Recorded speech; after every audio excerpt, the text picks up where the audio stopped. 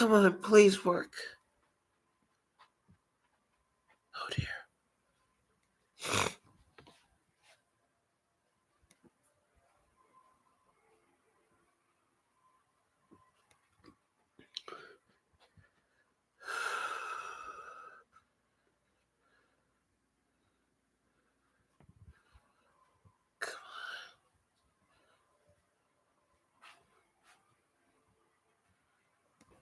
Come on. Please work. Good morning, chat. This is the third attempt of this. Please bear with me. Get this camera working.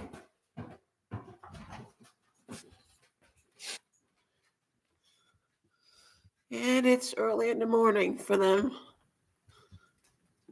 So I'm getting ready.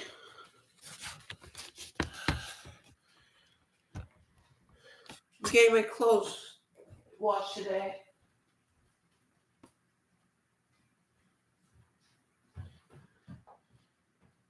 Be right back.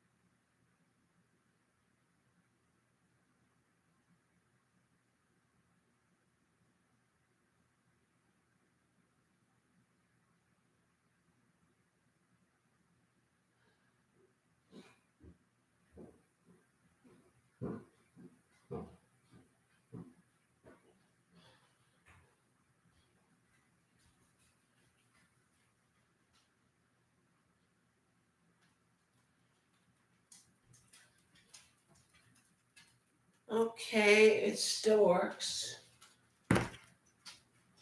Don't let me down, Jesus. Don't let me down, Jesus. Please let it work.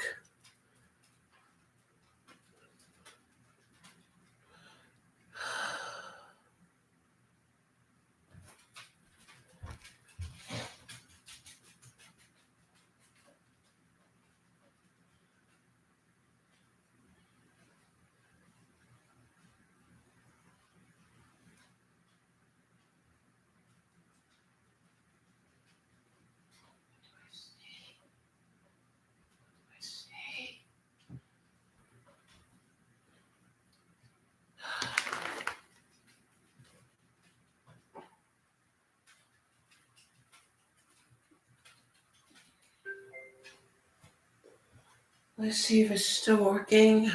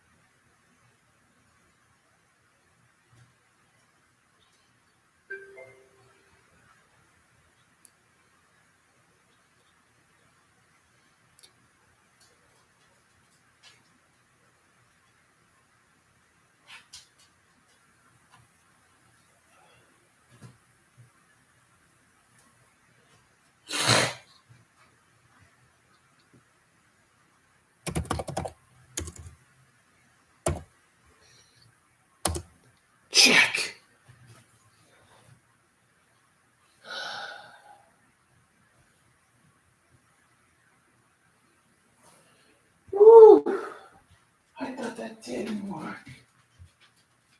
I thought that didn't work.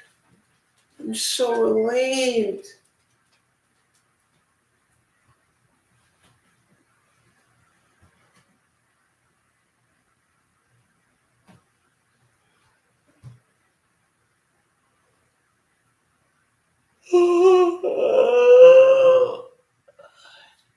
Anyway, good morning, chat. Today is Saturday. You know what I do for Saturdays? I do a lot of good things. But I do a lot of things. I can't wait to show you. Oh, now where to start?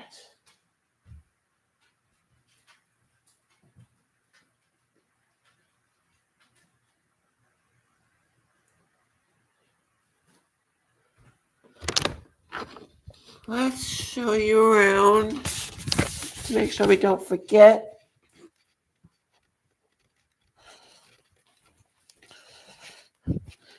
This is the office of where my mom used to work.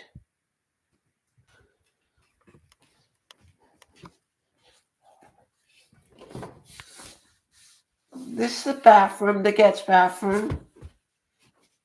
Everyone uses this bathroom.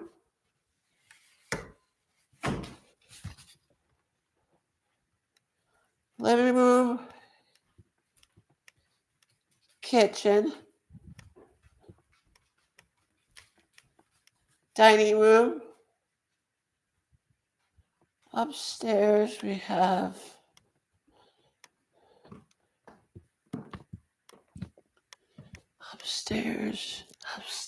we have Mom, Waverly, and Lewis's room. I really don't want to wake them up.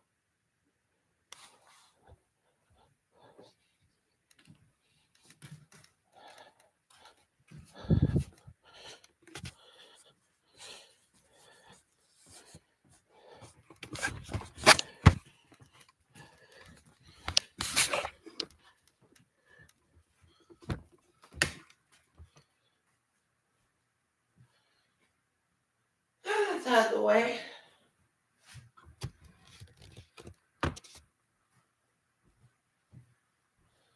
It's time to wash my clothes. I can't wait to show you.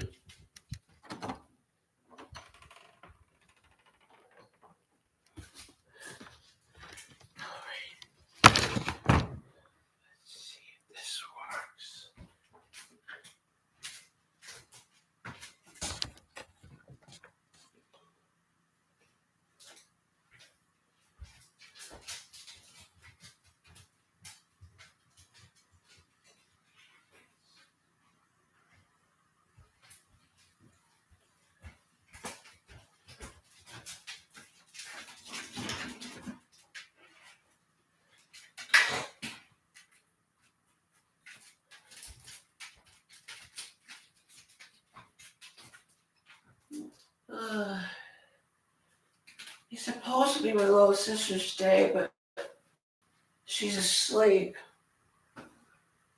She won't even wake up at 7 o'clock because staying up is like her passion.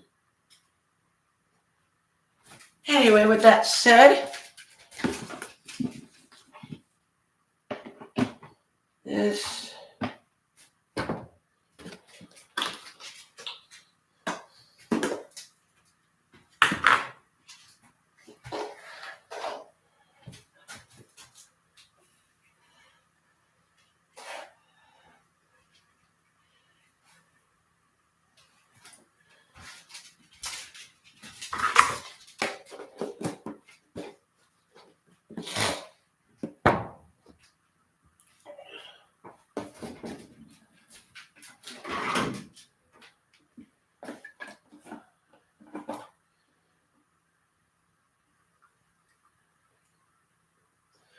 is how I usually wash my clothes. Every Saturday of the week.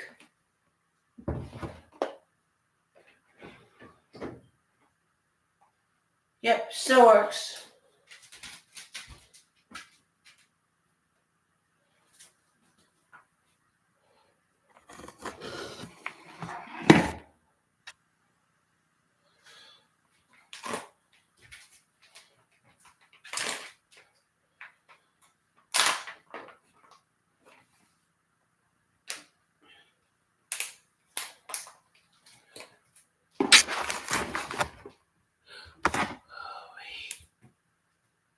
Hopefully it does not fall. Hopefully the computer does not fall. It's literally 8:07 in the morning. And wherever this soccer practice and wherever this soccer game is today, but I can't even go because my internet will lash out. I can't believe I won't even go. I wish I can go. Anyway.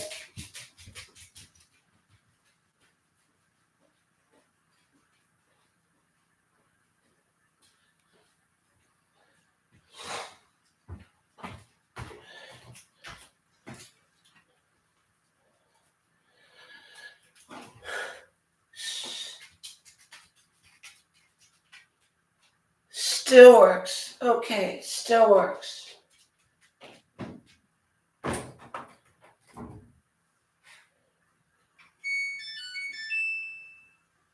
Yeah, 56 minutes.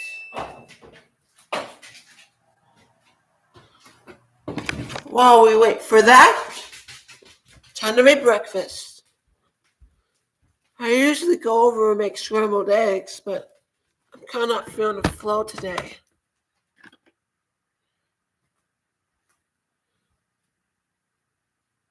I think I should do it. Nonetheless.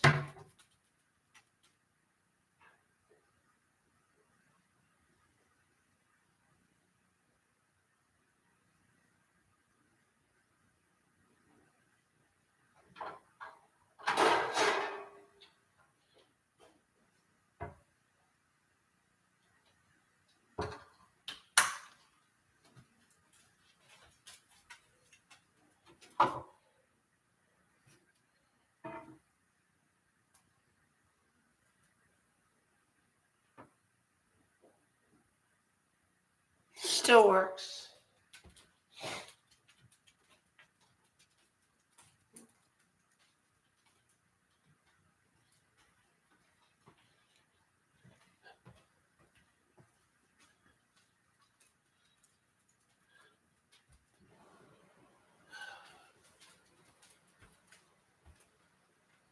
All right. Let's grab 2 eggs.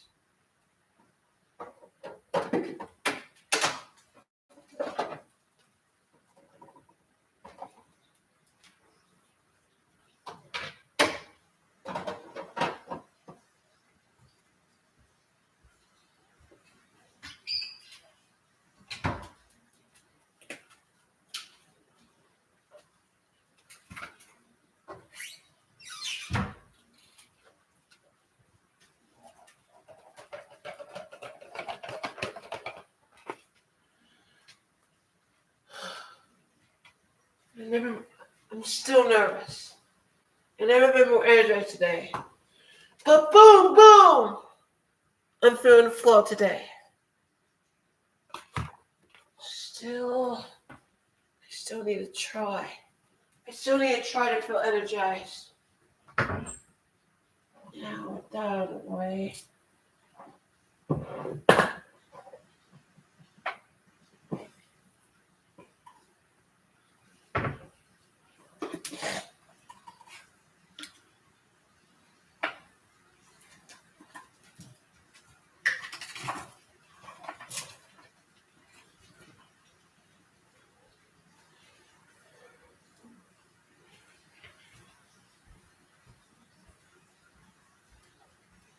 Still works.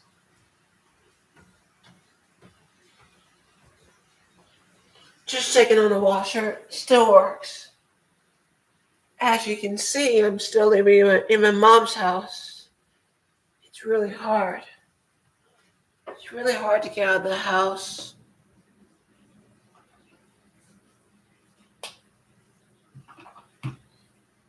Let's get some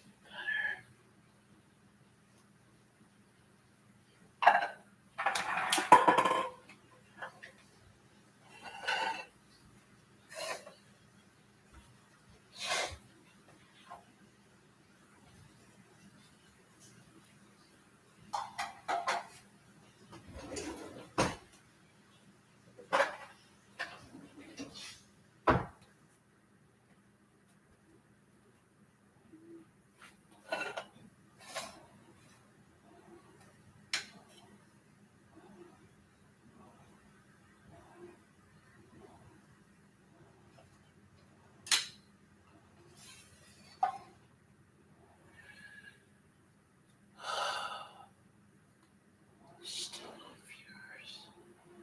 Oh well. I'm missing out.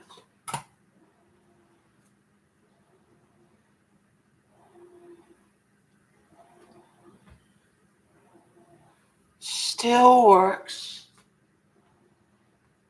As you can see, it just woke up from 6 a.m.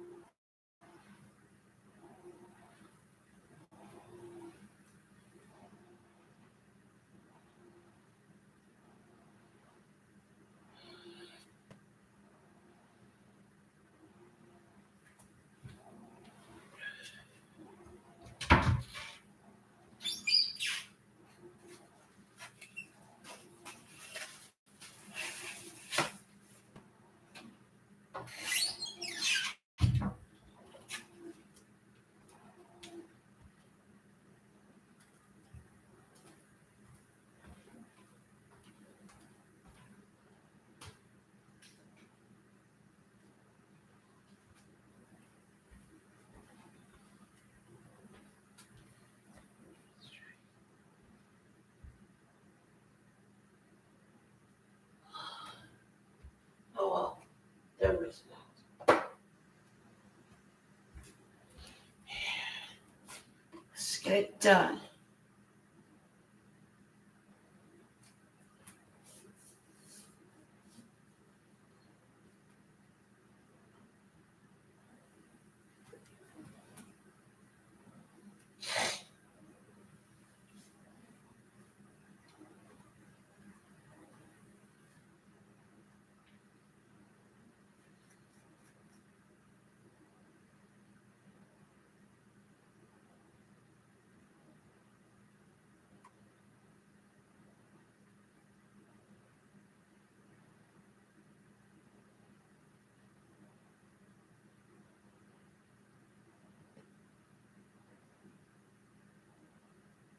Just waiting, just waiting, just waiting.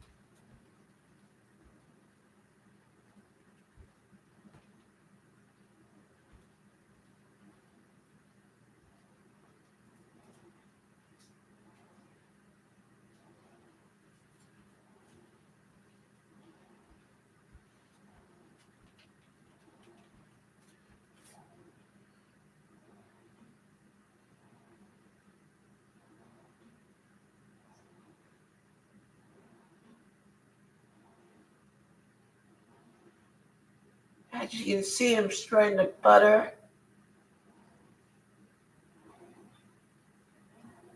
And it works.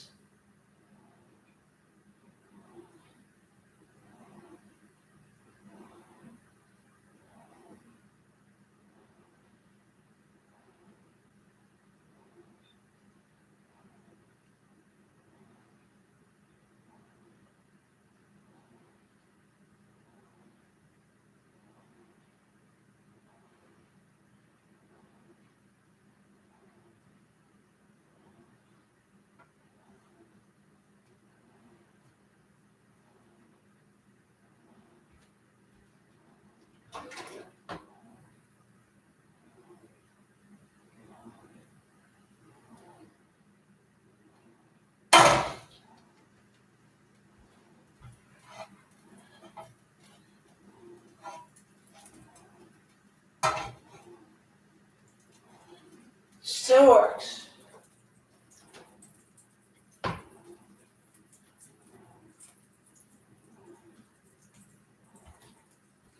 Let's see. Still works. The camera still works.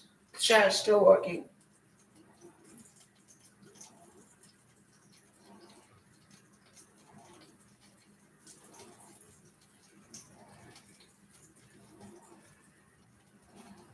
Oh, I forgot.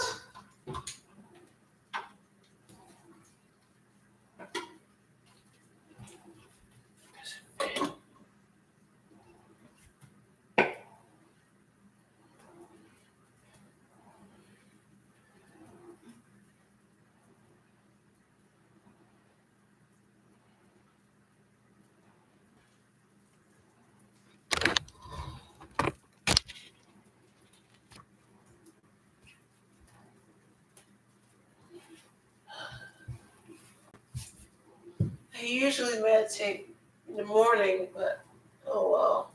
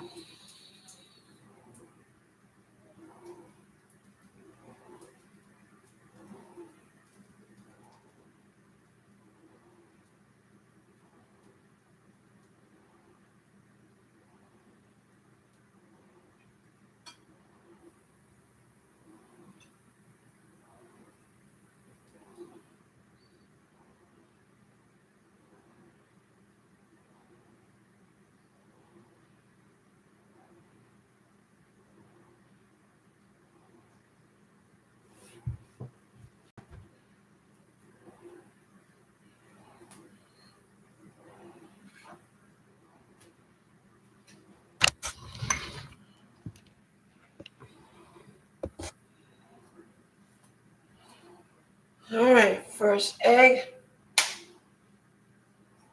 Ow.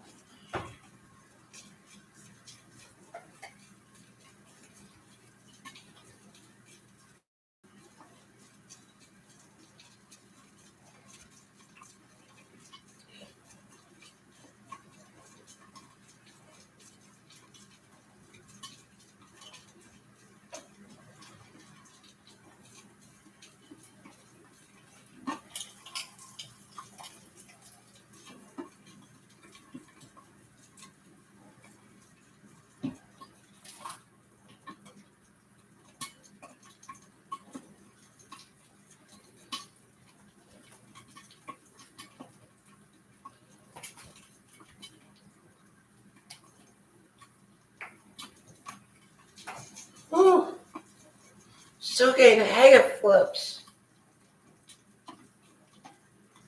I'm not very good at flipping over heavy stuff.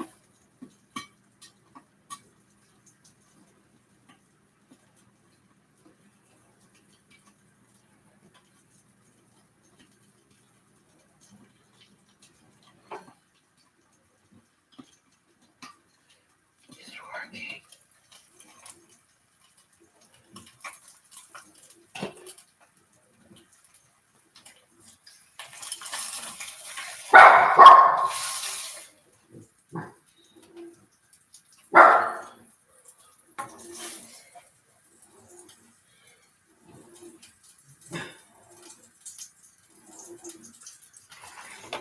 First egg down.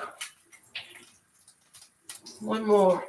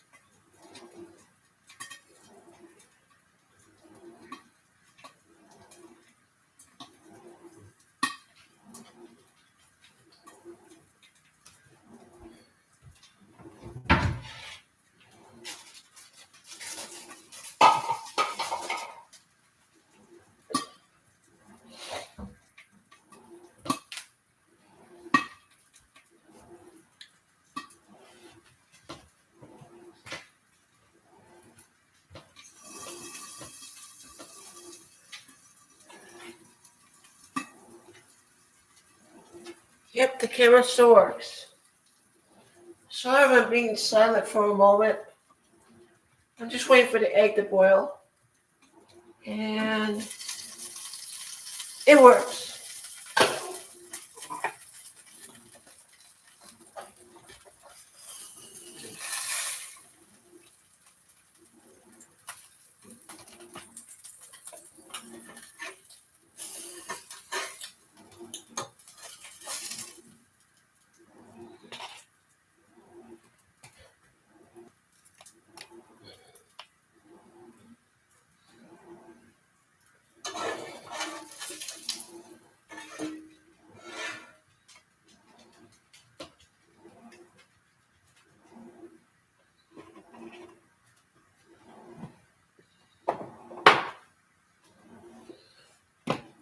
There we go.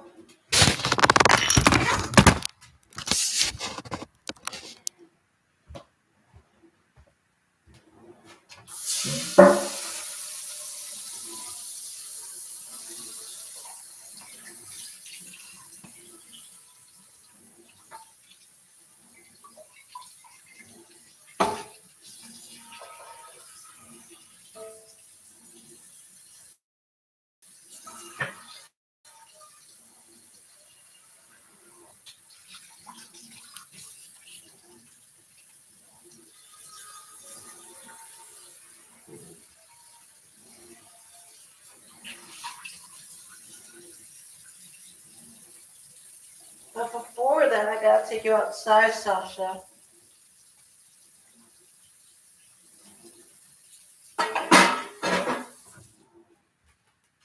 Oh, this is Sasha.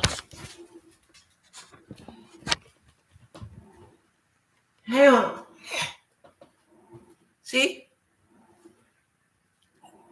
Hello. Hello. Sasha says hello. He says hello. She says hello.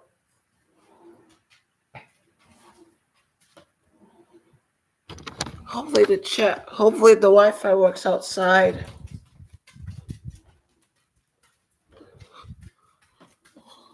I wish I could go outside and walk. Unfortunately, the Wi-Fi doesn't work outside that well.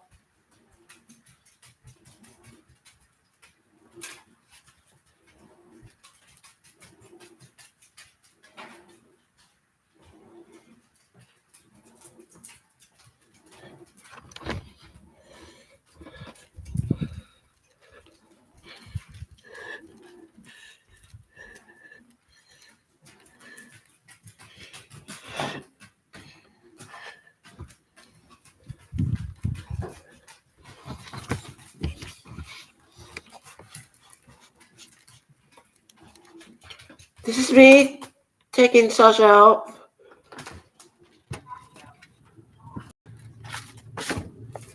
And this is the outside backyard. Check it out. Really awesome, is it? Really awesome.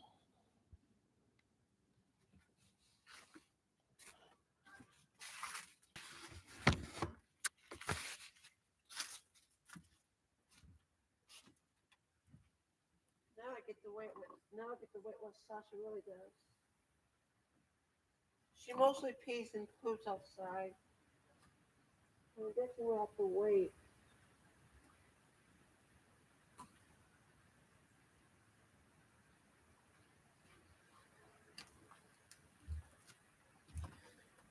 I feel the fresh air. I can even take my shoes off.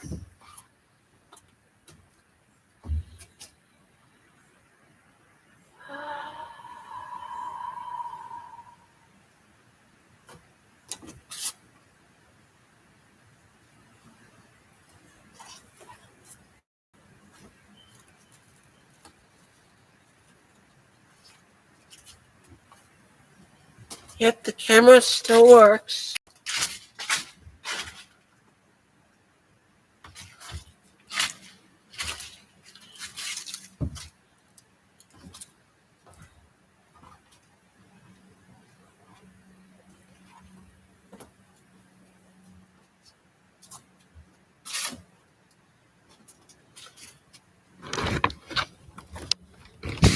Let me show you what Sasha is doing.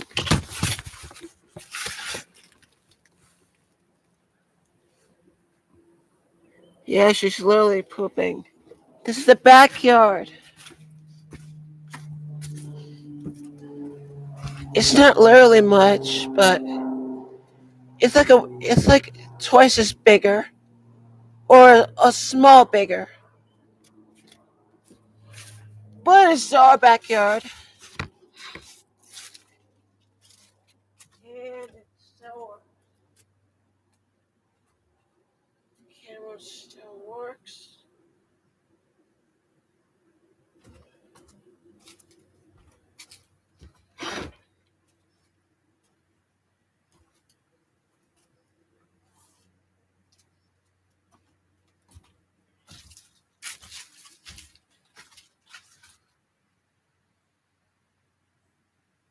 Are you done, Sasha? Ew.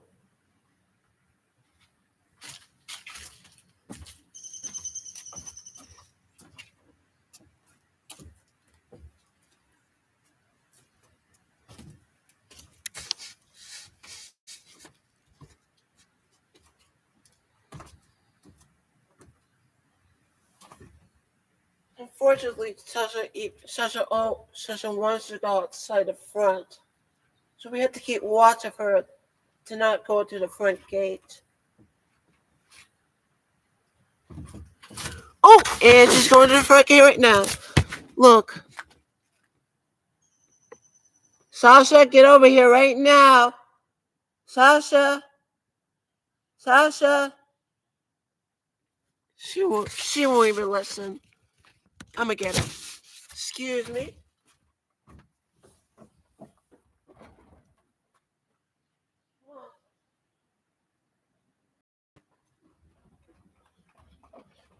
It's literally cold outside, but I can handle the breeze. Yep, still works.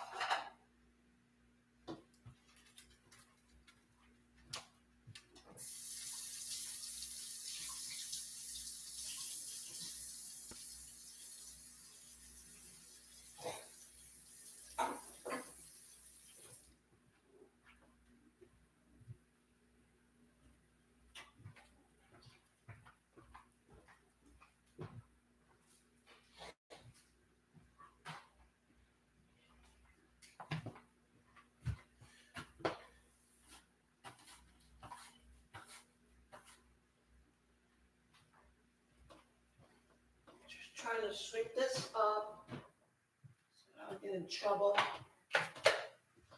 I'm literally 21 years old and I still live in my mom's house.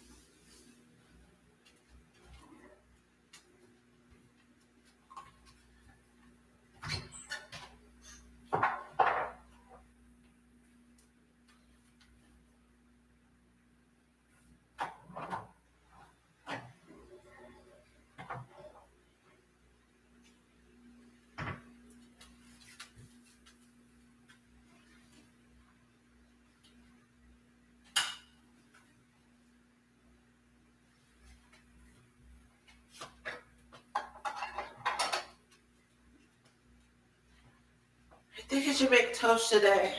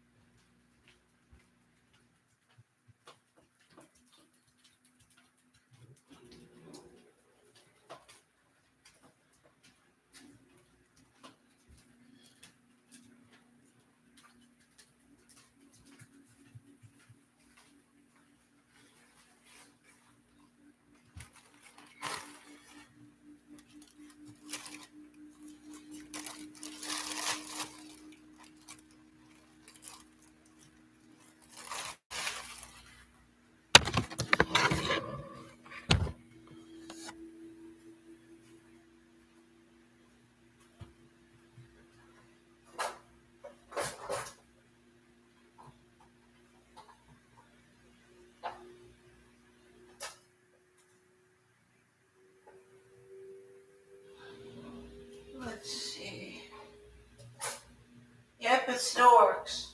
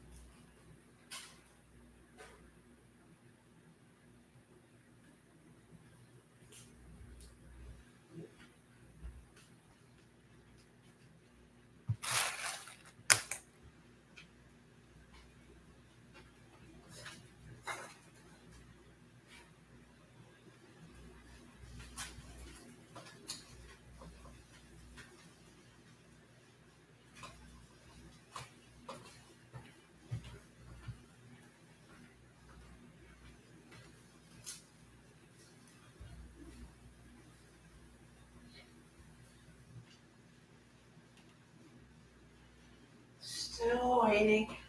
Still waiting.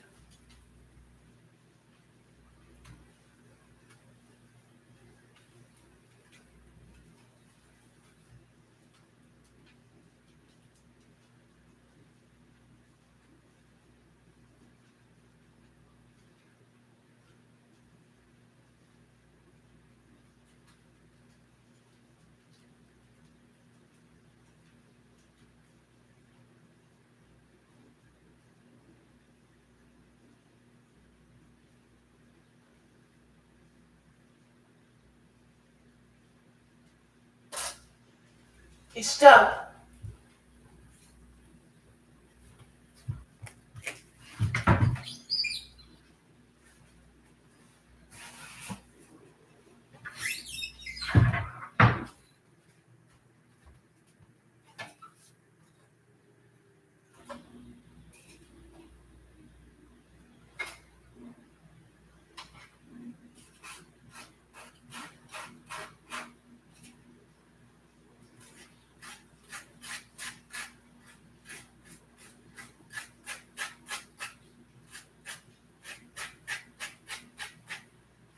spreading it all out.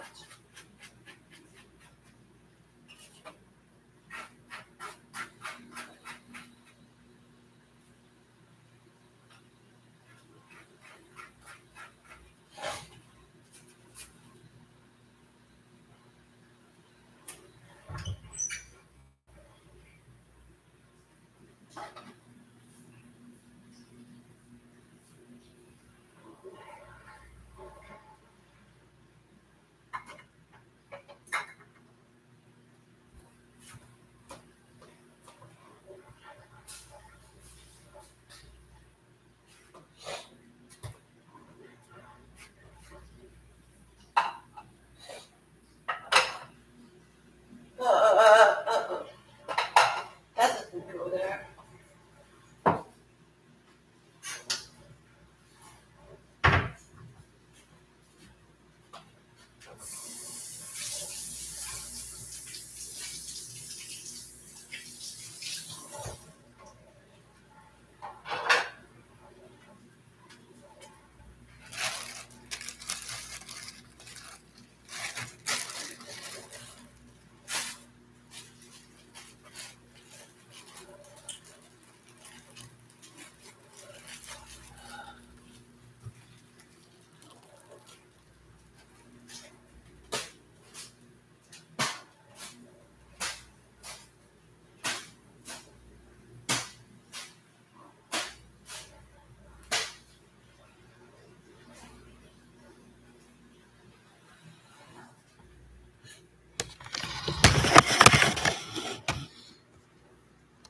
Wait here while I get my cup, the mug.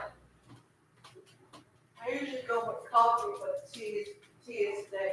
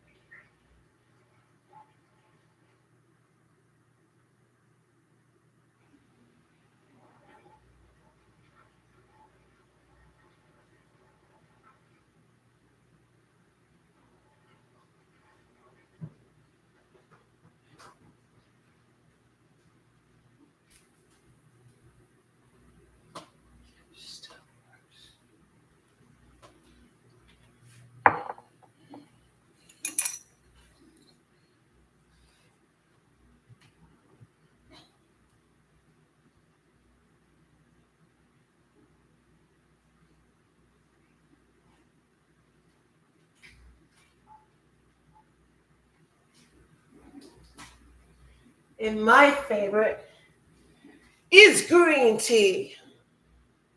My favorite most of all.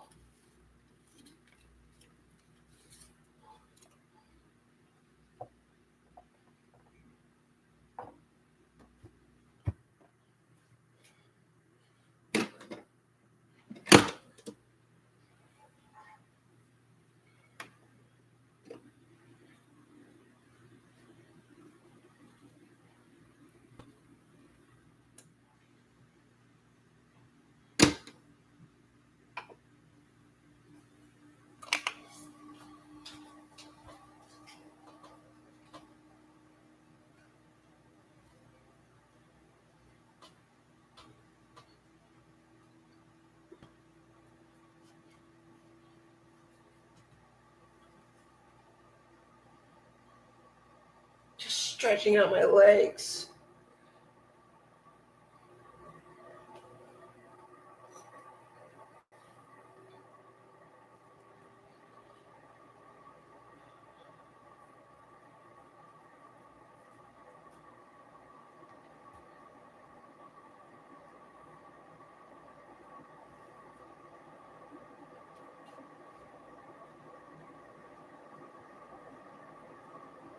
Look at it brewing. Look at it brewing. I'm feeling excited about green tea. He's my favorite most of all.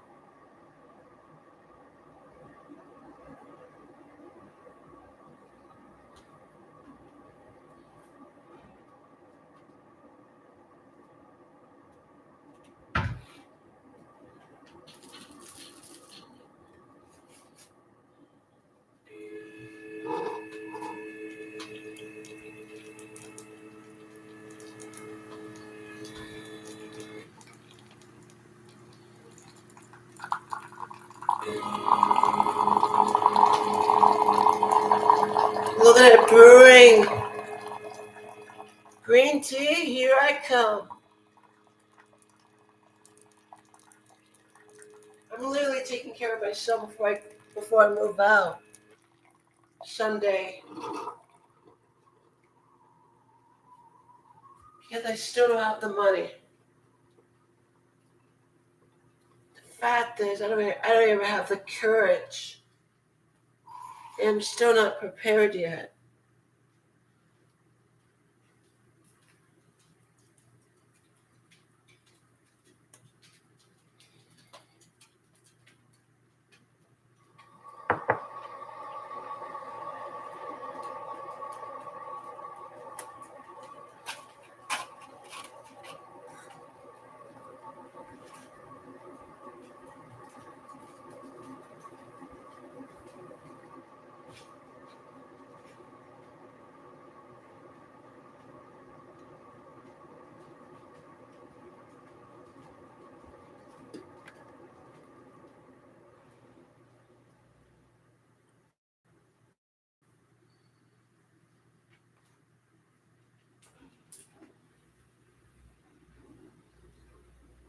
Still working.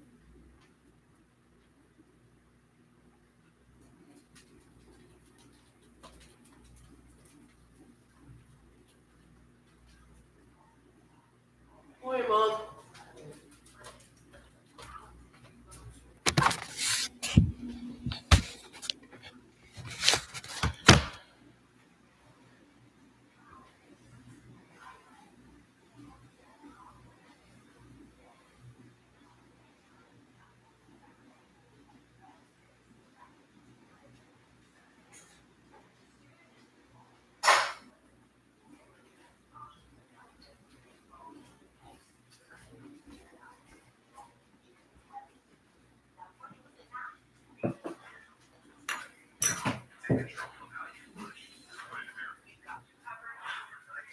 You getting coffee ready?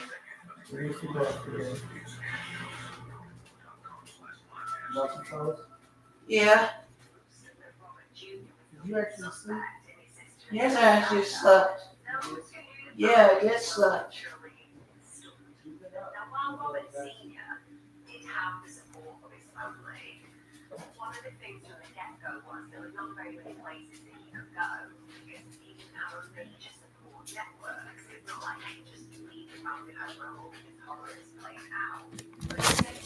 That's my mom.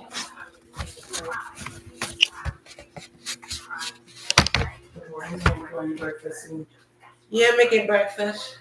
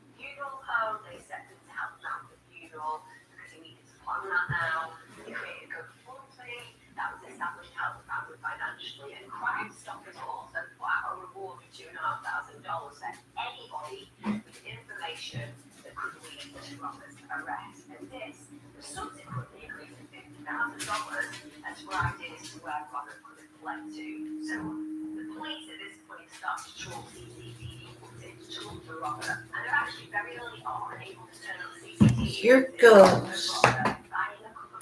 Let's do this.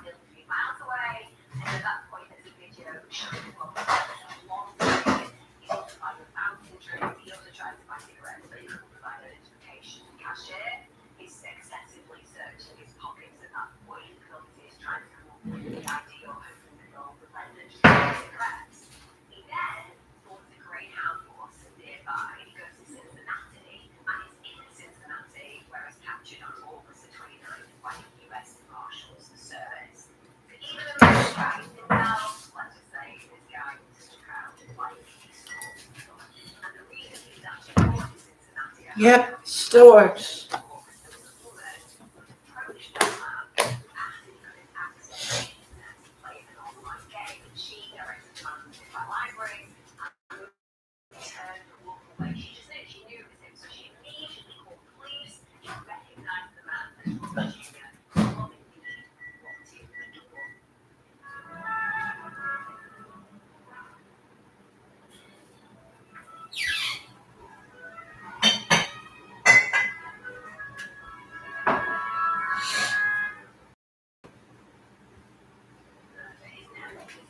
Hey, Mom, is Waverly's soccer game today? Yes. I knew it. You wanna go to the thing? In fact, I'm quite a busy. You don't wanna go to the party? No thanks.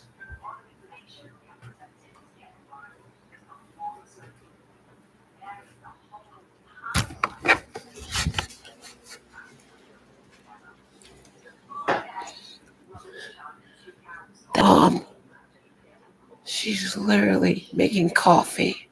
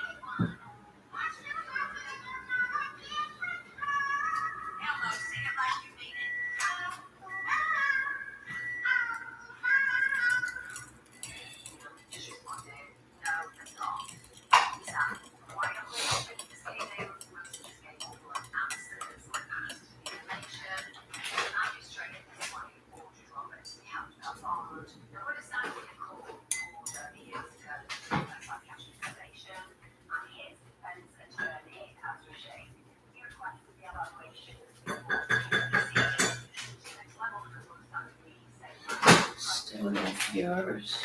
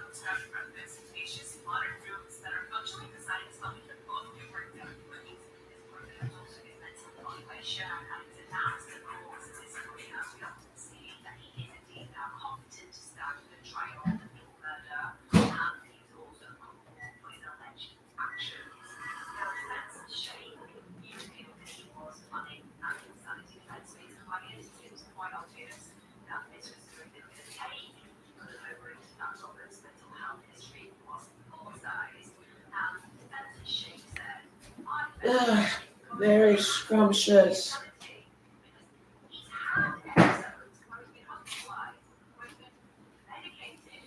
Mm.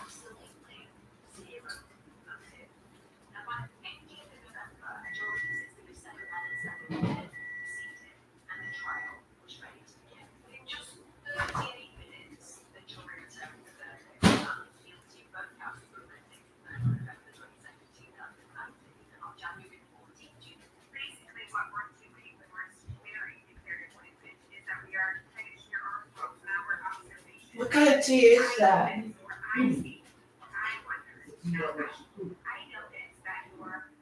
I thought it makes you potty. It does make you poop. That is potty. Oh, It makes you poop. It also has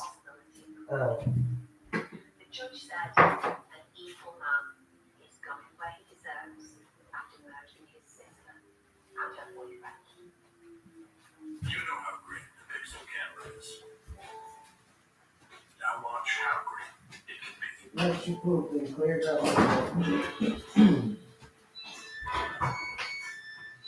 oh, my clothes are ready. Hold on.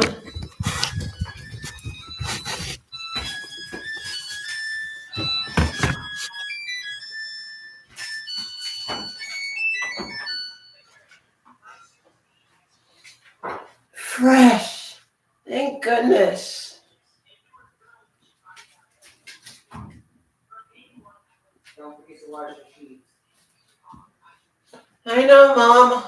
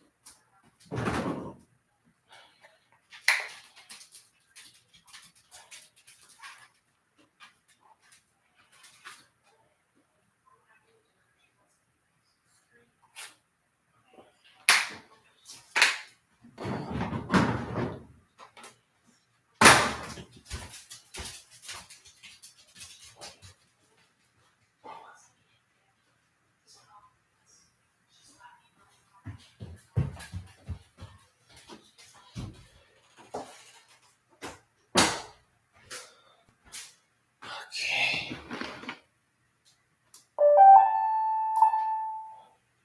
And work.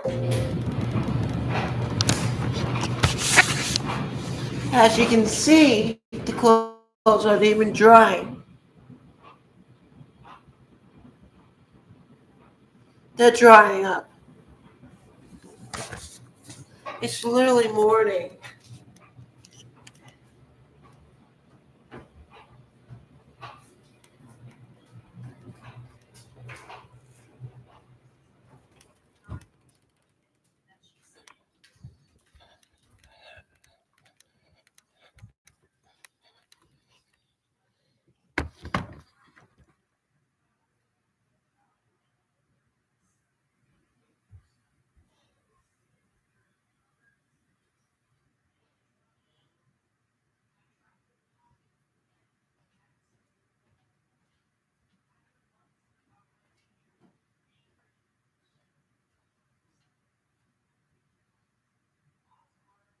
It's literally 1 hour.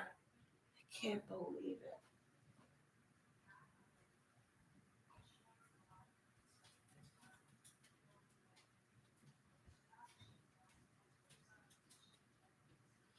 Hang on, I'll take this downstairs.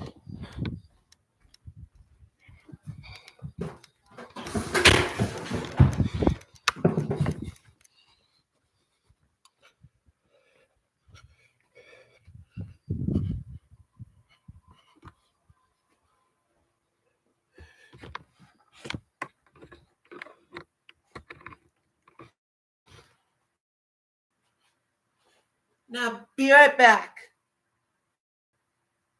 Be right back.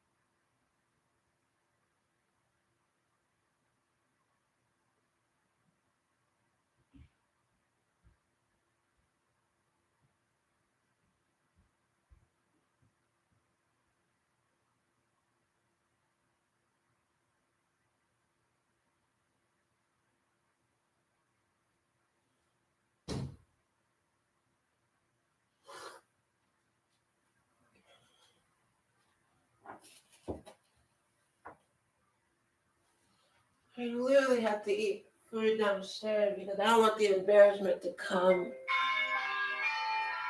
Oh! my training.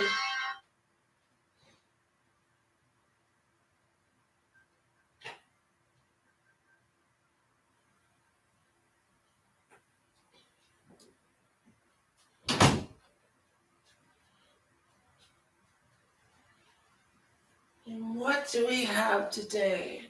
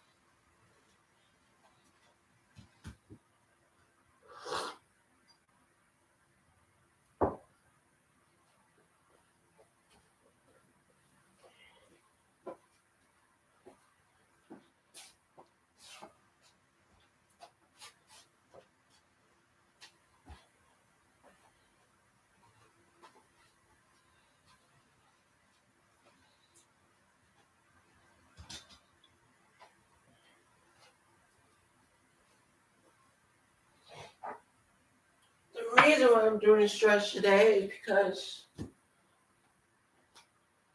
I won't be able to feel so well to doing some. It's literally morning. I have to do my morning yoga stretches. So bear with me.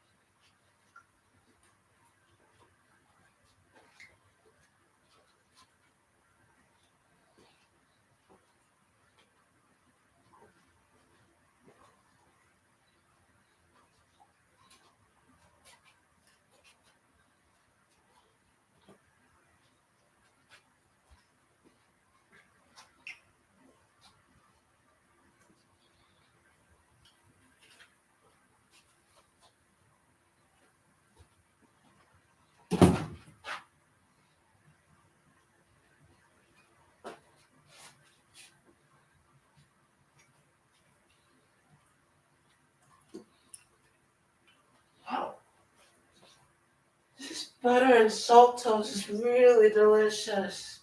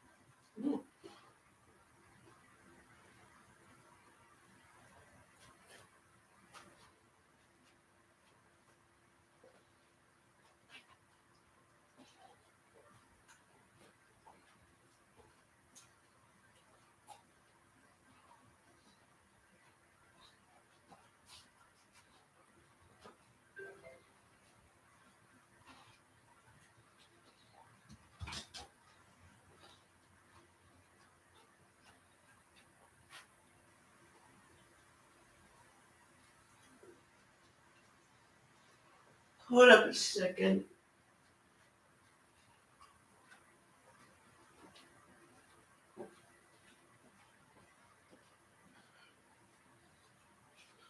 Hold up a second.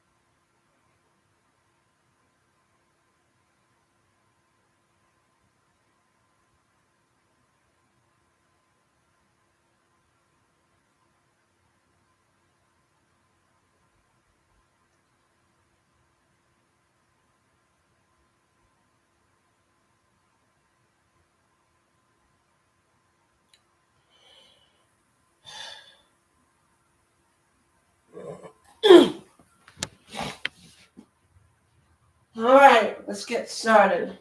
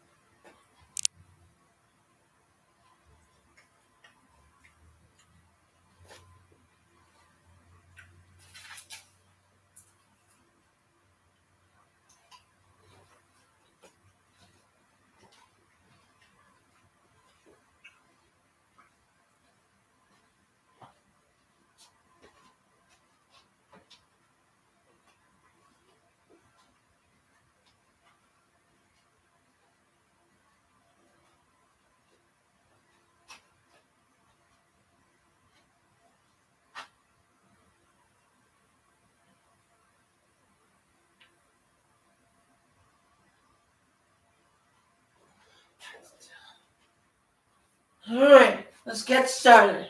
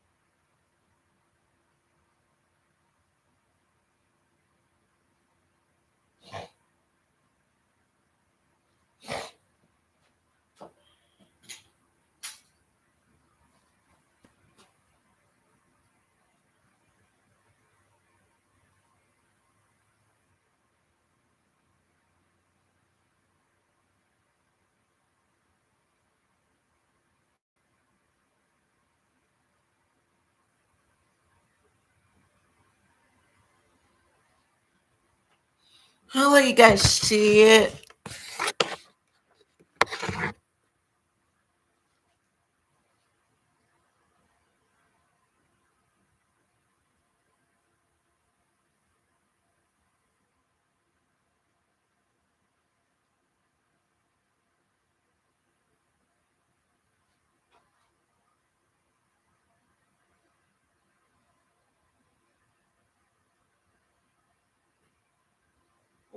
Or not. It's a little blurry.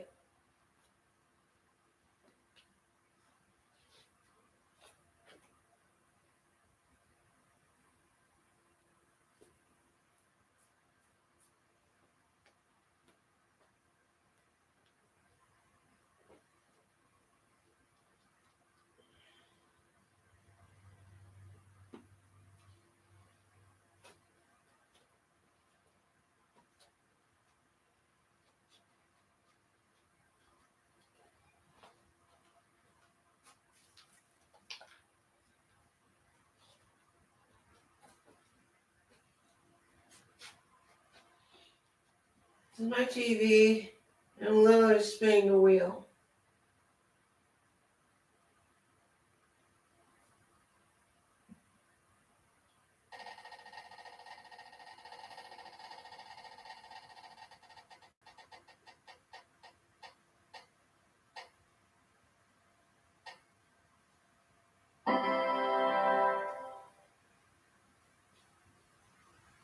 Secret life lessons?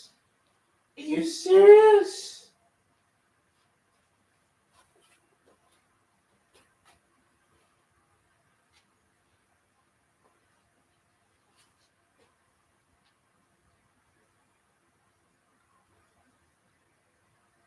All right.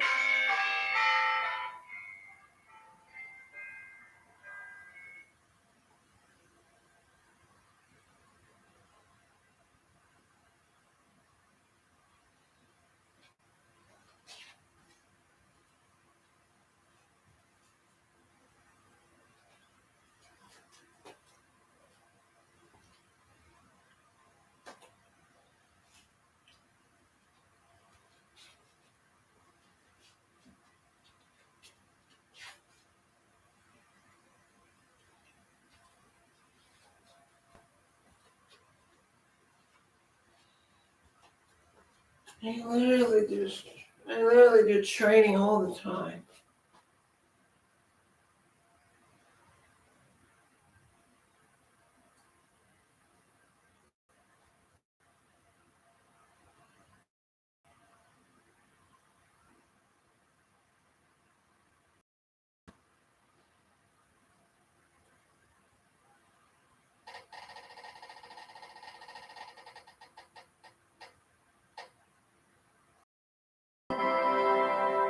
Eliminate that.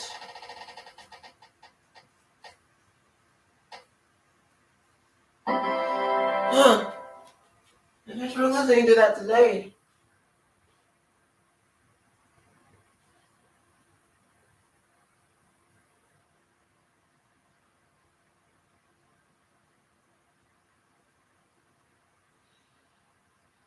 After this yoga stretch, let's see if I can bring my second phone.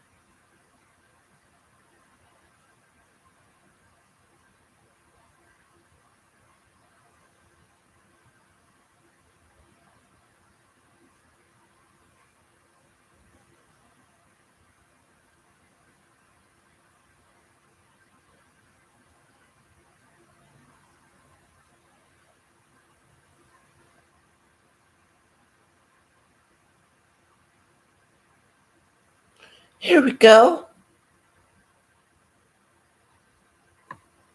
13, used to describe an individual whose spirit is unyielding. Routine, the new fragrance by Miu Miu. What is it about Chamberlain University that makes our nursing students so successful? The opportunity to learn from anywhere. Good morning, yogis. Welcome. Today I'm going to give you a 10-minute morning yoga practice to energize you for the day ahead. This is also day 11 of a 30-day morning yoga challenge called the Morning Yoga. But right now I need to use the bathroom. I'll be right back. Before I get started, I need to use the bathroom.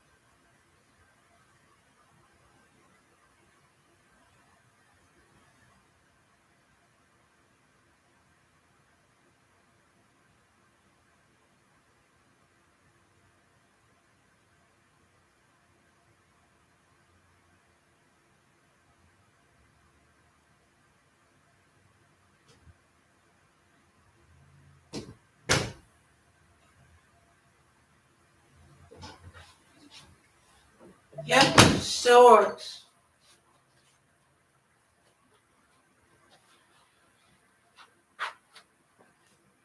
Movement. So for our practice today, we are going to need one block. Just have it somewhere close by. And we are going to begin in a wide-legged child's pose. So on your mat, you can bring your big toes together to touch and knees as wide as you would like them to be. So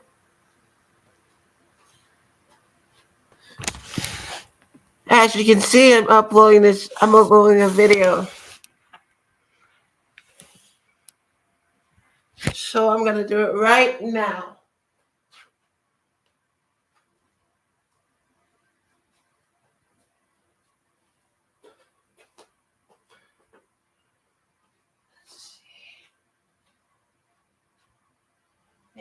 In 5, 4, 3, 2.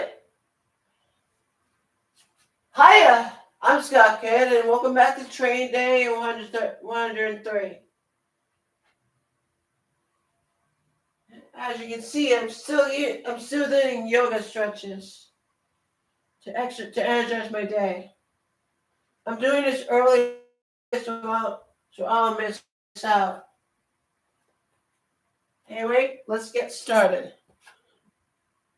First thing in the morning, if you're a little bit stiffer, which is totally normal, you might want to bring your knees a little bit more hip width distance apart, reaching your hips towards your heels, Turn it and down. walk your hands out in front of you.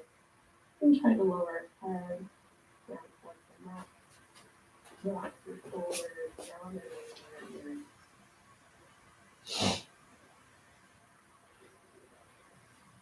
over. Morning yoga practice in the 30-day challenge. We'll be working with these different observations. Our affirmation today is I am a magnet for miracles.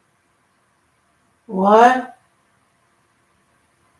I am a magnet for miracles. I had a mathematics miracle. So throughout our practice, you might just remind yourself of this Well, how about I and the planet's miracle? and maybe even remind yourself throughout your day. Take 5 deep breaths here.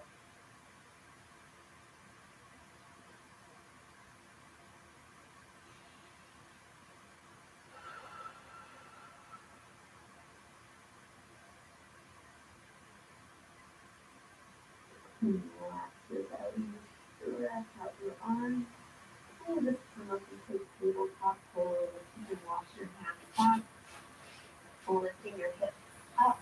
And bring your knees under your hips, palms underneath your shoulders, spread your hips nice and wide. Just for a few rounds of cat and cow. As you inhale, drop your belly, lift up, crawl, going up. Reverse this motion. A few more times, just like this. You can put most of your body weight to your fingertips or toes. Take it out of coverage.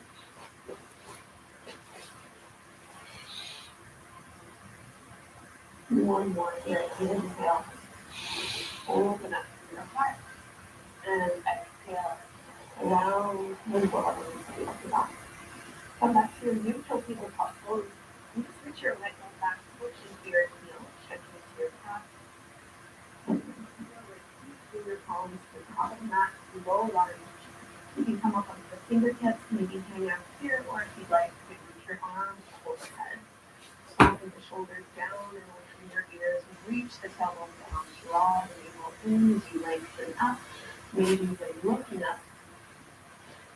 Little water up, first downward facing dog. Come to the mat. Up your back from there. And step your right foot back to the left. Oh, before that. Down dog today. Feel a little bit stiff. You can sway your hips a little bit. And alternate the straighten your knees. Try to keep your arms nice and straight. And taking a little modified vinyasa back. Inhale, come all the way forward into your plank pose. Just start by dropping your knees on the mat for the first lunge. Roll your shoulders down and open your ears, and then lower all the elbows, hugging in. Push into the tops of your feet to lift that little cobra. Exhale to release. And just a tabletop pose and palms under your shoulders, knees underneath your hips. Let's reach our left foot back, push into your left heel, stretching the calf and the ankle. Coming back to the center to your low lunge, left foot forward, knee on top of the ankle, and lifting up. Draw the shoulders down. See if you can stretch up through your spine a little bit longer, staying with your affirmation, the intention for your day. Downward facing dog.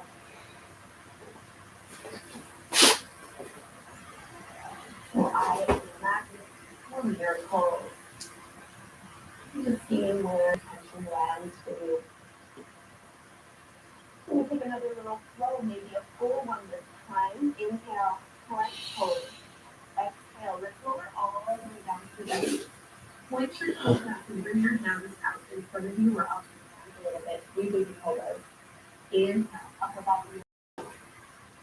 Exhale to lower down. Twice more.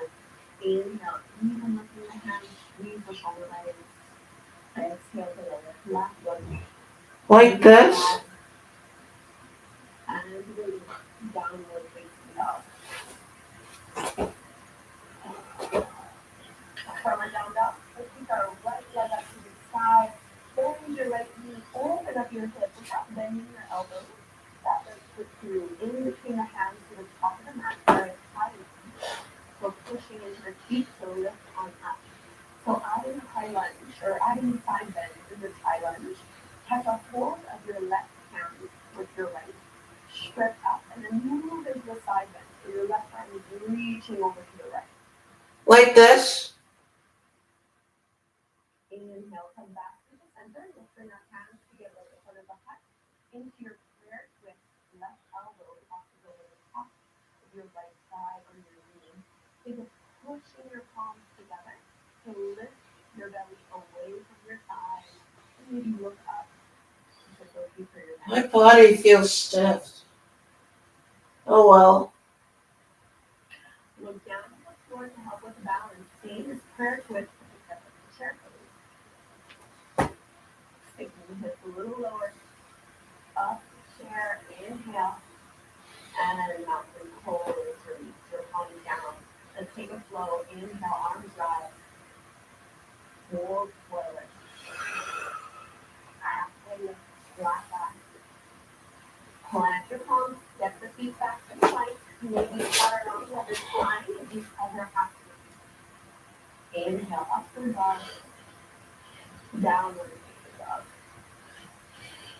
2 full breaths in the down dog. Stretching out a little longer through your legs, through your arms. Curling forward onto the side. We'll find this flow on the second side. Reach your left leg up.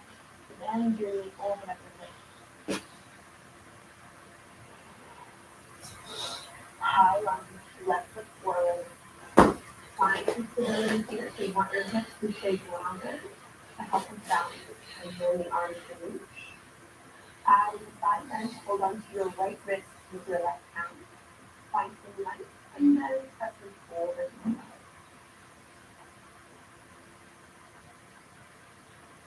Inhale, come back to the center. Hands at the heart. And then add your twist. Right elbow to your left knee. Push your palms together. And see if you can twist a little deeper. Try and get your hands at the center of your chest. Rolling your left shoulder back. Take a peek down at the floor to help with balance. And step up, chair twist. Keeping the hips nice and low. Inhale, chair pose. Mountain pose. Release. Take your vinyasa. Inhale. Hold. Halfway lift. Alright. Chaturanga. Upward facing dog. Downward facing dog. Our last one here. Great and stretch. Going for your knees on the floor. Flat on the block. And the right.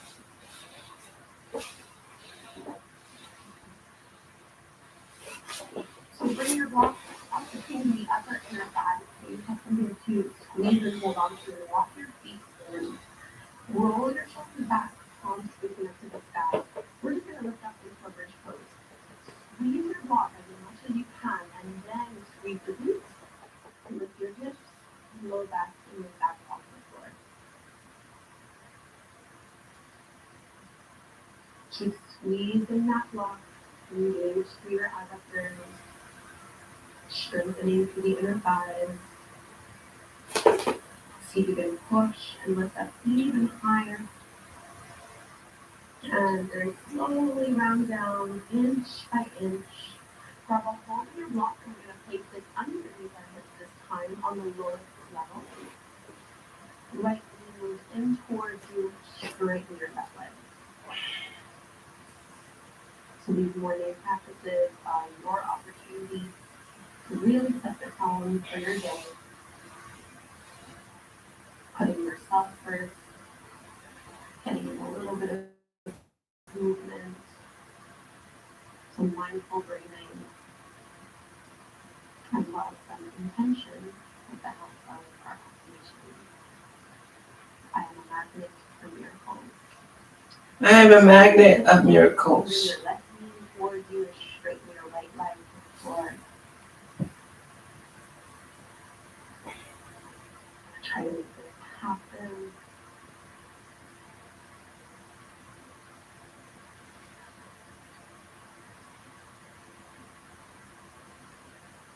Now we just keep waterfall pose for a few breaths. Go ahead and reach your legs up towards the sky.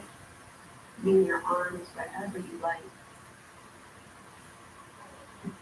And letting your legs be weightless here.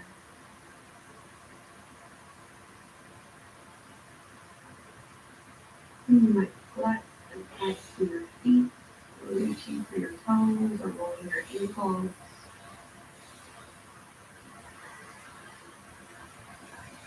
And we'll bend our knees, feet come back down to the floor. Lift your hips up and move the top off and away. Give yourself a big stretch as you lengthen hands away from your feet. If you're just waking up in the morning, and we'll roll to one side. And that's the biggest seat in any way that's comfortable for your feet, for your low back. Just try to sit up nice and tall. Palms come together at the front of your heart.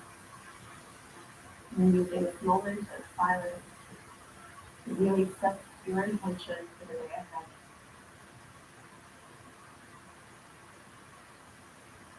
And taking a cleansing breath in through the nose, out through your mouth to the side. Inhale.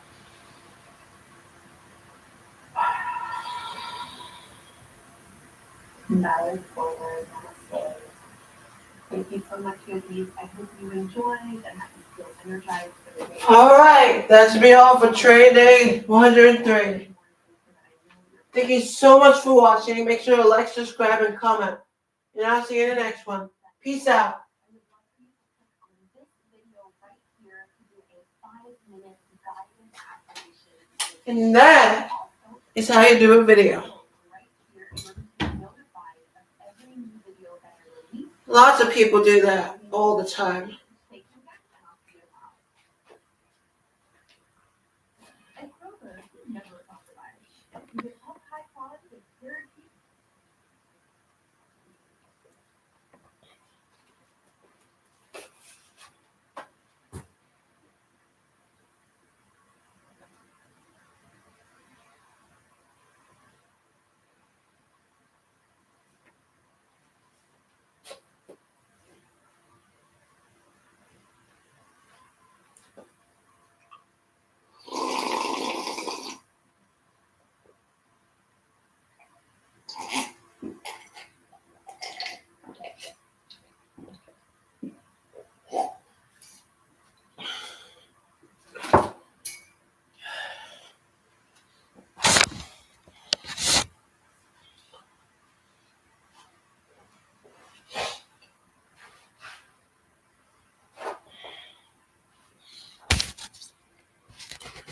Usually I'm alone and no one's here to trade with me.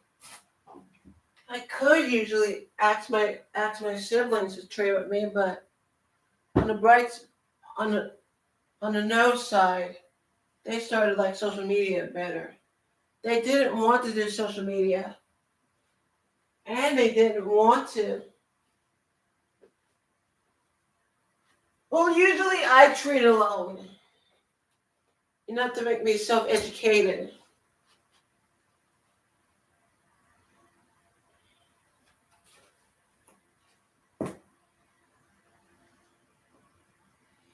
I wish I can show it to my streaming software. That way everyone can see it.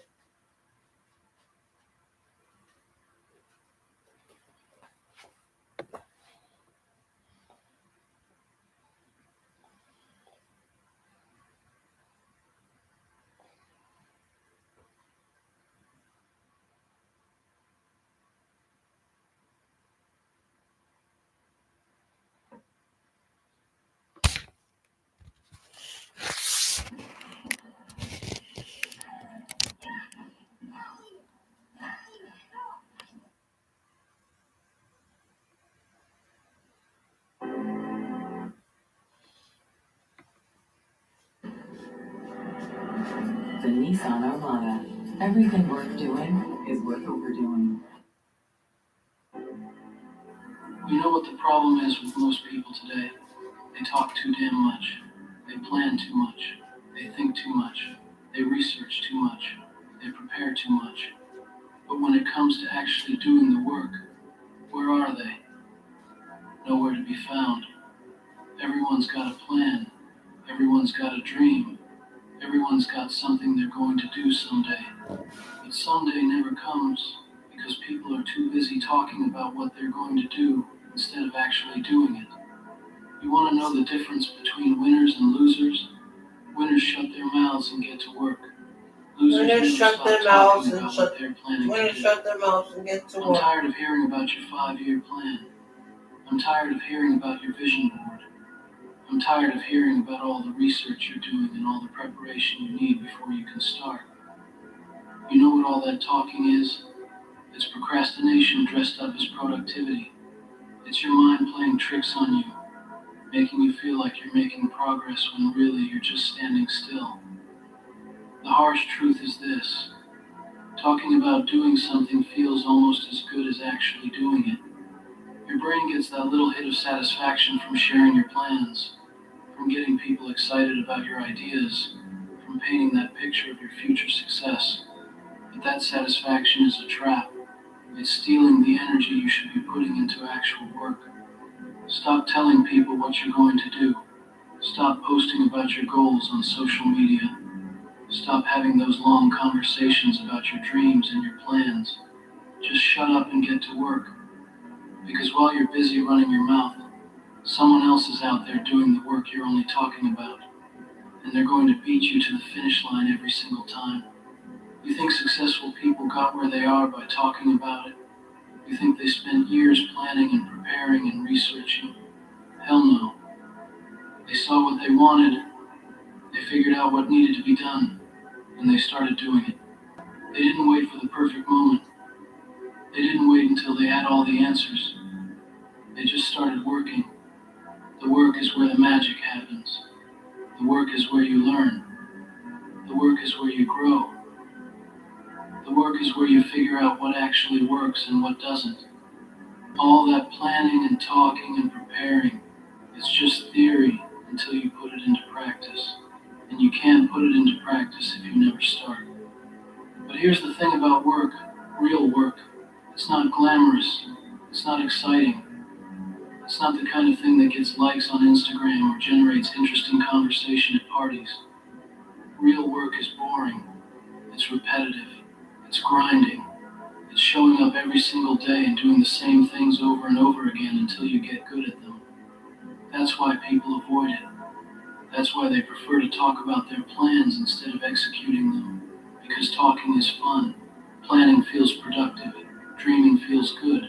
But work is hard. Work is uncomfortable. Work requires you to face your limitations, your fears, your lack of knowledge. Work forces you to confront the gap between where you are and where you want to be. Most people can't handle that reality, so they stay in the comfortable zone of planning and talking and dreaming. They convince themselves that they're making progress because they're thinking about their goals every day. But thinking isn't doing, planning isn't executing, talking isn't working. The people who actually achieve something in this world understand a simple truth. Action beats intention every single time. It doesn't matter how good your plan is if you never execute it. It doesn't matter how passionate you are about your goals if you never work toward them. It doesn't matter how much you talk about what you're going to do if you never actually do it. Work is the great equalizer. It doesn't matter where you came from. It doesn't matter what advantages or disadvantages you had growing up. It doesn't matter how smart you are or how talented you are. What matters is how much work you're willing to put in. Because work is what transforms dreams into reality. Work is what turns ideas into results. Work is what separates the winners from the wannabes. But here's what nobody wants to tell you about work. It's going to be messy. It's going to be imperfect. You're going to make mistakes. You're going to fail. You're going to realize that your original plan was wrong. And that's exactly why you need to start working instead of just talking. When you're only planning and talking, everything seems perfect. Your plan is flawless. Your strategy is bulletproof. Your timeline is realistic. But the moment you start working, reality hits you in the face. You realize that things take longer than you thought. You discover problems you never considered. You find out that some of your assumptions were completely wrong. And that's when most people quit. That's when they go back to the drawing board. That's when they decide they need to do more research, make a better plan, prepare more thoroughly. But that's exactly the wrong response. The right response is to keep working. The right response is to adapt as you go. The right response is to learn from your mistakes and keep moving forward.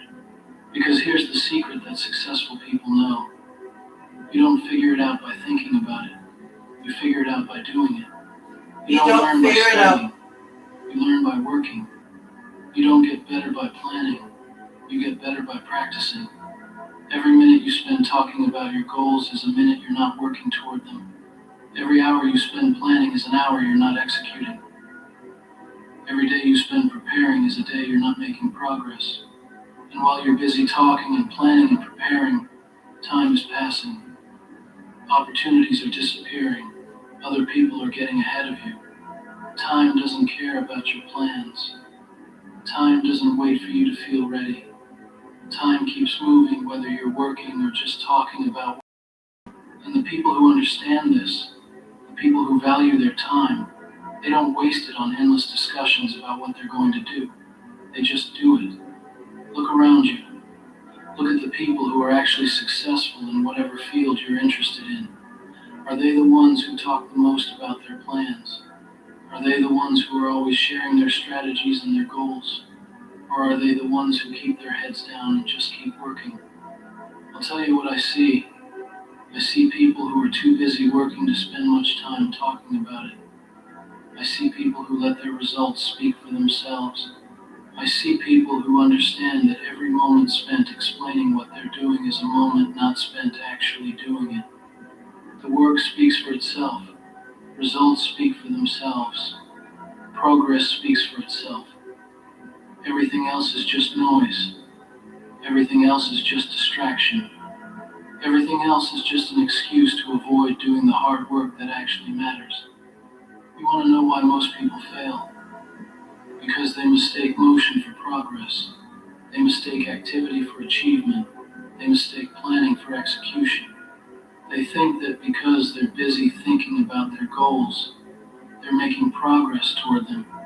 But thinking isn't progress. Talking isn't progress. Planning isn't progress. Only work is progress. And work is simple. It's not easy, but it's simple. You identify I what need needs to to write be this done, down and you do it. so I don't You don't forget. overthink it. You don't overanalyze it. You don't spend weeks planning the perfect approach. You just start working, and you figure it out as you go. That's how everything great gets built. That's how every successful business gets started. That's how every skill gets developed. That's how every goal gets achieved. Through work. Through consistent, daily, unglamorous work. But people don't want to hear that. People want to believe there's a secret formula. They want to believe there's a perfect plan that will guarantee success. They want to believe that if they just think about it long enough, prepare thoroughly enough, research extensively enough, they'll be able to avoid the messy, difficult, actually doing the work. But there is no secret formula. There is no perfect plan. There is no amount of preparation that will eliminate the uncertainty and difficulty of working towards your goals. The only way through is through. The only way to get good at something is to do it badly at first and then keep doing it until you get better. And that's scary for most people. They don't want to do something badly. They don't want to make mistakes. They don't want to look foolish or incompetent. So they stay in the safe zone of planning and talking, where everything is theoretical and nothing is at risk.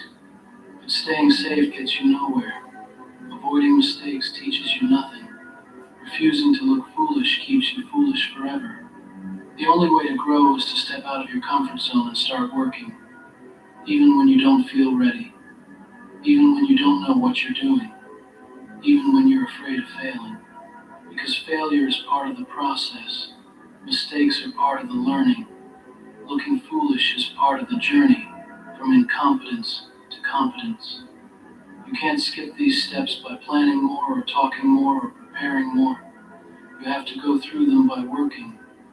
The people who achieve great things aren't the ones who avoid failure. They're the ones who fail fast and learn quickly. They're the ones who make mistakes and adjust course. They're the ones who look foolish in the beginning because they're willing to start before they're ready. And while they're busy failing and learning and improving through their work, the planners and talkers are still sitting on the sidelines, convinced that they need just a little more time to prepare, just a little more research to do, just a little more planning to complete before they can start. But that day never comes. There's always more to plan. There's always more to research. There's always more to prepare. The planning phase can last forever if you let it. And some people do let it. They spend their entire lives planning to start living instead of actually living. Don't be one of those people. Don't spend your life in the preparation phase. Don't waste your potential on endless planning and talking. The world doesn't need another person with great ideas and detailed plans. The world needs people who can execute. The world needs people who can take an idea and turn it into reality through work. Work is the bridge between dreams and achievement. Work is what transforms potential into results. Work is what separates the people who achieve their goals from the people who just talk about them. And if you want to be in that first group, you need to stop talking and start working. Right now, today, this moment, whatever you've been planning to do, whatever you've been talking about doing, whatever you've been preparing to do, start doing it. It doesn't have to be perfect. It doesn't have to be complete. It doesn't have to be exactly what you envision in your final plan. It just has to be work. Take one small step, do one small thing, make one small bit of progress, and then do it again tomorrow. And the day after that, and the day after that, because that's how everything worthwhile gets built. One day of work at a time, one step at a time, one small action at a time. The compound effect of consistent work is incredibly powerful. Each day's work might seem insignificant by itself, but when you string together hundreds of days of work, when you accumulate months and years of consistent effort, the results can be extraordinary. But it all starts with shutting up and doing the work. But staying safe gets you nowhere. Avoiding mistakes teaches you nothing. Refusing to look foolish keeps you foolish forever. The only way to grow is to step out of your comfort zone and start working, even when you don't feel ready, even when you don't know what you're doing, even when you're afraid of failing.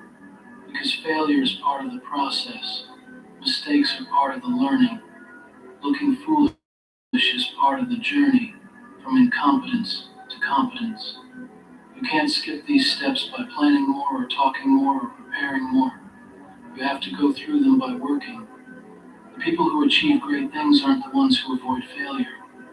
They're the ones who fail fast and learn quickly. Someone's at the They're door. the ones who make mistakes and adjust course. They're the ones who Be right back.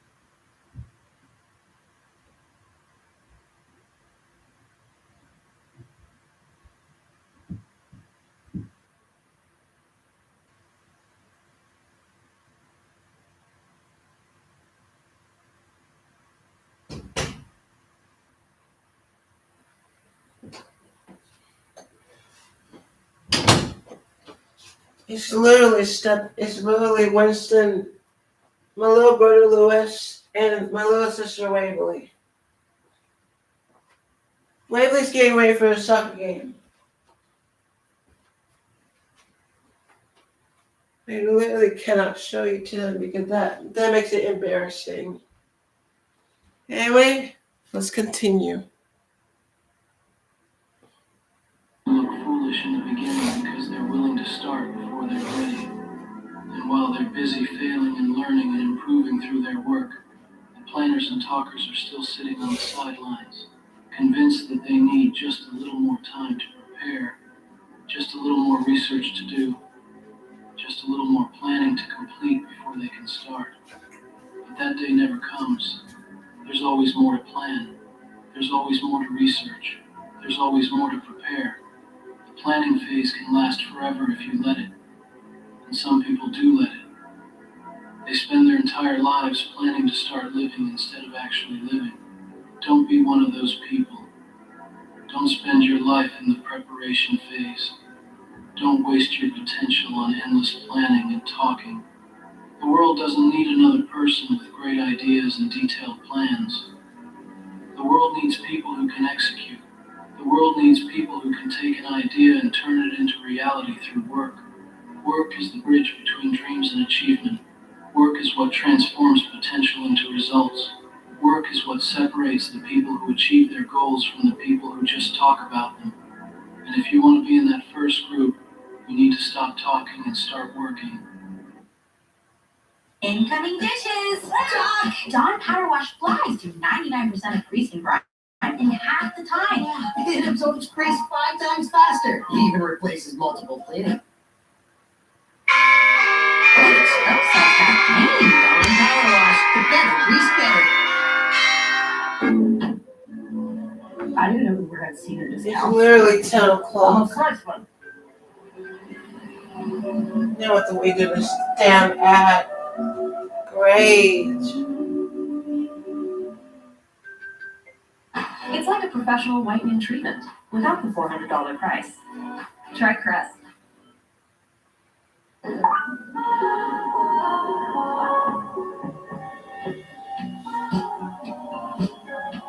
heart-melting crush is waiting for you on Tinder. It starts with a swipe.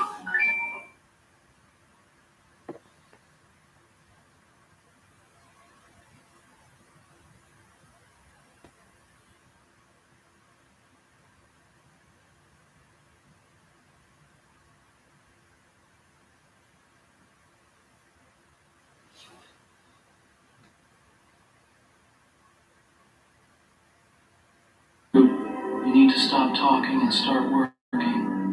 Right now, today, this moment, whatever you've been planning to do, whatever you've been talking about doing, whatever you've been preparing to do, start doing it.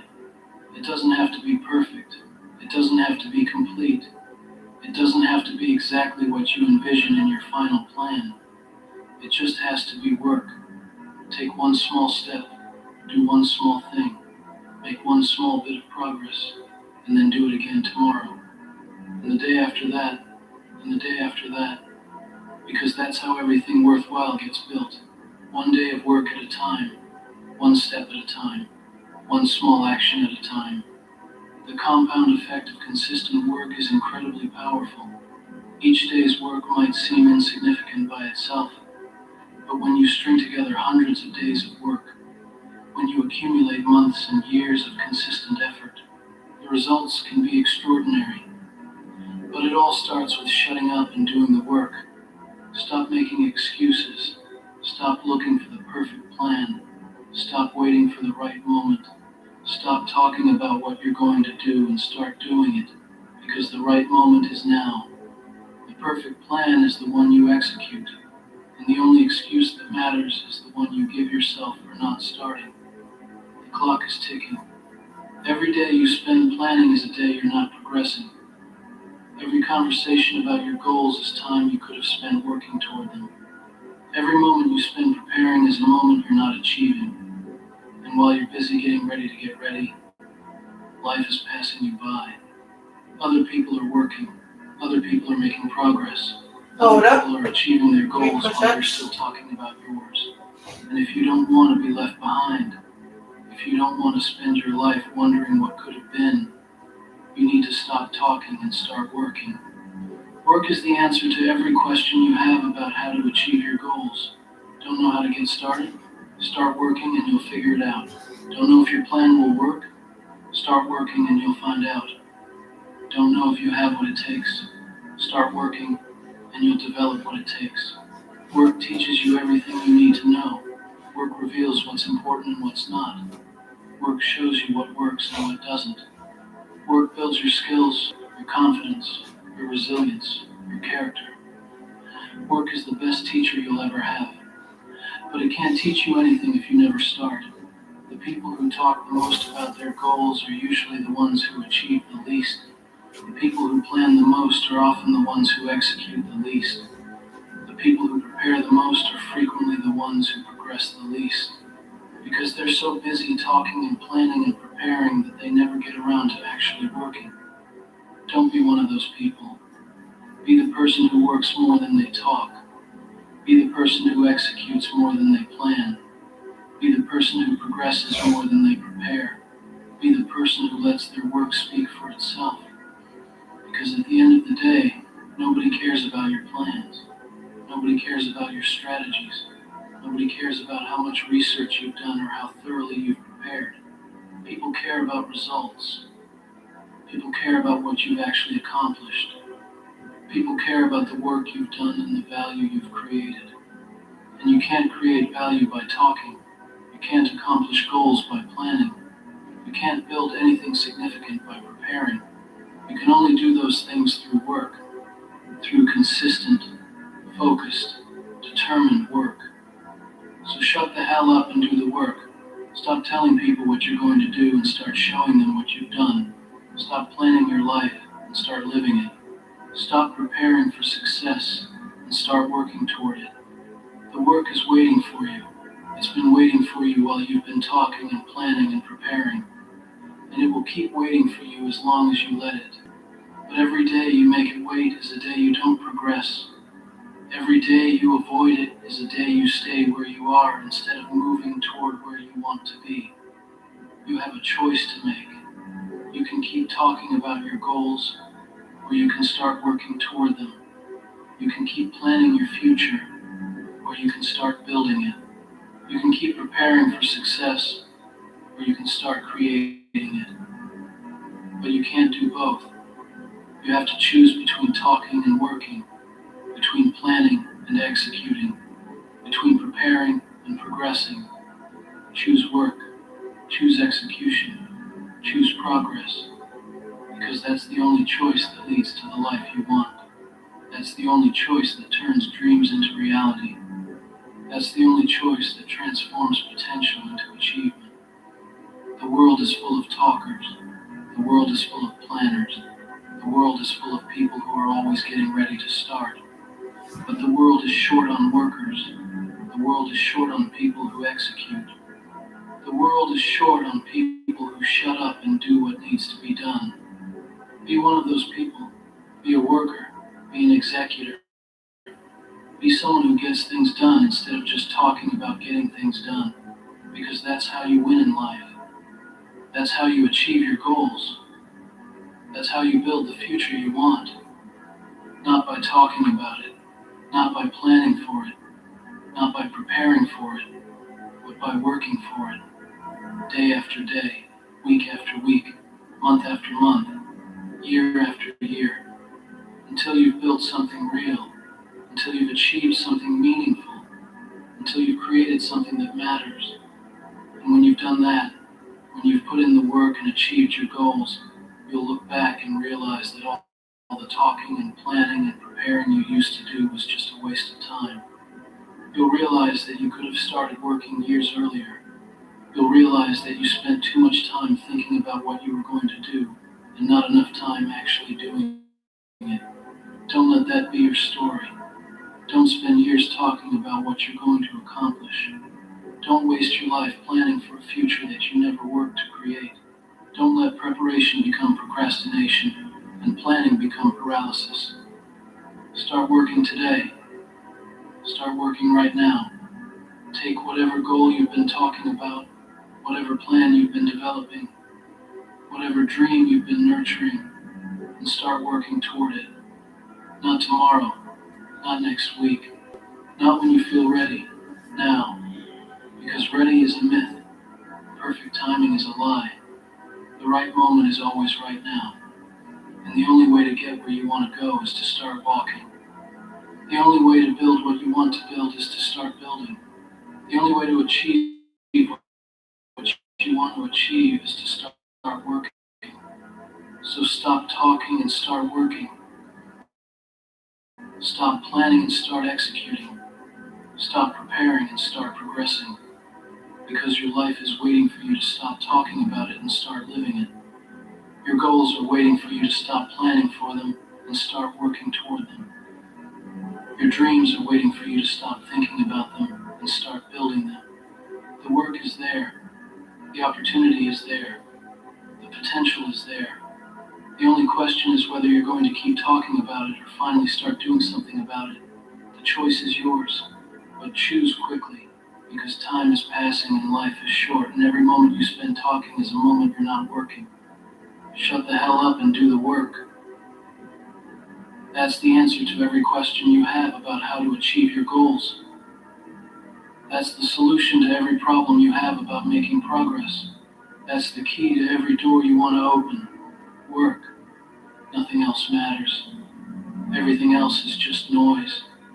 So tune out the noise and focus on the work. Stop listening to the voice in your head that wants to plan and prepare and research some more. Start listening to the voice that knows what needs to be done and wants to do it. Stop feeding your need to talk about your goals and start feeding your need to achieve them. Work is the only thing that matters. Work is the only thing that counts. Work is the only thing that creates results. Everything else is just a distraction from the work that needs to be done. So eliminate the distractions and focus on the work. Your future self is counting on you to stop talking and start working. Your goals are counting on you to stop planning and start executing. Your dreams are counting on you to stop thinking and start doing. Don't let them down. Don't let yourself down. Do the work. Because at the end of your life, you won't be remembered for what you plan to do. You won't be remembered for what you talked about doing. You won't be remembered for how thoroughly you prepared. You'll be remembered for what you actually did, for the work you put in, for the goals you achieved, for the dreams you made real. Make your life worth remembering.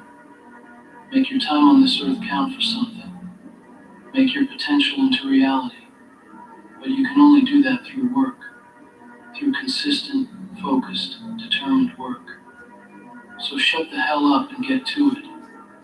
The work is calling your name. It's been calling your name while you've been making excuses and having conversations and developing plans. And it's getting tired of waiting. It's getting tired of being ignored while you do everything except what actually matters. Answer the call. Stop ignoring what you know you need to do. Stop avoiding the work that will get you where you want to go. Stop choosing the easy path of talking and planning over the harder path of executing and progressing. Choose the work. Choose the effort. Choose the grind. Choose the daily commitment to making progress instead of just talking about making progress. Choose results over conversations. Choose achievement over planning. Choose work over everything else. Because work is everything. Work is what transforms dreams into reality. Work is what turns ideas into results. Work is what makes the impossible possible. And if you want to achieve anything significant in your life, you need to prioritize work above all else. Not tomorrow, not when you feel ready, not when you have the perfect plan. Right now, this moment, today. Start working, and don't stop until you've achieved what you set out to achieve. Don't let anything distract you from the work. Don't let anyone convince you that you need to plan more, or prepare more, or research more. You need to work more. That's the only thing you need more of. More work, more effort, more execution, more progress, more results, less talking, less planning, less preparing, less everything that isn't actually moving you forward. The path to success is simple. Shut the hell up and do the work. Everything else is just noise.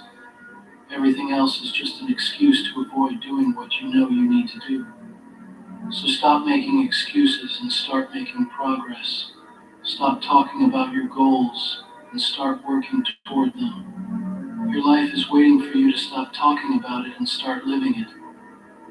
Your potential is waiting for you to stop thinking about it and start realizing it. Your dreams are waiting for you to stop planning for them and start building them. And they're all waiting for the same thing, for you to shut the hell up and do the work. So do it. Right now. Today. Start working and don't stop until you've achieved everything you've ever dreamed of achieving. Because that's the only way to come true. Not through talking or planning or preparing, but through work. Hard, consistent, focused work. The work is everything. The work is all that matters. The work is the answer to every question you have about how to succeed. So stop asking questions and start working. Stop looking for answers and start creating results. Stop thinking about what you're going to do and start doing it. Shut the hell up and do the work. That's your mission. That's your purpose. That's your path to everything you've ever wanted.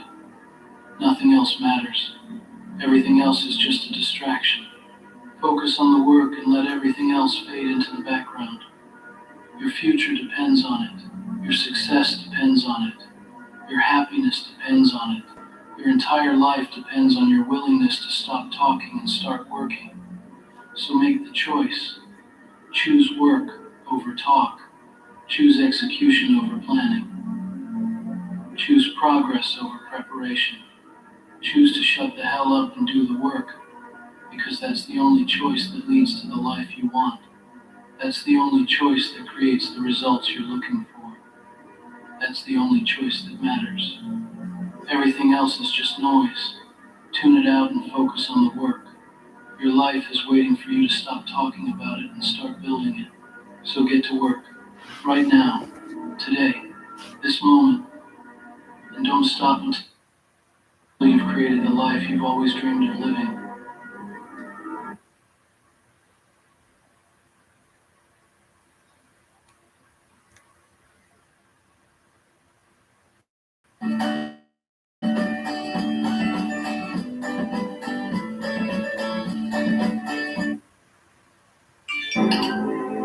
Every single day, people lie to themselves. They say, I'll do it tomorrow. It's a comforting thought, isn't it? Tomorrow is not guaranteed. You've been sold a lie that there's always more time. But the reality is harsh and unyielding. Every second you wait is a second you'll never get back. Every opportunity you pass up today might never come again. Right now, as you're reading this, someone else is taking the action you've been delaying. They're doing the work. They're building the life you're only dreaming about. And if you're not careful, they're going to take everything you want, simply because they didn't wait. So ask yourself, what are you waiting for? What's stopping you from starting right now? The excuses you've been holding on to, they're not real. The fear you've let control you, it's an illusion. Today is the only day you have. This moment is the only moment you own. And if you waste it, you might never get another chance. It's time to stop dreaming about what could be and start creating what will be.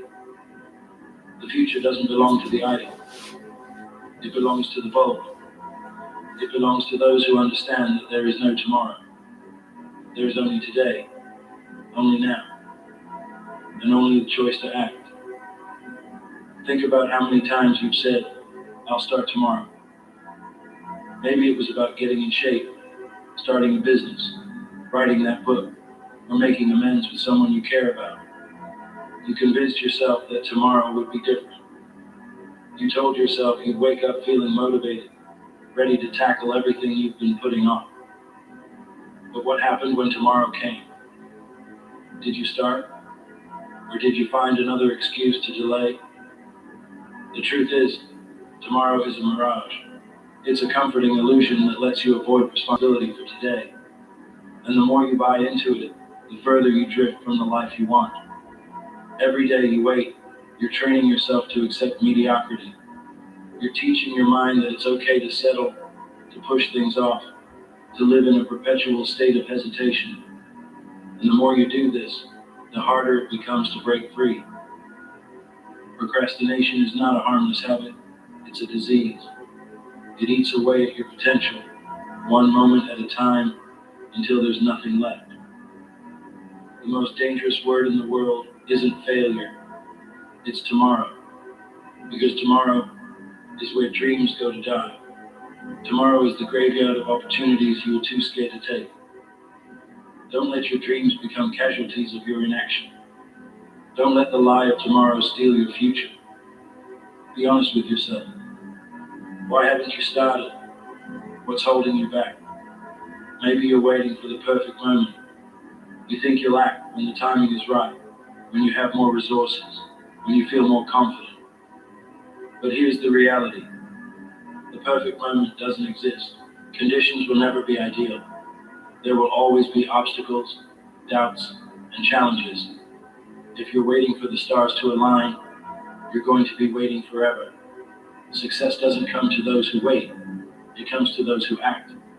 It comes to those who decide that their dreams are worth more than their excuses. Stop waiting for permission to start. Stop waiting for someone to come along and tell you it's okay to chase your goals. No one is going to hand you the life you want. You have to take it. You have to fight for it. And the fight starts today. Every day you delay, you're paying a price. And that price is steep. It's the opportunities you'll never get back. It's the relationships you'll never build. It's the skills you'll never develop. Time is the most precious resource you have. And once it's gone forever. Imagine looking back on your life and realizing that you spent most of it waiting for the right moment, waiting for motivation, waiting for a sign. Imagine the regret of knowing that you could have done so much more if only you'd started sooner. Don't let that be your story. Don't let procrastination rob you of the life you deserve.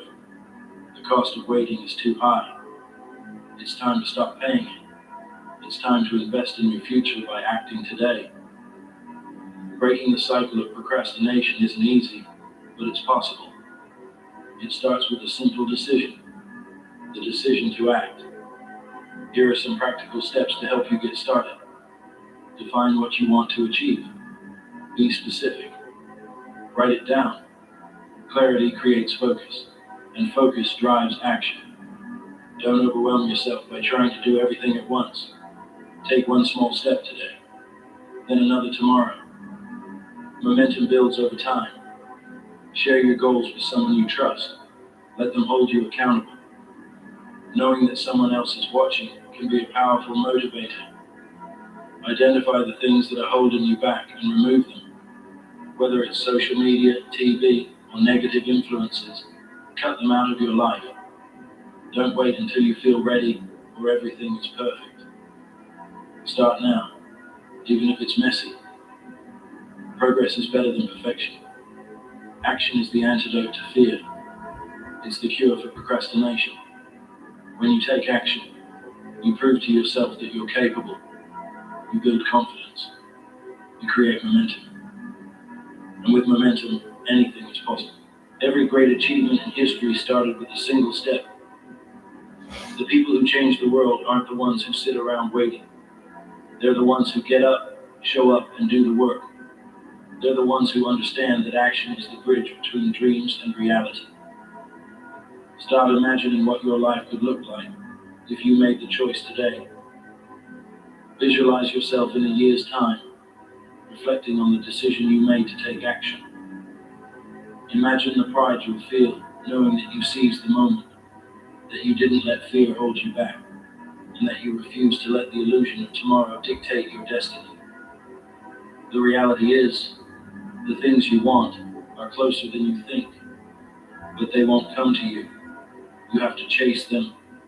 You have to make sacrifices, put in the work, and stay committed even when it's hard. The most successful people aren't the ones who never face challenges. They're the ones who faced them head on, who failed and got back up, who never gave up because they understood the value of today. Right now, you have a choice. You can sit back and keep waiting, or you can stand up and take control. You can let life pass you by, or you can grab it with both hands and make something incredible out of it. The power is in your hands, but you have to be willing to use it. This is your moment. This is your chance. There is no tomorrow. There is only today. There is only now. What are you going to do with it? The choice is yours. You can keep waiting, keep dreaming, and keep hoping.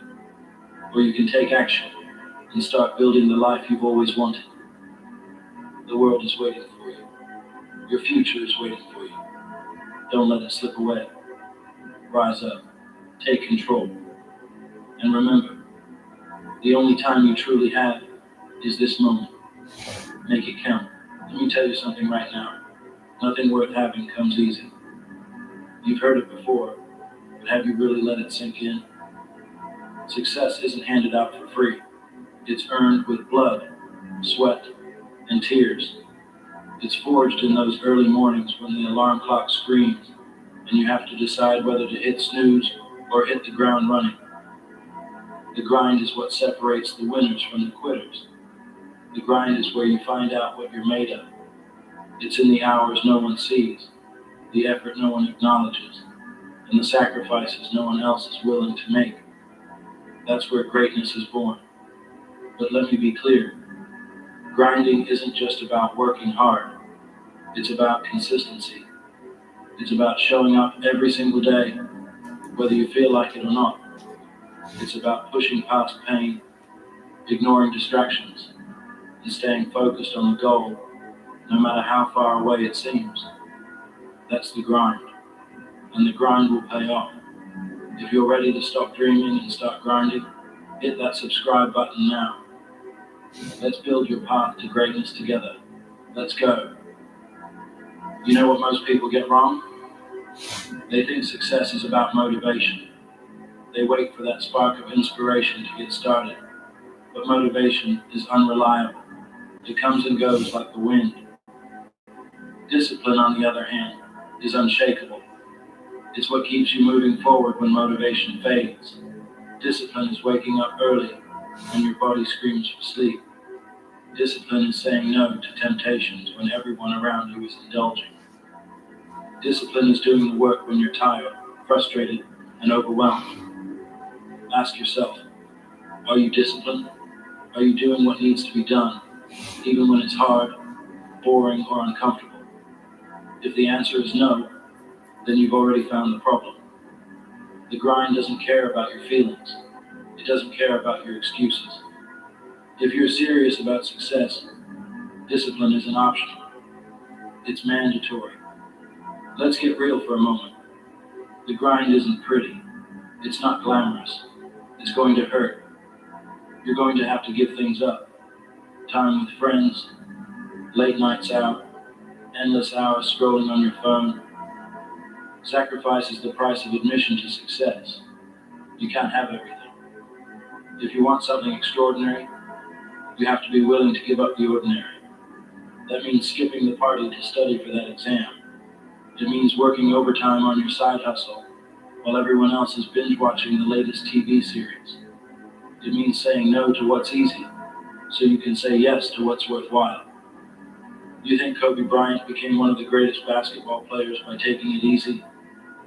Do you think Elon Musk built billion-dollar companies by sitting back and relaxing? Number.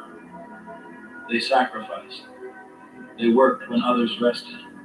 They grinded when others quit.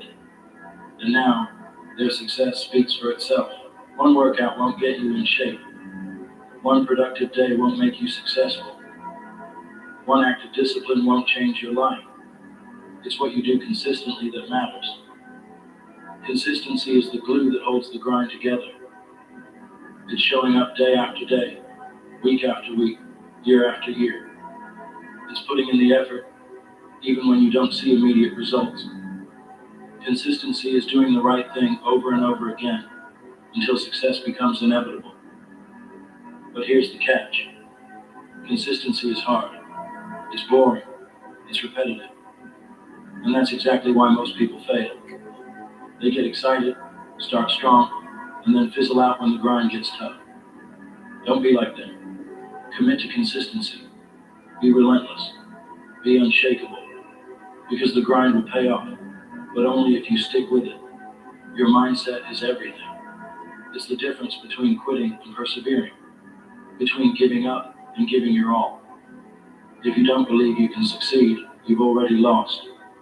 The grind is just as much mental as it is physical. It's about training your mind to push past limits, to embrace challenges, and to see failure as a stepping stone to success. When your body wants to quit, your mind has to say, not today. When obstacles block your path, your mind has to find a way around them. You are your biggest enemy and your greatest ally. Control your thoughts, and you control your destiny. Adopt a winner's mindset. See every setback as an opportunity to grow stronger. See every challenge as a chance to prove yourself.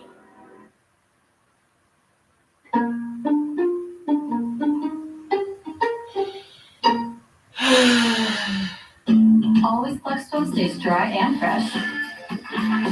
See what foam can do for you. Tide Boosted Test. Makeup ruining your fit? Try Tide.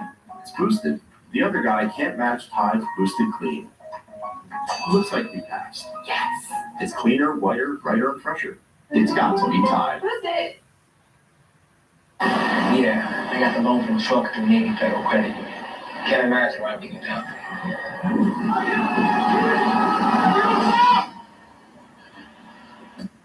Navy Federal Credit Union. Our members are the mission. This is your brain when you're struggling to focus. And this is your brain when you're in the zone.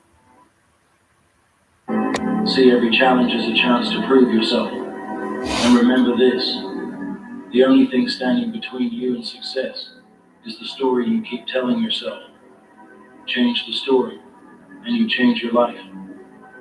Let me tell you what's waiting for you on the other side of the grind. It's not just success. It's not just money, fame, or recognition. It's pride. It's the satisfaction of knowing you gave it your all. It's the confidence that comes from earning everything you have. The grind will teach you more than any book, class, or mentor ever could. It will teach you resilience. It will teach you patience. It will teach you the value of hard work. These lessons will stay with you for life, shaping you into the kind of person who can achieve anything. And when you finally reach your goals, you'll look back on the grind with gratitude. You'll realize that the struggle wasn't a barrier to success. It was the foundation of it. The grind will pay off. It always does. So what are you going to do? Are you going to keep making excuses? Or are you going to take control of your life? Are you going to quit when it gets hard? Or are you going to push through the pain? Are you going to let fear hold you back? Or are you going to rise to the challenge? The grind isn't easy, but it's worth it. Every drop of sweat, every late night, every early morning, it all adds up. It all matters. And one day, when you've achieved what you once thought was impossible, you'll look back and say, I'm glad I didn't give up. Keep grinding, keep pushing, keep believing, because the grind will pay off. Let's face it, the grind can feel lonely. When you're chasing a goal, you might find yourself walking a path that few others understand. While your friends are out having fun, you're at home working on your dream. While others are taking it easy, you're putting in the hours. It's not easy, but it's necessary. Understand this. Not everyone will get it. Not everyone will support you. Some people will call you crazy. They'll say you're wasting your time. They'll laugh at your dedication. That's fine. Let them. Because one day, they'll be the ones clapping for you when you've made it. The grind separates you from the crowd, and that's the point. If you want extraordinary results, you can't live an ordinary life.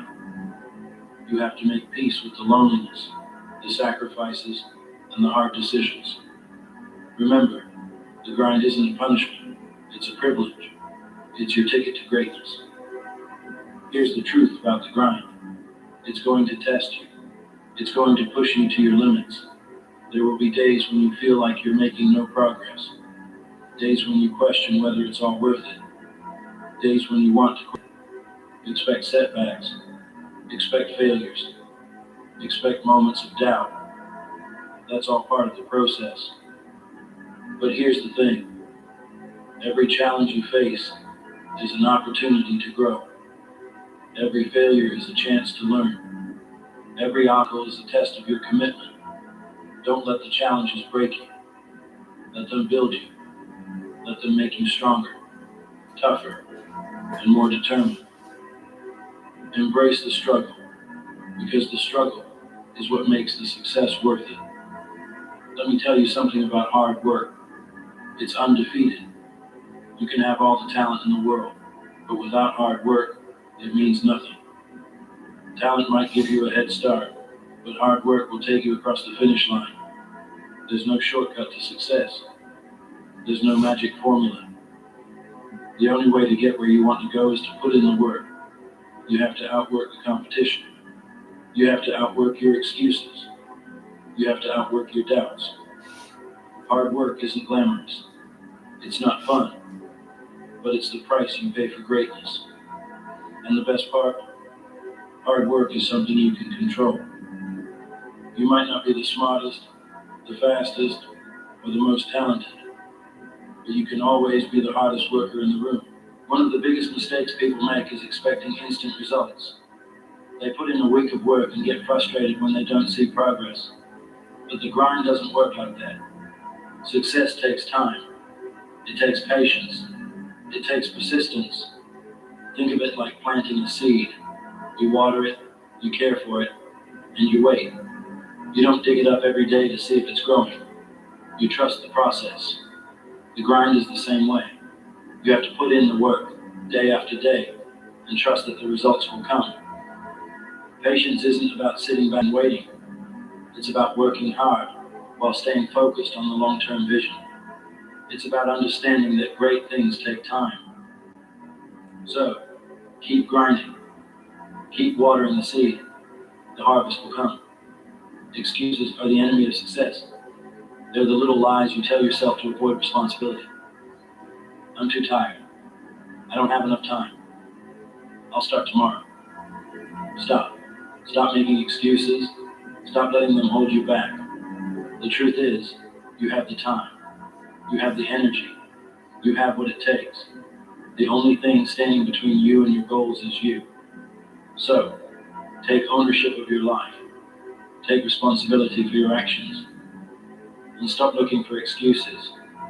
When you eliminate excuses, you eliminate limits. You free yourself to focus on what matters. You take control of your destiny. So the next time you catch yourself making an excuse, remember this. You're better than that. You're capable of more. Keep grinding. Here's the most beautiful thing about the grind. It's not just about what you achieve. It's about who you become in the process. The grind transforms you. It molds you into a stronger, smarter, and more resilient version of yourself. Every challenge you overcome, every sacrifice you make, every hour you put in, it all adds up. It shapes your character. It builds your confidence. It gives you the tools to handle anything life throws at you. The grind isn't just about reaching a goal. It's about becoming the kind of person who can achieve anything. So, don't just grind for the results. Grind for the growth. Grind for the transformation. Grind for the person you're destined to become. What kind of legacy do you want to leave behind? What do you want people to remember about you? When it's all said and done, Will they see you as someone who settled for average, or someone who reached for greatness? Your grind isn't just about you. It's about your family, your community, and everyone who looks up to you. It's about proving that hard work pays off. It's about inspiring others to chase their dreams. Every decision you make is a chapter in your story. Every sacrifice, every victory, every lesson learned, it's all part of your legacy. So, make it count. Write a story that you'll be proud to tell. Keep grinding. Greatness doesn't come cheap. It demands sacrifice, discipline, and an unrelenting commitment to the grind. Think about it. Why do so few people achieve greatness? It's not because they lack potential. It's because they're not willing to pay the price. Greatness will cost you late nights and early mornings. It will cost you comfort and convenience. It will cost you friendships, social outings, and the approval of others. But here's the truth. The price of greatness is always worth it. The pain of discipline is temporary, but the pain of regret lasts forever. When you feel like quitting, remind yourself why you started. Remind yourself of the vision you're chasing, the goals you've set, and the life you want to create. Greatness isn't for the faint of heart, but if you're willing to pay the price, it's yours for the taking. Failure is not the opposite of success. It's part of the journey. Too many people let failure define them. They let one mistake, one setback, or one loss convince them to give up. But failure is only final if you let it be. Every failure is a lesson. Every setback is an opportunity to grow. The most successful people in the world didn't get there by avoiding failure. They got there by learning from it. They got there by failing forward. Don't fear failure. Fear standing still. Fear never trying. Fear looking back on your life and wondering what could have been. Failure isn't the end. It's a stepping stone. Embrace it. Learn from it. Use it as fuel for your fire. Because the grind will pay off, but only if you're brave enough to fail along the way. You can't grind without a clear vision. You need to know where you're going and why you're going there. Your vision is your compass. It's what keeps you focused when distractions arise. What keeps you moving forward when the road gets tough. What do you want out of life? What are you grinding for? Get specific. Write it down. Picture it in your mind every single day. The clearer your vision, the stronger your motivation. A vision isn't just about setting goals. It's about creating a picture of your future that's so vivid, so compelling, that you can't help but chase it. Let your vision be your guide. Let it be your reminder that the grind is worth it. Confidence isn't something you're born with. It's something you build. And nothing builds confidence like the grind. Every time you show up, every time you push through, every time you do the work, you're proving to yourself that you're capable. And that's where real confidence comes from. Confidence isn't arrogance. It's not about thinking you're better than others. It's about believing in yourself, in your abilities, and in your potential. It's about knowing that no matter what life throws at you, you have what it takes to overcome it. The grind is the ultimate confidence builder. It's where you find your strength, your resilience, and your belief in yourself. So, keep grinding. Keep proving to yourself that you're unstoppable. Because confidence is earned, not given. Distractions are everywhere. Social media, Netflix, endless. It's all designed to pull your attention away from what really matters. If you want to succeed, you have to learn to focus. You have to cut out the noise and zero in on your goals. Focus isn't just about working hard. It's about working smart. It's about prioritizing what's important and ignoring what's not. It's about saying no to the things that don't serve your vision, even when they're tempting. Ask yourself, what's distracting you? What's holding you back? Identify it. Eliminate it. Focus on what matters. because every second you spend on distractions is a second you're stealing from your dreams. The grind doesn't mean isolating yourself from the people you love. It's about finding a balance between pursuing your goals and nurturing your relationships. The right people will understand your grind. They'll support you, encourage you, and push you to be your best. Surround yourself with people who lift you up, not drag you down. Find your tribe, the ones who believe in your vision and are willing to cheer you on, even when the journey gets tough. At the same time, don't neglect the relationships that matter. Success is meaningless if you don't have anyone to share it with. The grind is important, but so are the people who stand by you through it all. The grind can feel endless if you don't take the time to acknowledge your progress. Success isn't just about reaching the finish line. It's about celebrating the milestones along the way. Did you wake up early today? Did you stick to your plan? Did you push through a tough workout or complete a challenging project? Celebrate it, recognize your effort, and reward yourself for the small wins.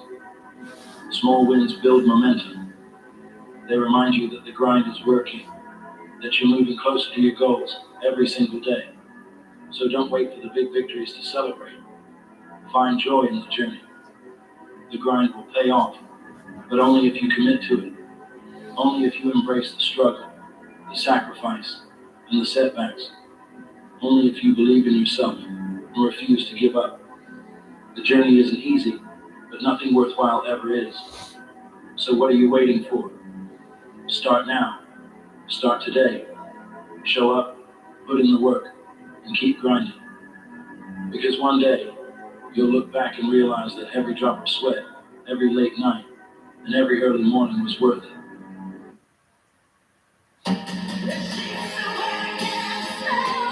Not again. Downy Rinse fights stubborn odors in just one wash. It's time for events on WhatsApp.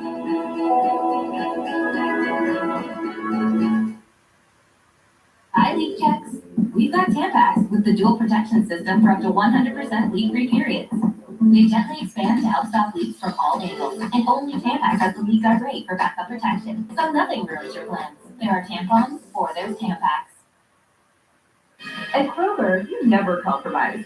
You get up high quality that's guaranteed fresh and down low prices in every aisle. With quality and savings that add up, Kroger shoppers never compromise. Kroger, fresh for everyone. Save money with Snapshot ProView. Instant savings on your commercial auto insurance and vehicle management. The grind will pay off. Keep going. Every morning when you wake up, there's one person waiting to challenge you. They know your fears, your excuses, and your untapped potential. That person isn't your coworker, your neighbor, or a stranger. That person is you. On one side stands the version of you who takes the easy way out, the one who procrastinates, doubts, and hides from discomfort. On the other side stands the version of you who is relentless, unstoppable, and capable of achieving greatness. The question is, which version of you will win today? This is the most important battle you'll ever face. You versus you. It's a battle that shapes your happiness, success, and legacy. Let's get one thing straight. No one owes you anything. Life doesn't owe you success. No one is going to hand you your dreams. There's no magical shortcut. No lucky break waiting just around the corner. It's all on you. Yes, life can be unfair. Yes, you'll face obstacles. But here's the truth. The biggest obstacle isn't out there in the world. It's not the economy, your upbringing, or someone else's opinion of you. The biggest obstacle is you. It's the excuses you make, the fears you let control you, and the habits that hold you back. The moment you stop blaming the world and take responsibility for your life is the moment everything changes. You have the power. You have the control. And only you can decide how far you'll go, how hard you'll work, and how much you'll grow. Every day you face a simple test. It doesn't require a classroom, a teacher, or a grade. It's called the mirror test.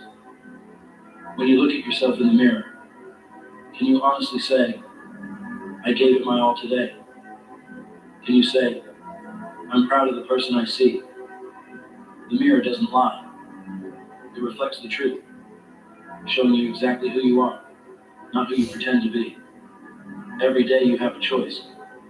Will you be proud of the reflection staring back at you?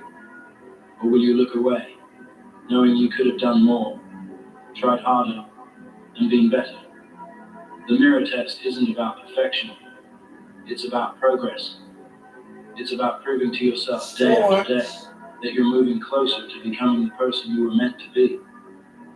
Some people spend their entire lives looking for someone to blame. It's my boss's fault I'm not promoted. It's my parents' fault I didn't have a better start. It's the system's fault I can't get ahead. Stop. Just stop. The truth is, you are your greatest opponent. It's not your boss, your parents, or the system holding you back. It's the version of you who makes excuses, who says, I'll start tomorrow, who chooses Netflix over the gym, fear over action, comfort over growth. If you want to win the battle of life, you have to defeat that version of yourself. You have to outwork, outthink, and outlast the weaker you. And it won't happen overnight. This isn't a battle you fight once. It's a battle you'll fight every day. The good news, you don't have to win every time. You just have to keep showing up. Transformation doesn't happen in one big, dramatic moment. It doesn't come from a new job, a life-altering decision, or a lucky break. Transformation happens in the small moments. It's the little choices you make every day. Getting out of bed instead of hitting snooze. Saying no to junk food and yes to a healthier choice. Spending an hour learning a new skill instead of scrolling through social media. These small wins might seem insignificant in the moment, but they add up. Each one builds momentum. Each one strengthens your discipline. And over time, those small wins turn into big change. So don't wait for the perfect moment to start. Start now. Make one small decision today, then another tomorrow. Before you know it, you'll look back and realize just how far you've come. Here's a truth most people avoid.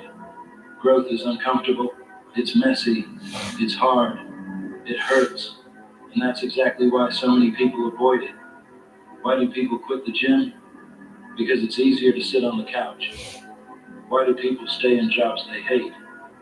Because it's safer than taking a risk. Why do people give up on their dreams?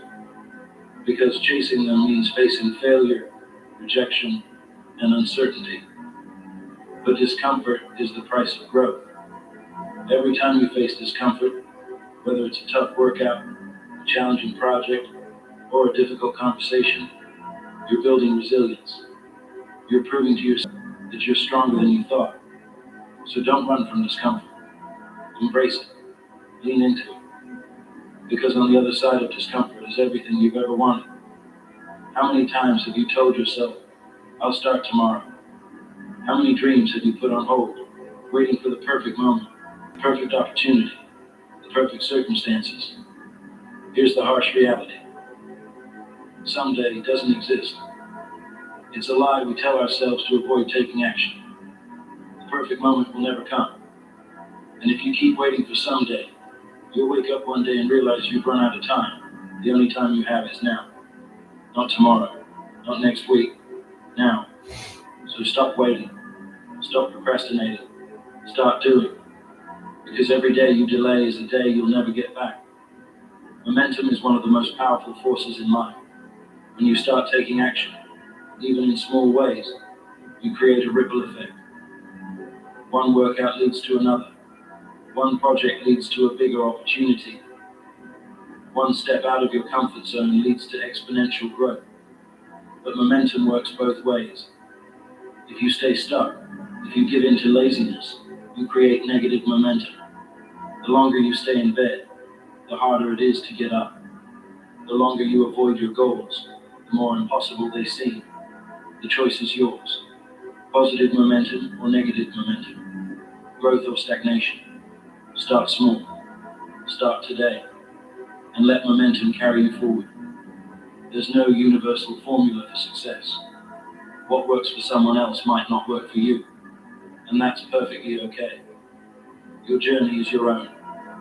It's as unique as your fingerprint, and no one else can walk it for you. Stop comparing your progress to others. Stop measuring your success by someone else's timeline. The only comparison that matters is between who you are today and who you were yesterday. Growth isn't about being better than someone else. It's about becoming the best version of yourself. Ask yourself, what does success mean to me? Is it financial freedom, creative expression, making a difference in the lives of others? Once you have your answer, chart your own course. And don't be afraid to make mistakes or take detours. The important thing is that you keep moving forward, one step at a time. Success doesn't require perfection, but it does require consistency.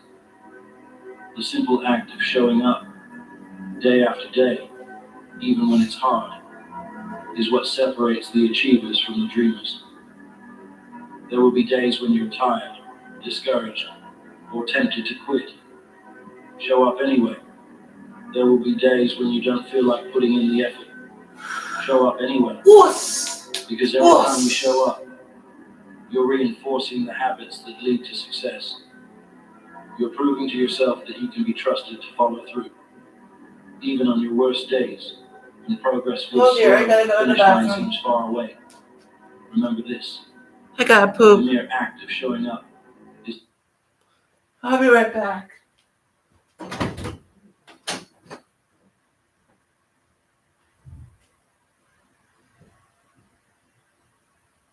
Oh, I forgot.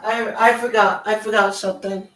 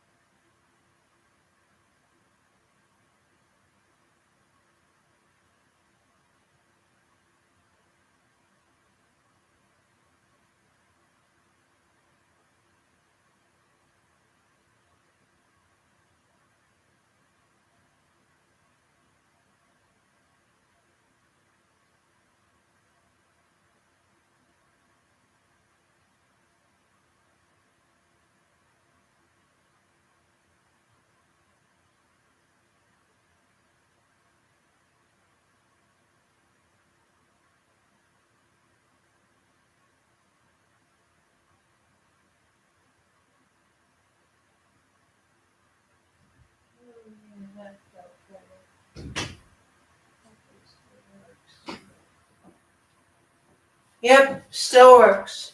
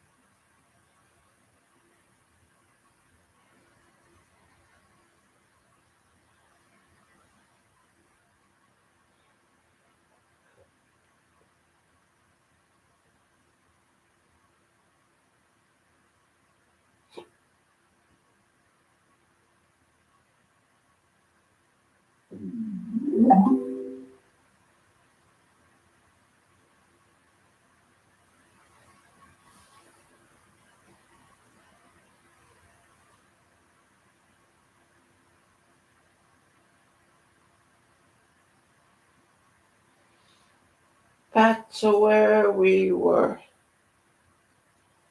Is a victory. Yeah. Dawn Platinum removes 99% of grease. It's the GOAT. And that's coming from the duck. The better grease getter. John is back. Greetings, program. And it must be seen on the biggest screen possible. How cool is that? It's the best time you'll have at the movies. I just can't get enough. Strawberries, the team now playing. One of these people uses the Colgate Total Active Prevention System. It's 15 times more effective at fighting the root. Your act of showing up is a victory. Keep showing up, and success will take care of itself. It's great to have role models, people who motivate you and remind you of what's possible. But the most powerful inspiration comes from within. Ever push through fear, overcome a challenge, or achieve a goal, you're creating proof of your own strength. Think back to a moment when you felt unstoppable. Maybe it was acing a test, completing a difficult project, or crushing a fitness milestone. Those moments are reminders of what you're capable of. They're the fuel that keeps you going when things get tough. The more you prove yourself to yourself, the more unstoppable you become. Don't just look for inspiration, be it. Be the kind of person who inspires others simply by showing up for yourself every single day. Gratitude is a game changer. When you focus on what you're thankful for, you shift your mindset from scarcity to abundance. You stop dwelling on what you lack and start appreciating what you have. Gratitude isn't just about feeling good, it's about fueling action. When you're grateful for the opportunities you have, you're more likely to seize them. When you're grateful for the lessons failure teaches you, you're more likely to keep going. Gratitude keeps you grounded, motivated, and resilient. Start a daily gratitude practice. Each morning, write down 3 things you're grateful for. They don't have to be big. Something as simple as a sunny day, a supportive friend, or the chance to try again is enough. Gratitude doesn't just change your perspective, it changes your life. Everyone hits plateaus in their journey. It's that frustrating stage where you're putting in the work, but the results aren't showing. It's tempting to give up, but plateaus are where real growth happens. A plateau isn't a dead end. It's a test of your perseverance. It's a chance to prove to yourself that you're willing to push harder, dig deeper, and keep going, even when it's tough. When you hit a plateau, don't get discouraged. Get curious. Ask yourself, what can I do differently? What's holding me back? What new strategies can I try? And most importantly, remind yourself that growth is still happening, even if you can't see it yet. The work you're putting in now is laying the foundation for a breakthrough. Fear is a powerful force. It can paralyze you, keeping you stuck in the same place, or it can propel you forward, pushing you to grow. The difference lies in how you respond to it. Most fears are rooted in the unknown. What if I fail? What if I'm not good enough? What if I lose everything? But here's the truth. Fear is a liar.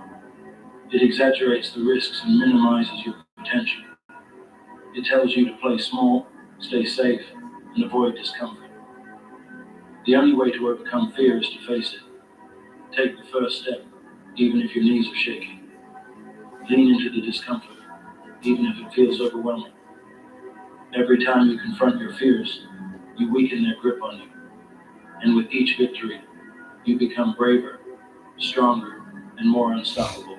Complacency is the silent killer of progress. The moment you start coasting, the moment you stop striving, is the moment you stop growing. To keep proving yourself, you must stay hungry. Hunger for growth doesn't mean dissatisfaction. It doesn't mean you can't celebrate your successes or enjoy the journey. It means refusing to settle. It means continually seeking the next challenge, the next goal, the next level. Hunger comes from understanding that there's always more to learn, more to achieve, and more to give. No matter how far you've come, you've only scratched the surface of your potential. Stay hungry, and the best is always yet to come. This is Christmas at Altered State. Discover the collection made for every moment. Los Sotheby's limited collection. Not again. Scent beads so you can smell unstoppable. So our wedding's in a couple of weeks. I just needed to tell you this face to face. Oh, don't say it. You're going to be eligible to become a member of Navy Federal Credit Union because I'm an Air Force veteran. All veterans and their families can join. Navy Federal Credit Union. Our members are the mission.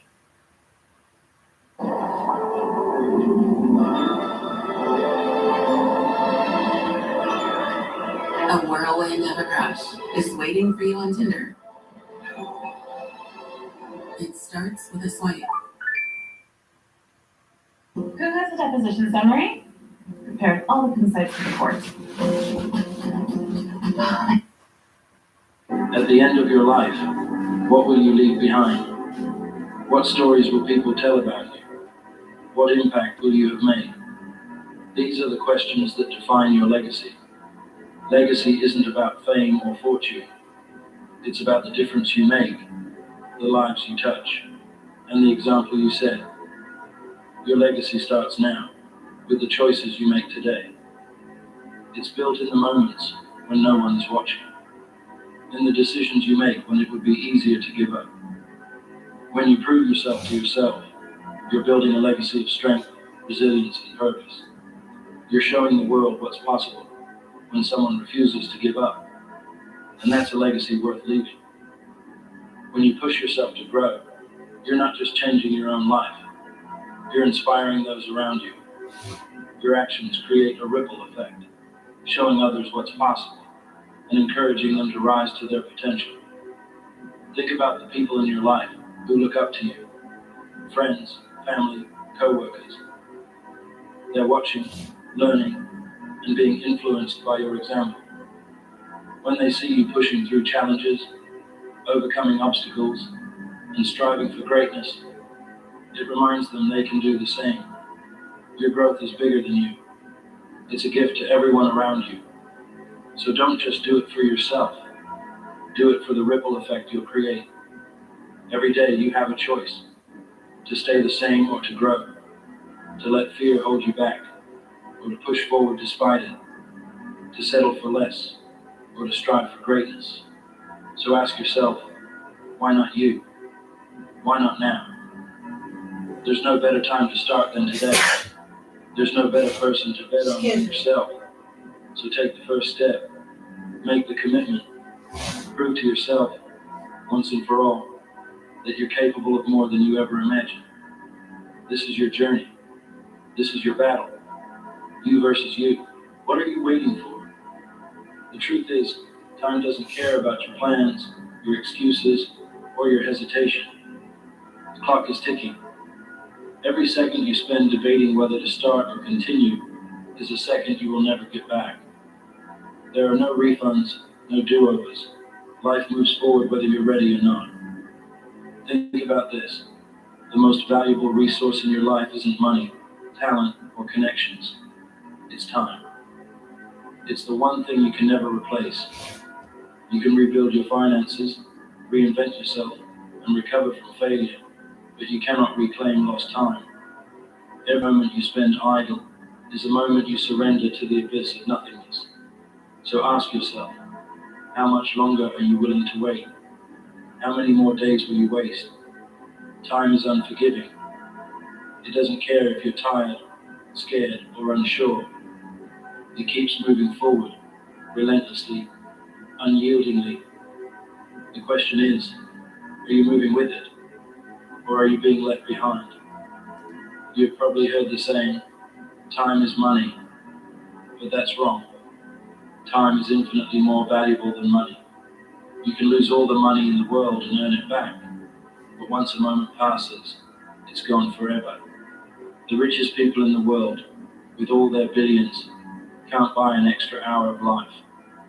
Think about that the next time you're tempted to scroll mindlessly through social media or binge watch another show.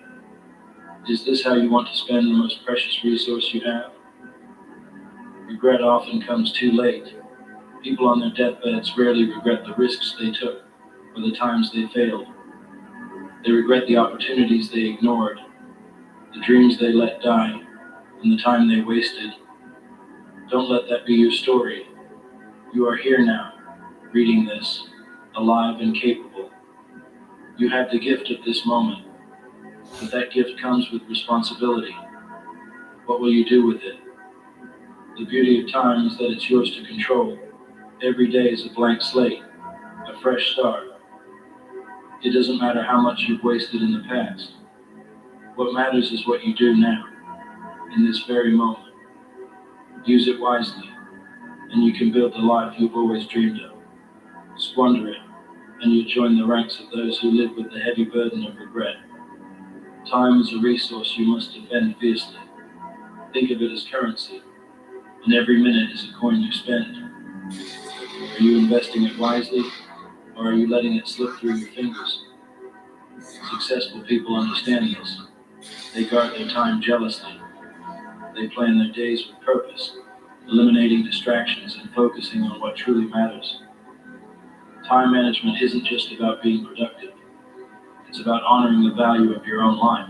Why haven't you started yet? Is it fear, doubt, laziness? Be honest with yourself. The number one reason people don't achieve their goals is that they're too busy making excuses. I don't have time.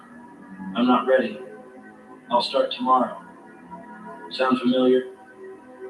Here's the hard truth. Tomorrow isn't promised. Waiting for the perfect moment is a fool's game because it will never come. Conditions will never be ideal.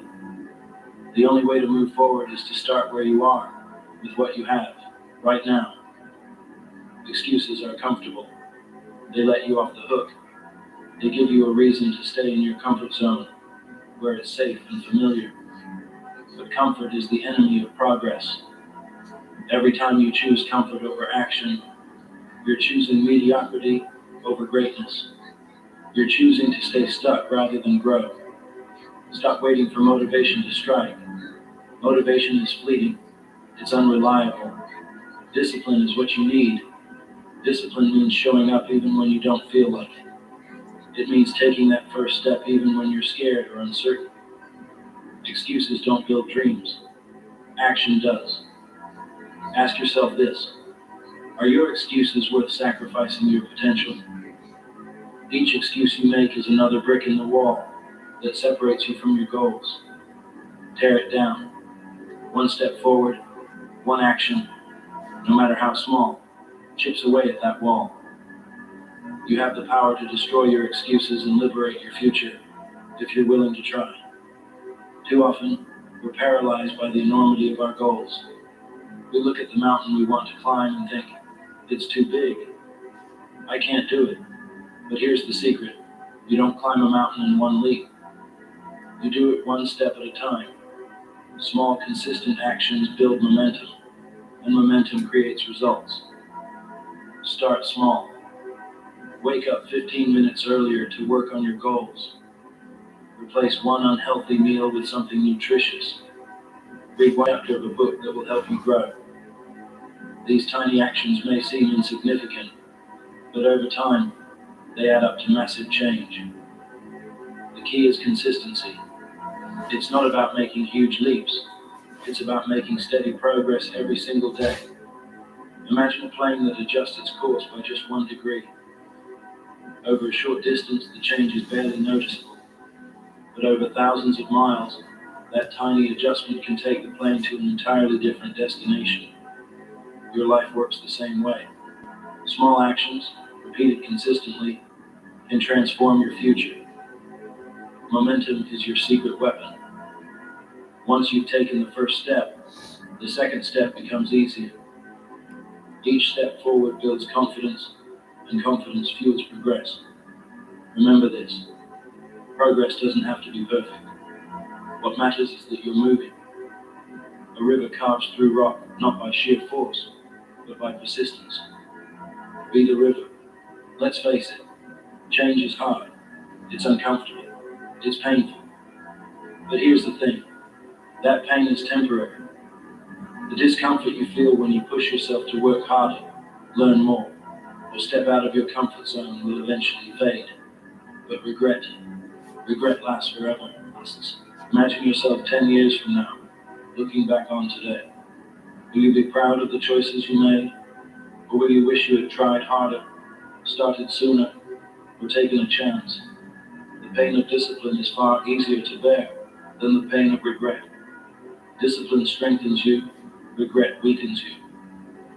Every time you feel like giving up, remember why you started. Remember the future you're working toward. Success isn't about avoiding pain. It's about enduring it and coming out stronger on the other side. Pain is a sign that you're growing, that you're pushing past your limits. Embrace it. Use it as fuel. Regret, on the other hand, will haunt you. It will whisper to you in the quiet moments, reminding you of the chances you didn't take, the dreams you abandoned. Don't give it that power. Choose discipline over regret. Choose action over inaction. Choose growth over stagnation. Your future self will thank you. What is your purpose? If you can't answer that question, it's time to start searching. Purpose gives your life meaning. It gives you direction. Without it, you're like a ship adrift at sea, tossed around by the waves, going nowhere. Your purpose doesn't have to be grand or world-changing. It just has to be meaningful to you. Maybe it's being the best parent you can be. Maybe it's building a business that helps others. Maybe it's creating art that inspires. Whatever it is, find it. Hold on to it. Let it guide your actions every day. Living with purpose means aligning your actions with your values. It means setting goals that matter and working toward them relentlessly. It means waking up each day with intention, knowing that everything you do is moving you closer to the life you want. Purpose also gives you resilience. When you know your why, you can endure almost any how. Life will throw challenges at you. That's inevitable. But if your purpose is strong, you'll find a way to overcome them. Purpose turns obstacles into stepping stones and failures into lessons. It keeps you grounded, focused, and unstoppable. One day your time will run out. It's an uncomfortable truth, but it's a truth nonetheless. When that day comes, what will you leave behind? Will you leave a legacy of excuses and wasted potential? Or will you leave a legacy of action, impact, and inspiration? Your legacy isn't just about the big things you achieve. It's about the little things you do every day. It's about the lives you touch, the kindness you show, the example you set. Every moment is an opportunity to create something meaningful, to leave the world a little better than you found it. Don't wait until it's too late to start building your legacy. Start now. Live each day as if it matters, because it does. The clock is ticking, and every second counts. Legacy isn't about perfection, it's about persistence. It's about choosing to show up, to keep trying, to keep striving. The impact you leave behind is built one moment at a time, one choice at a time. Your legacy is your gift to the world. Make it count. Stop waiting. Stop hesitating. Stop making excuses. The clock is ticking, and it's time to act. This is your life, your story, your moment. Don't waste another day. Be bold. Be relentless. Be the person you were meant to be. The time is now. The clock is ticking. Make it count. Every person dreams of being strong, successful, and unstoppable. But strength doesn't just happen. It's not handed to you. It doesn't appear out of thin air. Strength, true strength, is forged. It's created through heat, pressure, and pain. It's built when you face adversity head on. Just uploading a video. And rise every time life knocks you down. Think about the strongest metal. It doesn't come from comfort or ease. It comes from fire. The intense burning heat doesn't destroy the metal. It purifies it, strengthens it, and transforms it into something unbreakable. The same principle applies to you. But here's the truth. Most people avoid the fire. They run from struggle, discomfort, and the fear of failure. They think, if I stay safe, I won't get hurt. But what they don't realize is that avoiding the fire doesn't protect them.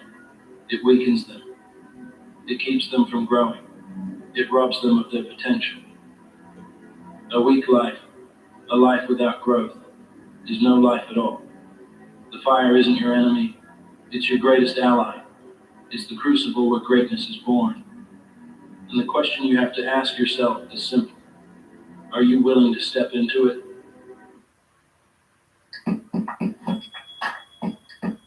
Here we go again.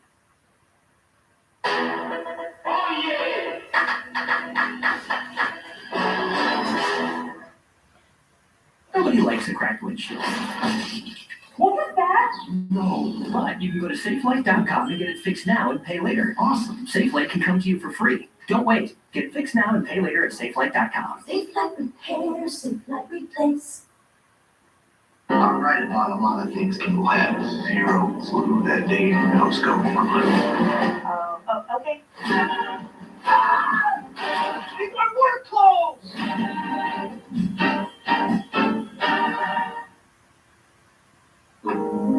The Xfinity 5-year price guarantee. Another commercial break! The question you have to ask yourself is simple. I hate commercial Are you breaks. willing to step into it? Let's be real. Life is hard. It doesn't matter who you are, where you come from, or what you're trying to do. Life will hit you. It will test you. It will knock you down over and over again. And here's the thing. Most people don't get back up. They stay down. They make excuses. They say it's too hard or it's not fair, and they quit. But not you. Not today. You see, pain is part of the process. Growth doesn't happen in comfort. Think about going to the gym. You don't build muscle by lifting light weights and stopping when it feels easy. You build muscle by pushing yourself to the limit, by tearing those fibers so they can grow back stronger. The same is true for life. The challenges you face, the struggles you endure, they're not there to break you. They're there to make you stronger. Pain is uncomfortable, yes, but it's also necessary. It's proof that you're growing. When you feel that discomfort, it's not a sign to quit. It's a sign that you're stepping into the fire, that you're being shaped into something greater. Let me tell you something. The pain you're feeling right now, it's not permanent. It's temporary. But the strength you'll gain from it, that's forever. So don't run from it. Embrace it. Because on the other side of that pain is the person you were meant to be.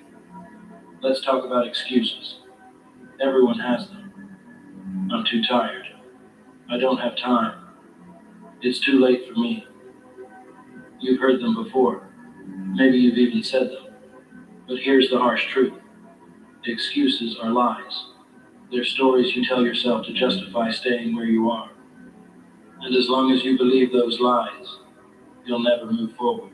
You know what separates the strong from the weak? Execution. The strong don't waste time making excuses. They don't wait for the perfect moment or the right conditions. They take action. They show up every single day, no matter how they feel, no matter how hard it is. Ask yourself this: are you making excuses or are you taking action? Because at the end of the day, it's one or the other. You can't have both. You can either stay in your comfort zone, telling yourself why you can't, or you can step into the fire and start forging the life you want. Excuses feel comfortable, but they don't lead anywhere. Action is uncomfortable, but it's what creates progress. The choice is yours. Failure. It's a word that scares most people. It's something we're taught to avoid at all costs. But here's the thing. Failure isn't the opposite of success. It's the path to success. Every time you fail, you're learning. You're growing. You're getting closer to your goal. Think about it this way. Failure is the fire that burns away your doubts, your weaknesses, your insecurities. It's the hammer that shapes you. It's not there to stop you. It's there to strengthen you. Thomas Edison once said, "I haven't failed.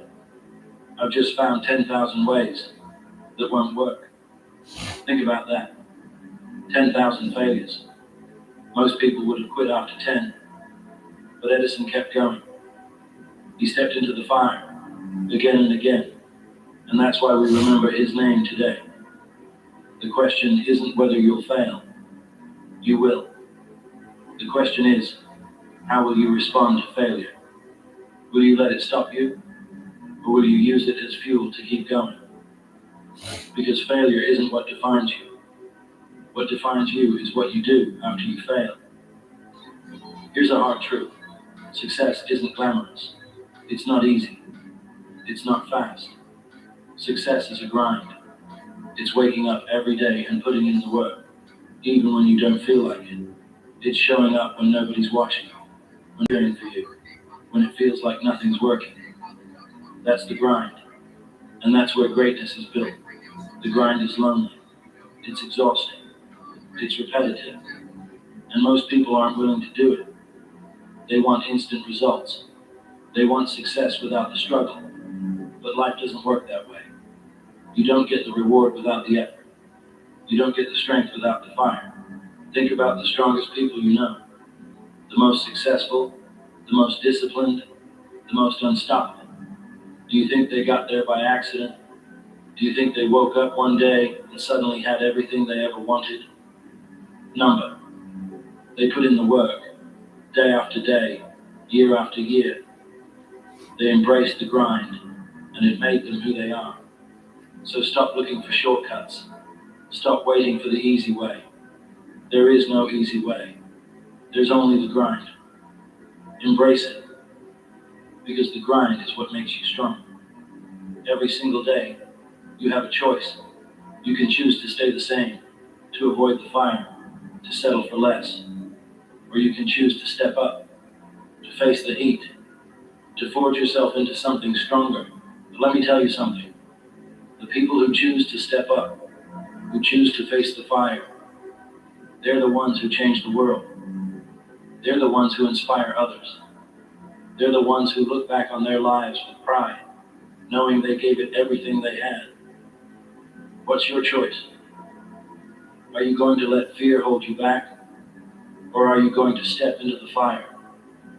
Are you going to make excuses? Or are you going to take action?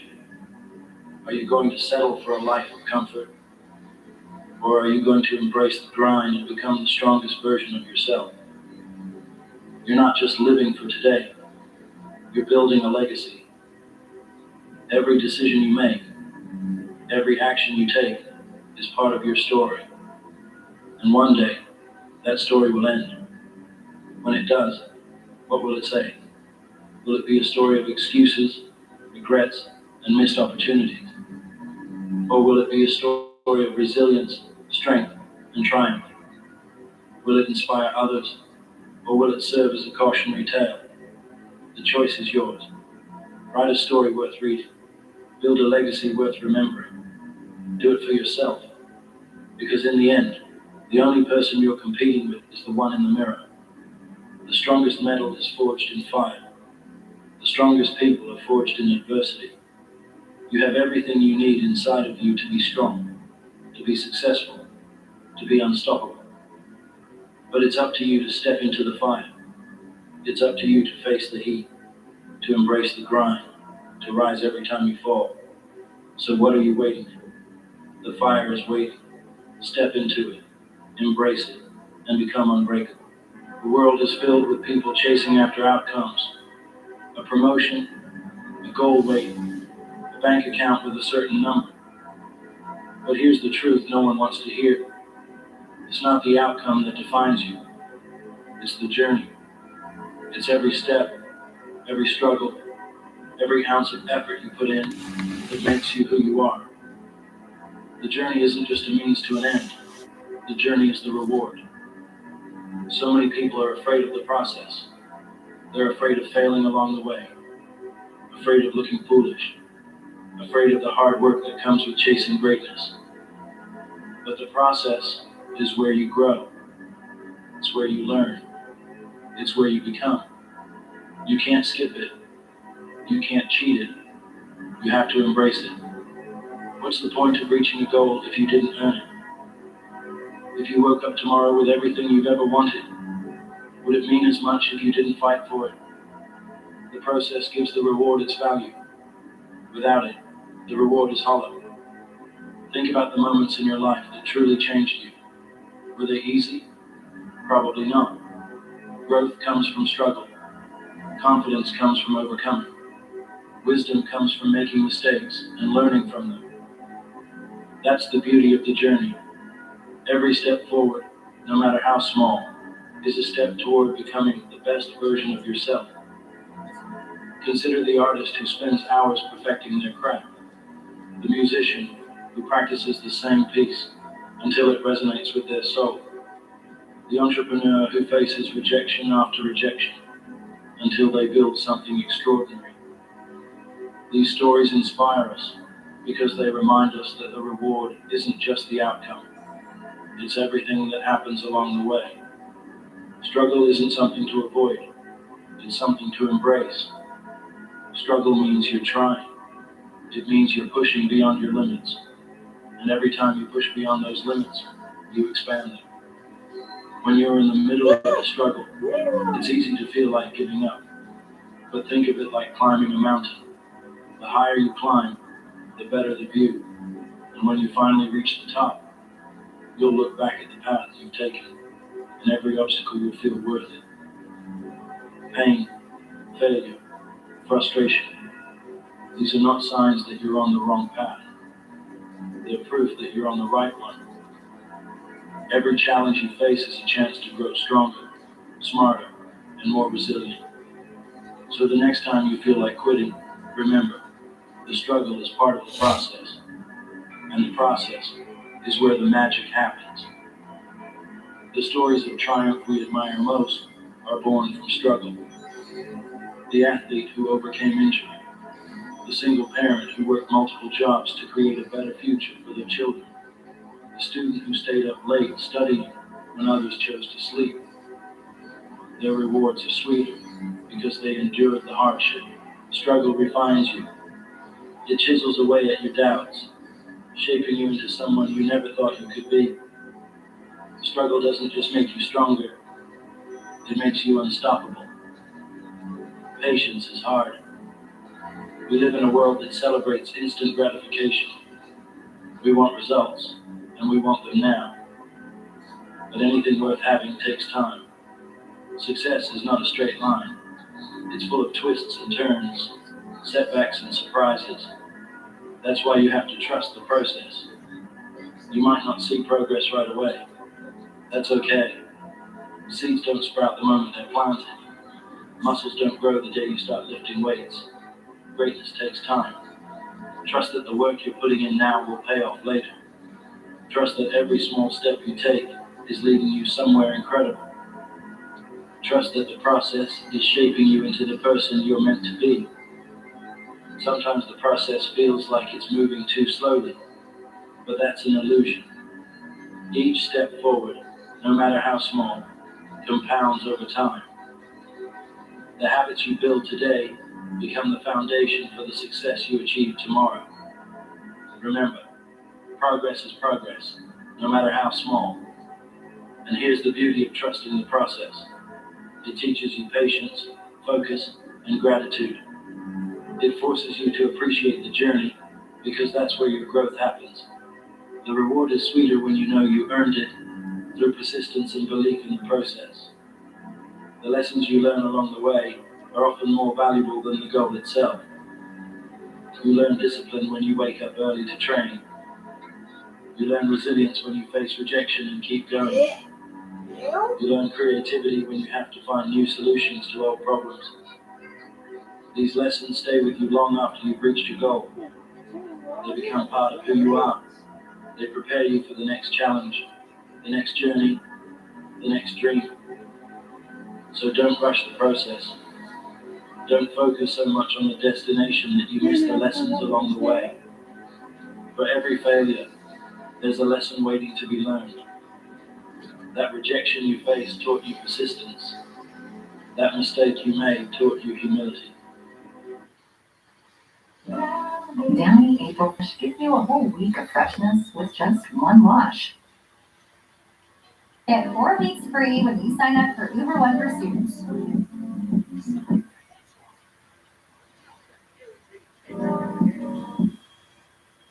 Who doesn't want more? Tampax Radiance Leak Guard Braid helps you have more leak-free periods. This textured grip is designed for more comfortable insertion. And this clean seal wrapper for more hygienic disposal. Tampax Radiance, also in light absorbency. At Kroger, you never compromise. You get up high quality that's guaranteed fresh and down low prices in every aisle. With quality and savings that add up, Kroger shoppers never compromise. Kroger. Progressive Commercial Insurance offers affordable small business protection. You can receive discounts on commercial auto insurance for safe driving. Taught you humility. That obstacle you overcame taught you strength. Each lesson is a gift, a tool you can use to face future challenges with confidence. Some of the greatest stories ever told are built on lessons learned during the journey. Think of the heroes in your favorite movies or books. Their transformations didn't come from avoiding difficulty. They grew because they faced it head on. And so will you. The journey is long, and it's easy to get discouraged if you only celebrate the big milestones. That's why it's so important to celebrate the small wins. Did you stick to your plan today? Celebrate that. Did you take one step closer to your goal? Celebrate that. Did you learn something new? Celebrate that. Small wins build momentum. They remind you that you're making progress, even when it feels like you're standing still. They give you the motivation to keep going, one step at a time. And when you look back, you'll realize that those small wins were the building blocks of something extraordinary. Think of small wins as milestones on a long journey. They're the rest stops that rejuvenate you, the moments of joy that remind you why you started. Each one matters. Each one brings you closer to your destination. Make it a habit to acknowledge your progress, no matter how small. Write it down. Share it with someone who supports you. Every victory, big or small, deserves recognition because it keeps you moving forward. Who you are at the start of the journey is not the same person you'll be at the end. The process changes you. It strengthens you. It humbles you. It teaches you what you're capable of. And when you finally reach your goal, you'll realize that the journey was the real reward all along. The journey isn't just about what you achieve. It's about who you become. Every step, every challenge, every victory, big or small, adds another layer to your character. It builds resilience, patience, and wisdom. It molds you into someone capable of achieving even greater things. The reward isn't the trophy at the end. It's the person you become while striving for it. It's the relationships you build, the lessons you learn, and the strength you gain. Embrace the process, because it's shaping you into someone extraordinary.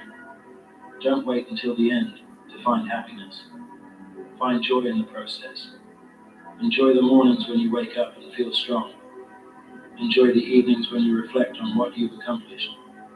Enjoy the moments of action, of learning, of growth. The journey is filled with opportunities for joy, but you have to look for them. When you focus on the process, you'll realize that happiness isn't tied to reaching a specific goal. It's found in the act of working toward it. The effort itself becomes a source of pride and fulfillment. So don't wait for the finish line to celebrate. Celebrate every step. Happiness is not the destination, it's the journey. When you find joy in the process, you stop chasing happiness and start creating it. The path you're walking is beautiful, even with challenges. Appreciate it, every step of the way. Trust the process. The journey is your reward. In every moment of every day, a choice awaits you. It's the choice between action and inaction, between rising to the challenge or succumbing to your excuses. There are those who get it done, no matter the circumstances, and there are those who find reasons to delay, to justify, to walk away. This isn't just a casual difference, it's the dividing line between winners and losers, between those who live the life they've always dreamed of and those who live with regret. The truth is simple. Winners make time, and losers make excuses. The world doesn't slow down for anyone. Time is the great equalizer. No matter who you are or where you come from, you're given the same 24 hours in a day. The question is not how much time you have, it's how you use it. Winners understand this. They don't wait for the perfect moment or complain about how busy they are. They carve out time for the things that matter. They prioritize. They execute. They push through. On the other hand, losers spend their days trapped in a cycle of justification. I'm too tired. I'll start tomorrow. It's just not the right time. These words are the anthem of the stagnant. Excuses may feel comforting in the moment, but they're the anchors that weigh you down, keeping you from ever setting sail toward your goals. Taking ownership of your time is the first step to reclaiming your life. Every excuse you make, every minute you waste, is time you'll never get back. Winners understand that they are responsible for every aspect of their lives. It's not the fault of their boss, their family, or their circumstances. They don't blame traffic for being late. They don't blame their upbringing for their current struggles. They don't blame others for their lack of progress. Instead, they look in the mirror and say, "This is on me."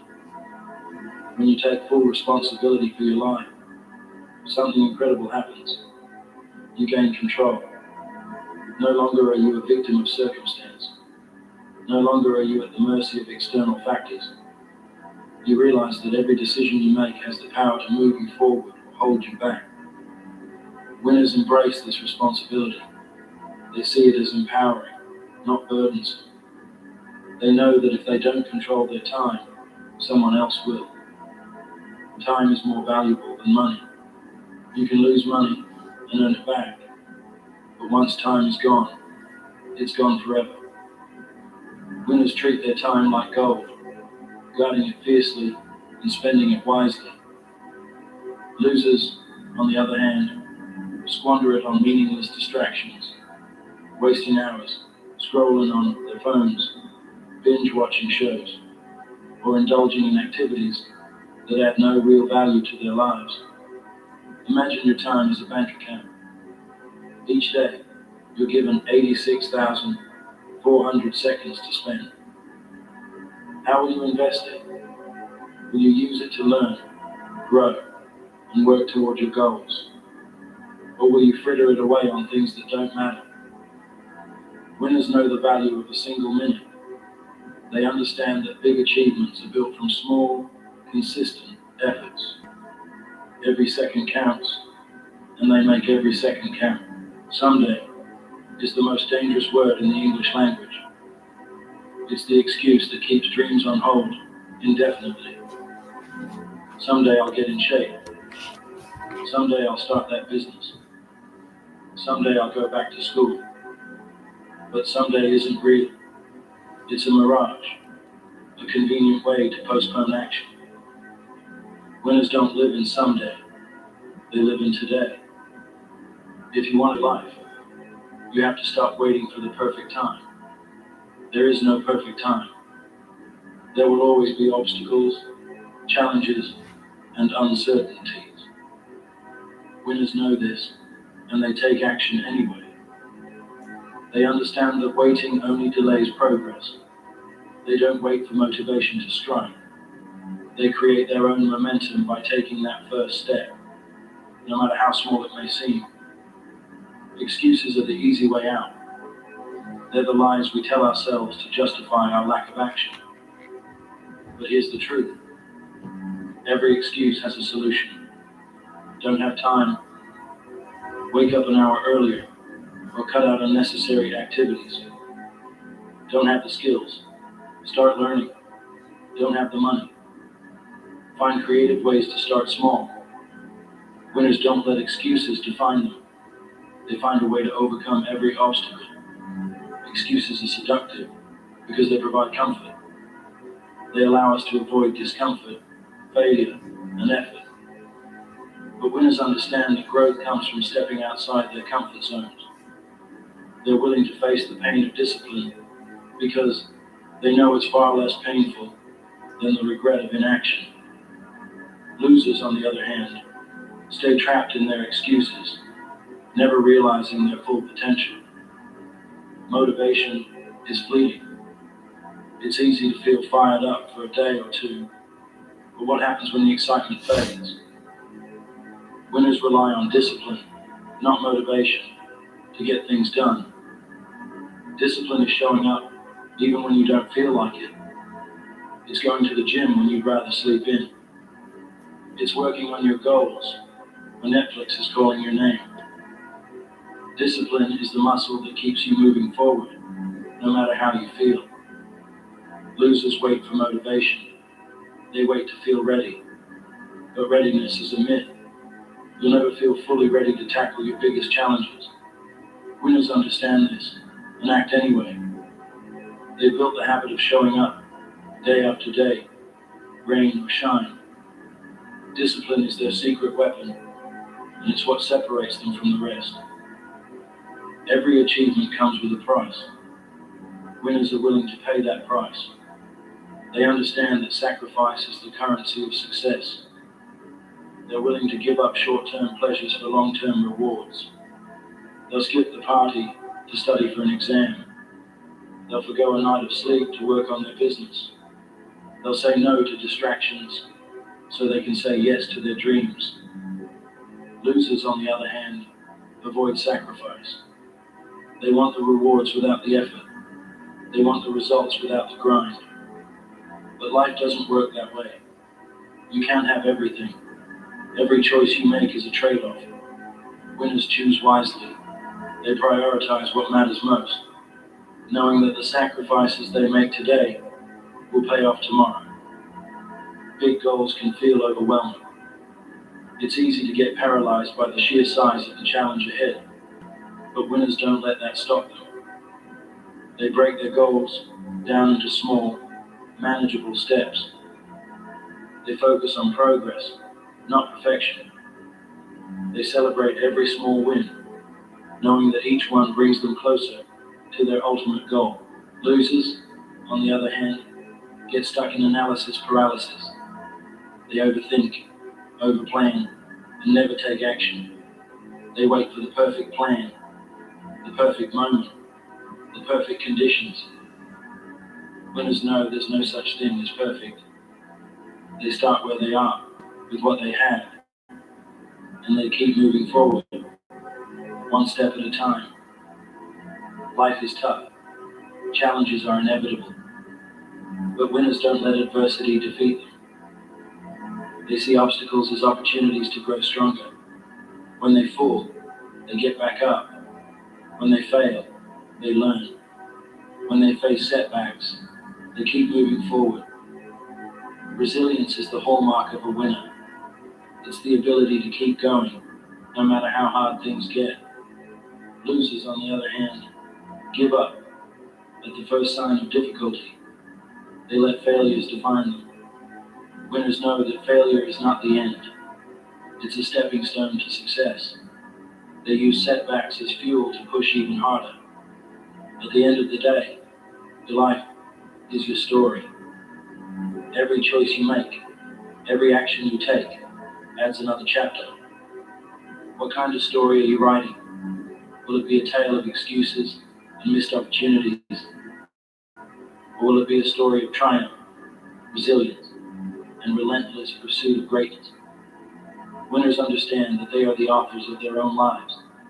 They don't let external factors dictate their narrative. They take control, make bold decisions, and create the life they want. Losers, on the other hand, let life happen to them. They drift through the days, letting excuses and circumstances write their story. When it's all said and done, what will you leave behind? Will people remember you as someone who made excuses, or someone who made things happen? Winners leave a legacy of action, inspiration, and impact. They prove that it's possible to overcome obstacles, achieve greatness, and live a life of purpose. Your legacy starts with the choices you make today. Will you make time for your dreams, or will you make excuses? The choice is yours. Remember, winners make time, losers make excuses. Be a winner. Prove to yourself and the world that you have what it takes to succeed.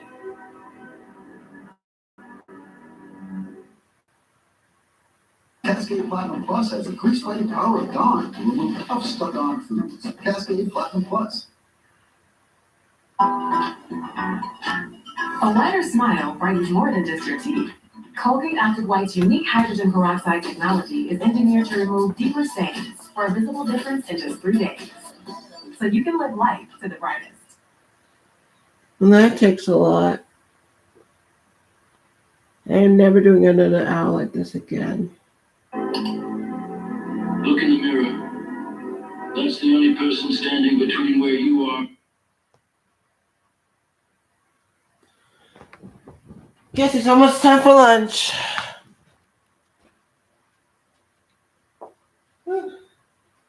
Can't wait to finish. I am never doing another 1 hour motivation ever again. It makes me not stay still. It makes me feel sleepy. It makes me feel real sleepy. But I'll get the hang of it eventually. I wonder who's upstairs.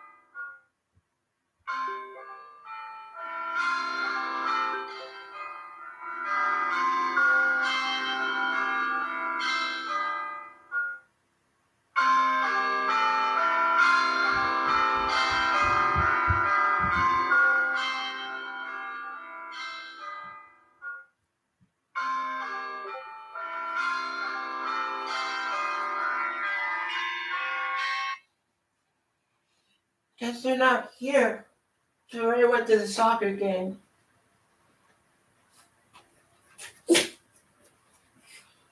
Anyway, I gotta finish eating this. Eating the sunny side up eggs. I'm really hungry.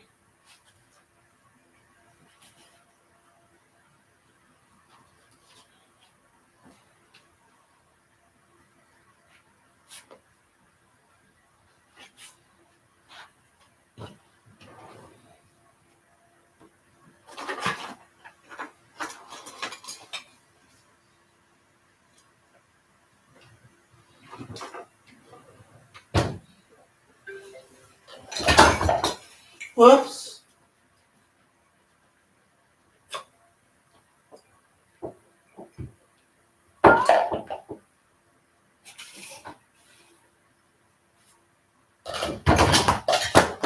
Not again.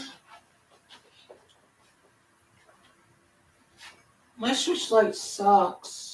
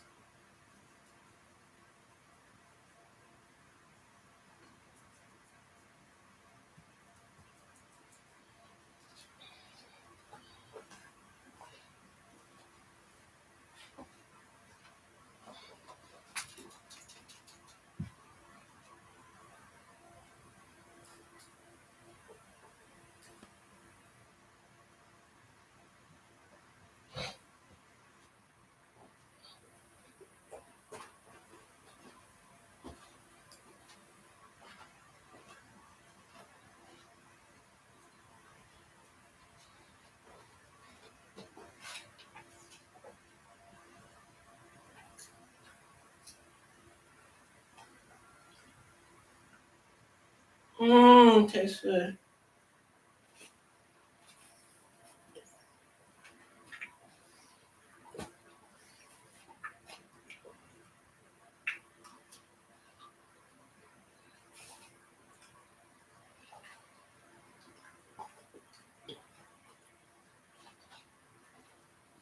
People are missing this.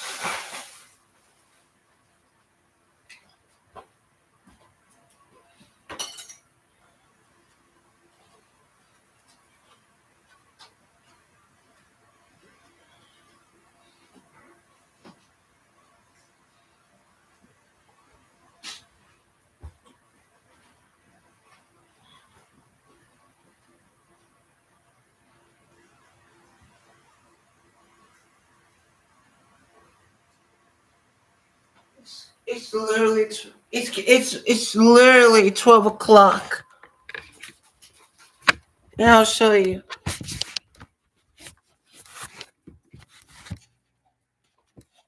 Come on, Sasha.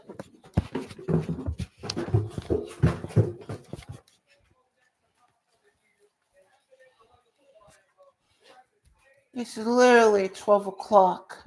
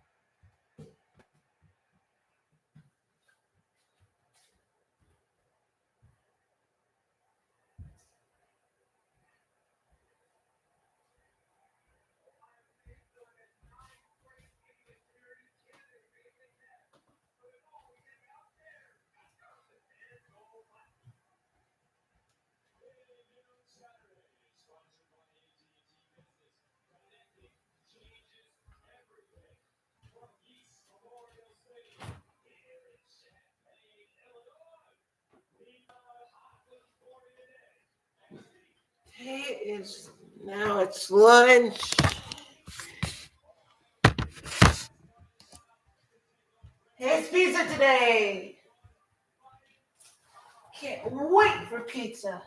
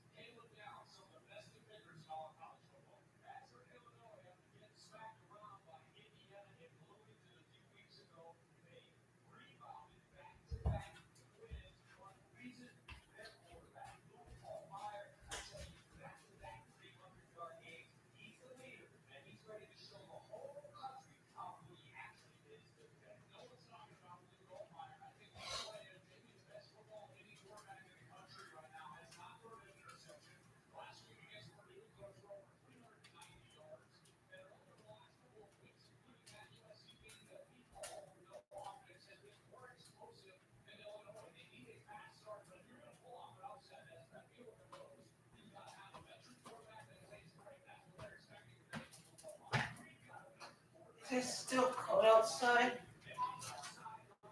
No? Come on, Sasha.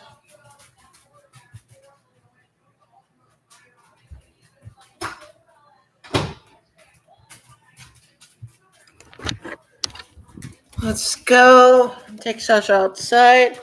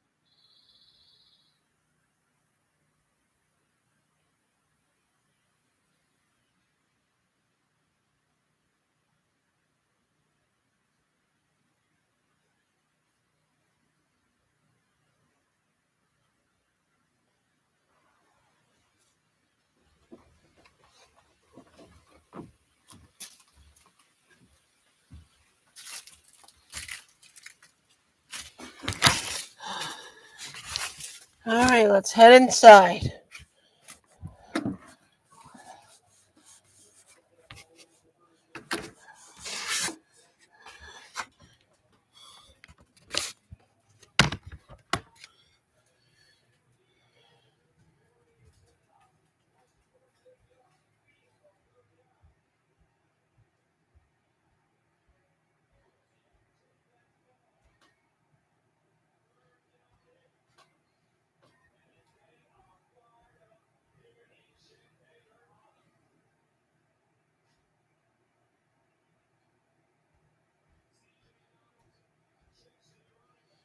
Sorry, I was just checking the mail. Usually I go outside in the backyard and check the mail in the front, but yeah, that happens.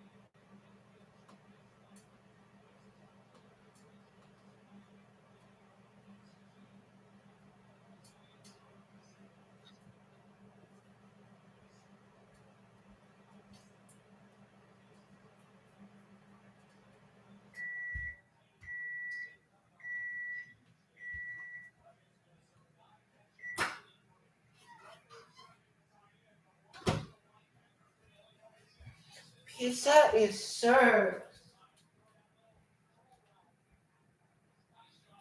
Hey.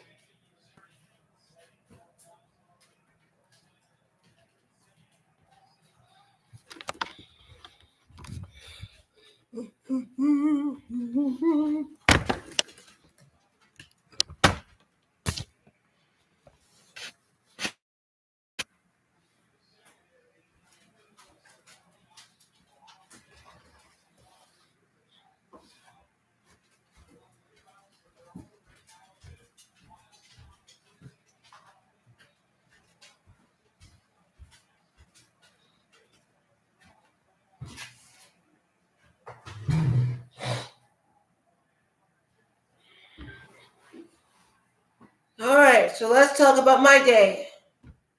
My day was pretty well. My day was pretty all right.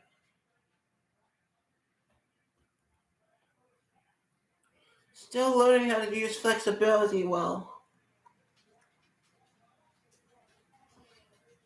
The fact is,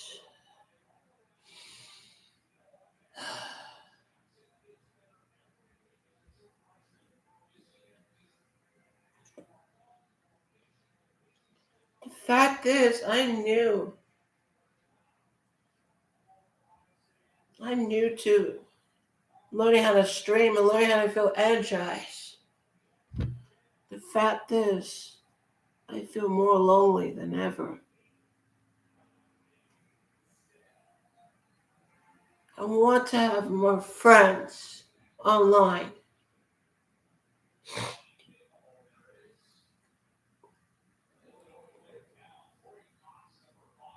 I really wish to have more friends. My dream is to have 1,000 friends. I mean, I did have 1,000 friends before, but now I really don't have any 1,000 friends yet.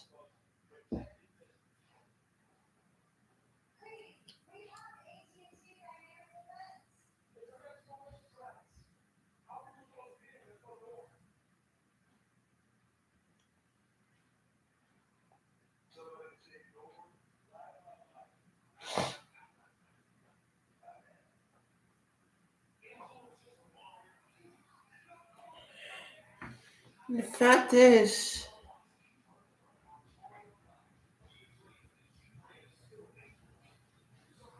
I really don't like being autistic all the time.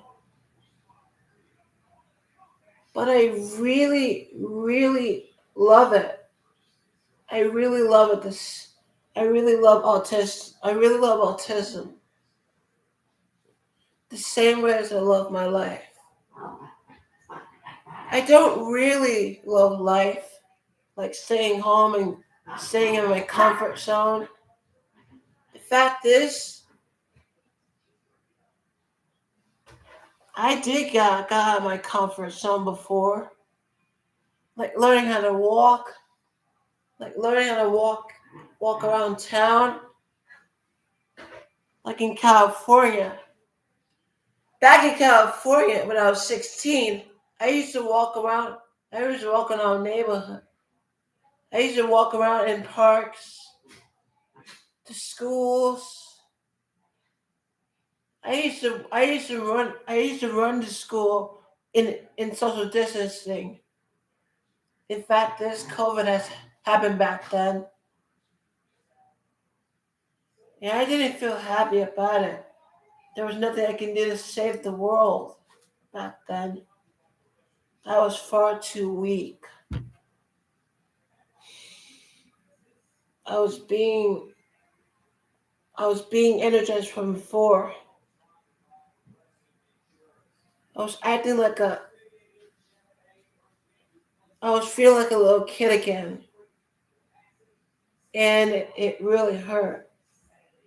Hurt to stay home, to stay in my comfort zone.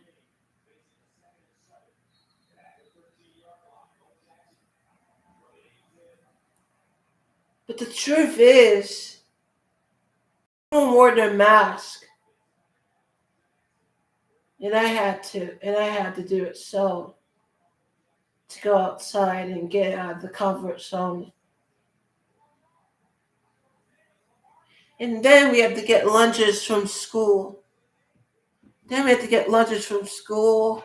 Then we would head out to Air Force JC, and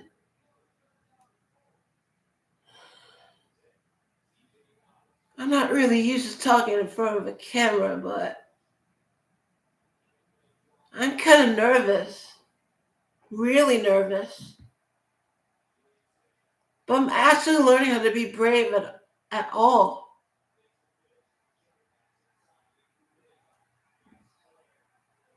The fact is, back when I was 5, I was bullied. My sister used to protect me. My older sister.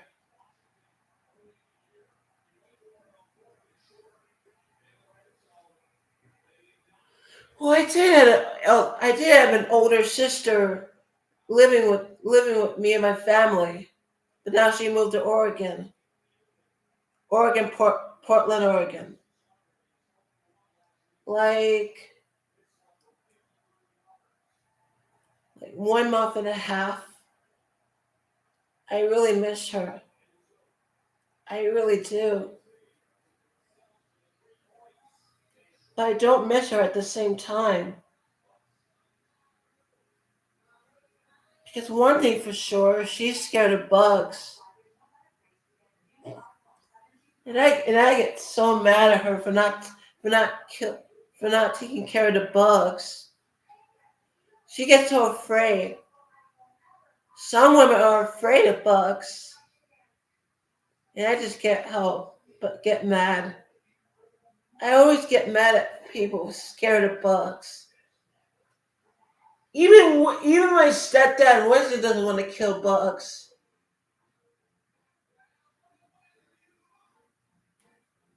And I feel pretty bad about killing bugs. I just wish I can just care for them, you know?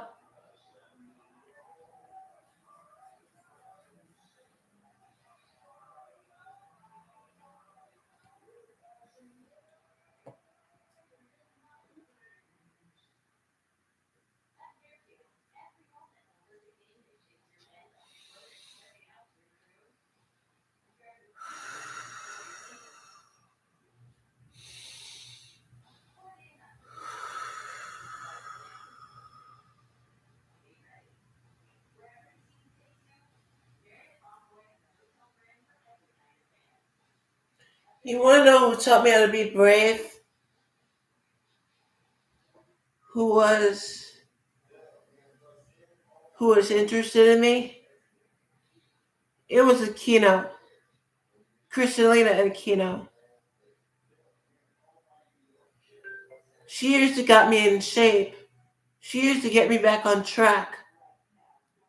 She taught me how to be in motivation.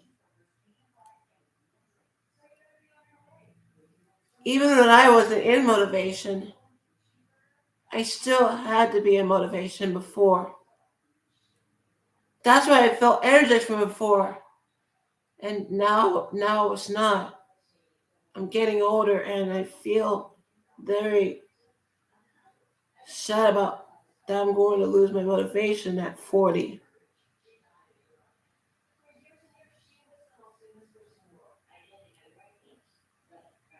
I don't want to feel sad. I really don't want to feel sad. It's just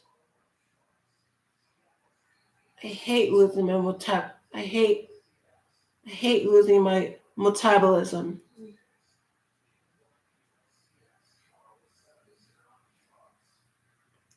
That's what worries me the most. It's what scares me, the truth. The truth scares me the most.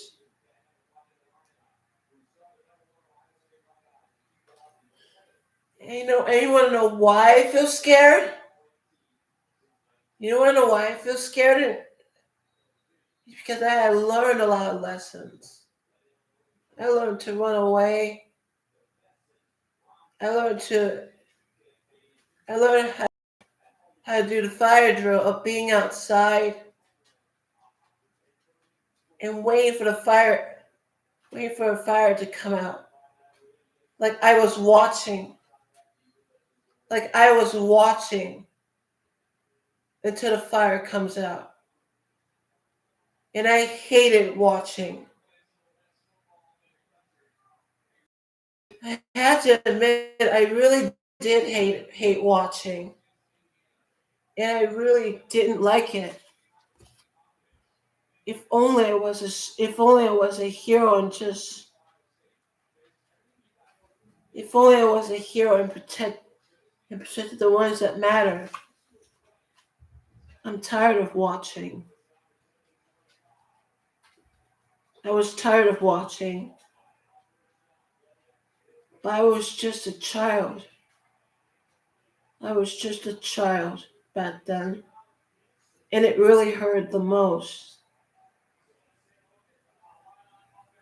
The fact is, I try to be friends with everyone. And it really worked well. The fact is, I always used to sit alone.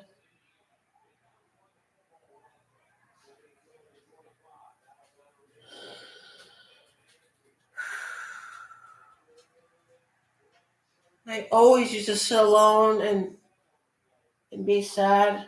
Like no one wants to talk to me. Like no one wants to be there for me.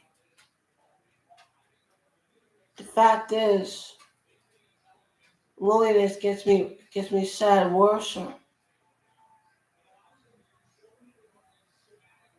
I tried to sit with them, but they wouldn't sit with me.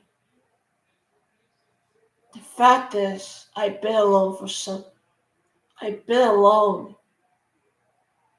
at school in 5th grade. I wanted to make friends. But all I did was make imaginations. I love imaginations, I really do. It's hard to be friend. It's hard to stay hanging out with friends that cares for me the most. I couldn't even find the right ones. I feel real sad about it.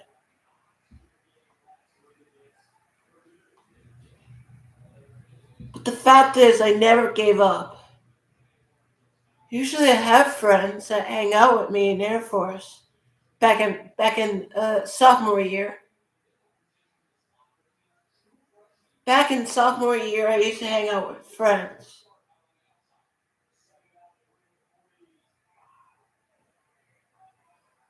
And it really worked.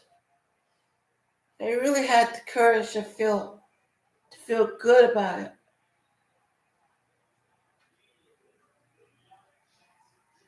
But in freshman year, I was always not the understanding type. I was always making mistakes. But the fact is, I never stopped trying. I never stopped trying. Because the reason for that is because I kept going. I kept using my words. In fact, I want to show you right now what I really was taught about.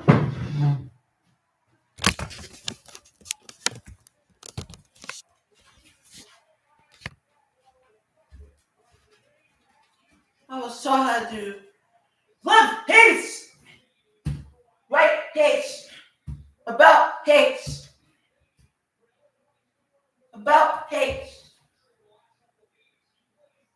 and forward march, to the rear, march step, to the rear, march step, right flank, arch, left flank, arch, right flank, left flank, arch, right flank, arch, left flank, arch. And then it feels like I'm marching. Feels like I'm marching in sync. It makes me feel like I'm in motivation, like I was a soldier. I like being like a soldier, and it really worked out. The fact is, I missed the Air Force. I feel so sad about it.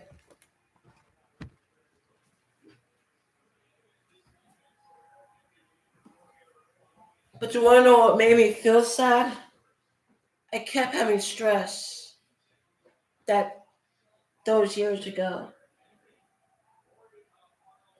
And it really hurted. I was trying to get back up. No one wanted to help me. My family really wanted to help me, but I just kept feeling depressed. I didn't have the motivation for it. I asked my friends in post to see if they can help me feel motivation. The fact is, I still kept going stressed. I felt very uneasy. I felt very weak. However, the fact is, I kept going. And I learned from my mistakes.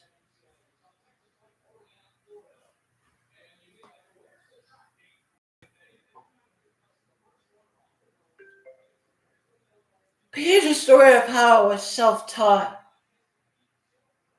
with imaginations.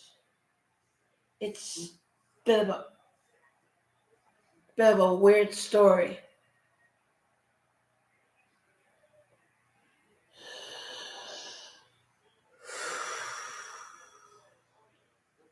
Okay. Back last year,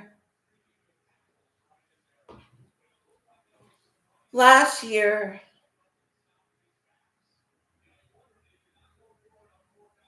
learned how to be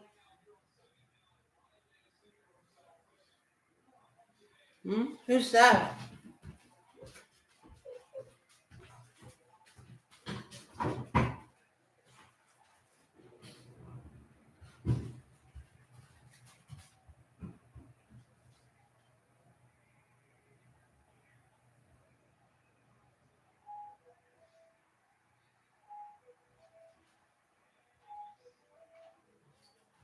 my clothes are ready.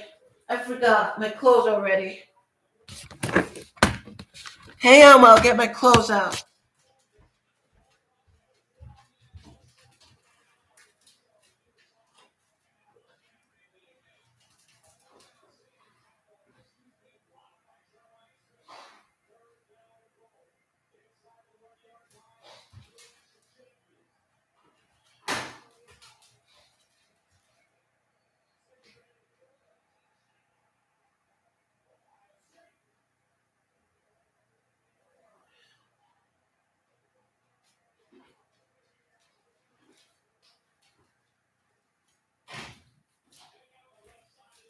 There we go. My clothes are clean.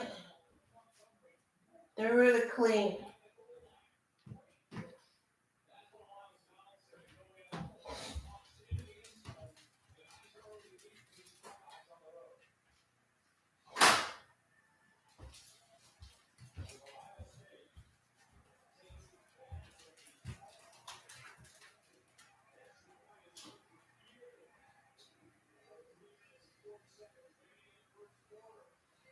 Be right back. I need to put this downstairs.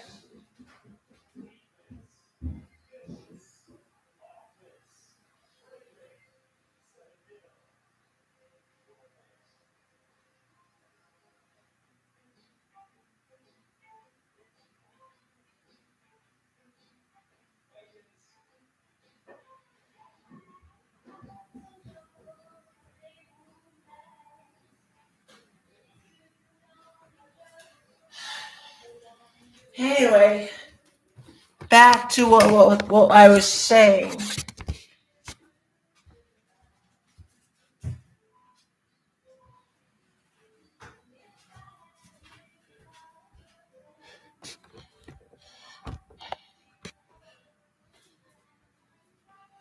Anyway, back to what I was saying.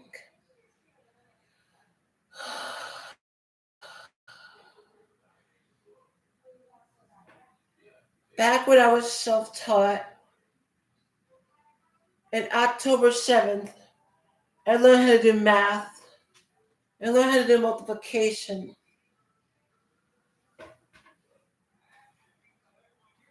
I learned how to do multiplication in the dark.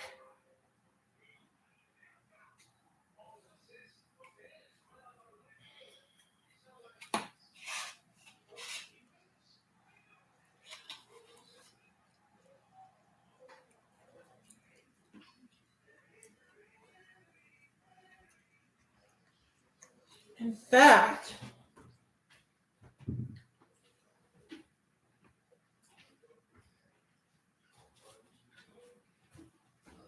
be right back. Be right back for a second.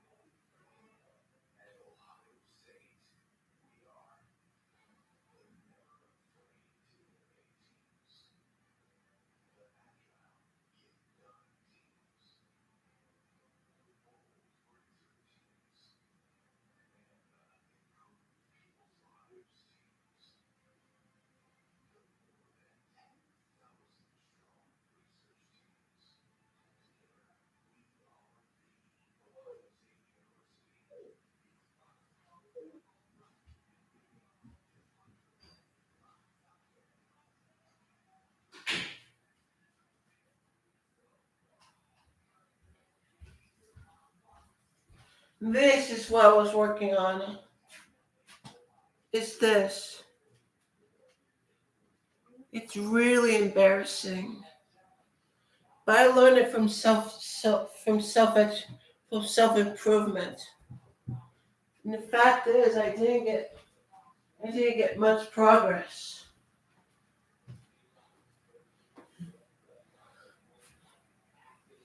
The fact is,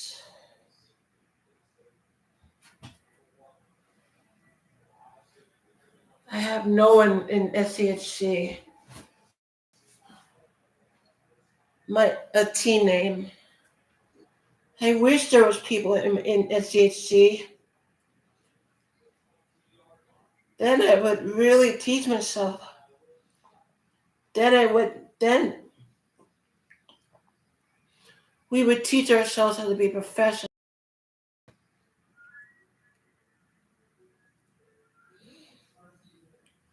Back when I was self-taught, I learned how to do multiplications,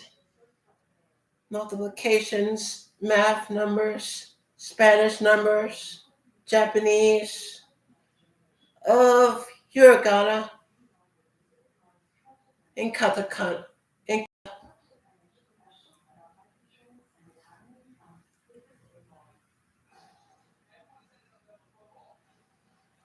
Then I learned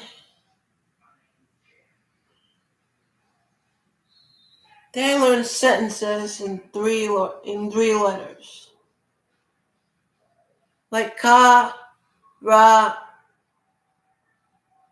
and na, and ku, ra, ma.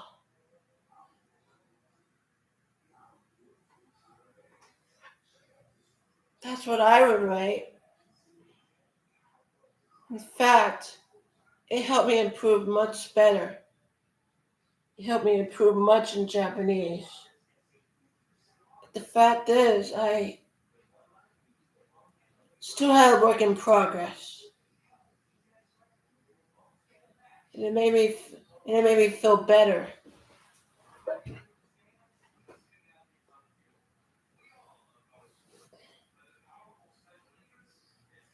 Then I learned how to train my body and train my body in real life training.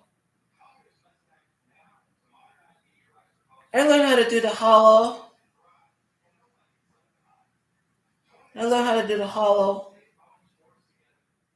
The stretches, the yoga stretches, and I felt happy. And then I learned calisthenics.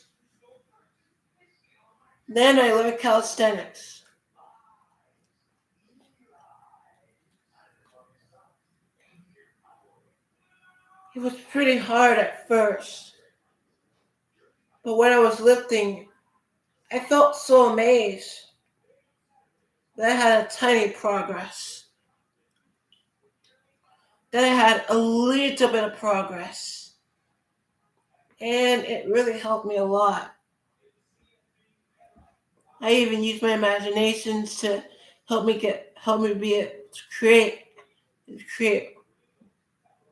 energy, create hyperness.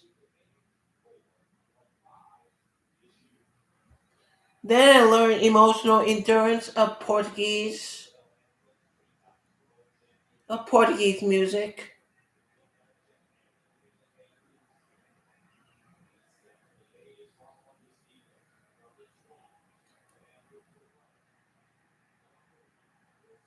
And then I learned music. I learned drama. What else? Science. What else?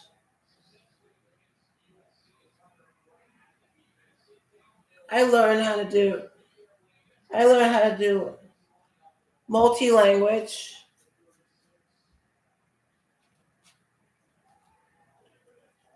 Then I learned about my mental strength.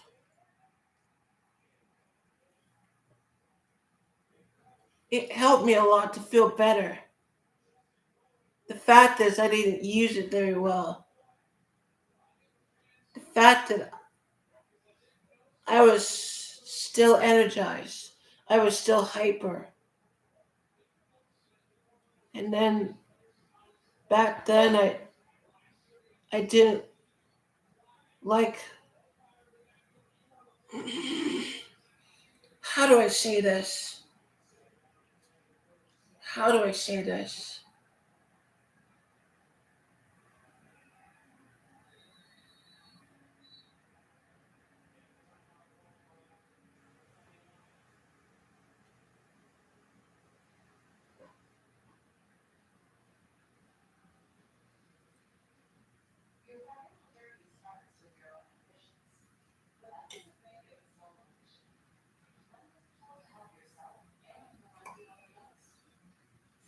I have been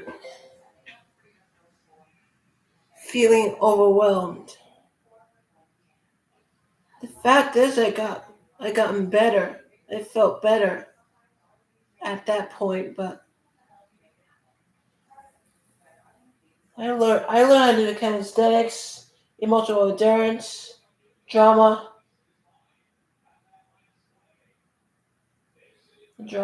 Spanish numbers like 21, 21,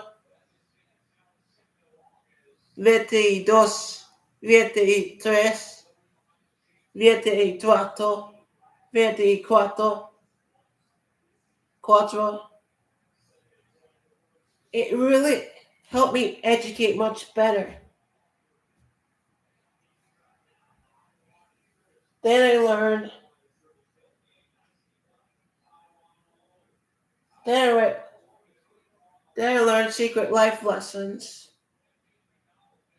like start walking with true friends by your side. Stay true to yourself no matter what. And then I really felt happy. The fact is, I had to put my past behind me. The way that I am right now is what I'm feeling.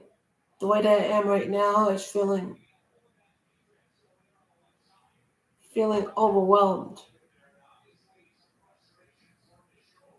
The way that I am right now is feeling overwhelmed. And I didn't like being alone.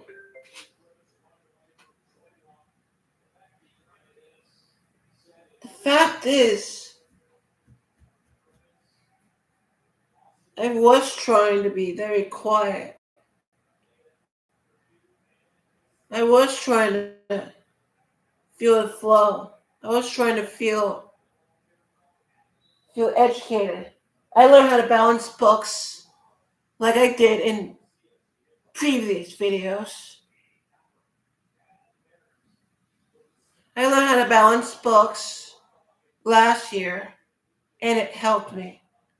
And it really helped me learn how to get much funnier. It helped me become more associated with educating, of how to do book standing, of book handstanding.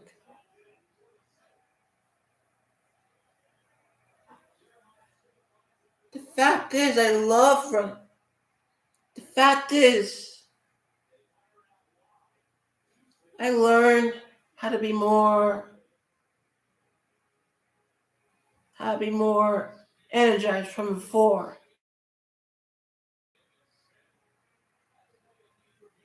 Then on November,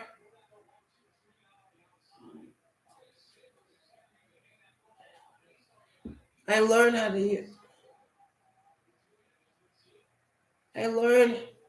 so much more of education, so much more of working out, and more secret life lessons. Before that, my mom and my family were going to Thanksgiving in Ohio. And then I had to stay home because I really wanted to stay home and not lose my ranking, not lose my training.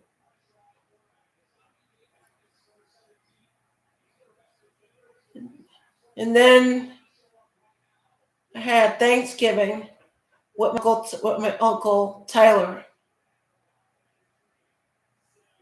Uncle Tyler. And then we played games. I was pretty bad at video games before. But right now I wasn't. I was feeling weak. I don't know for a second if I lost my skill or if I lost my potential. I feel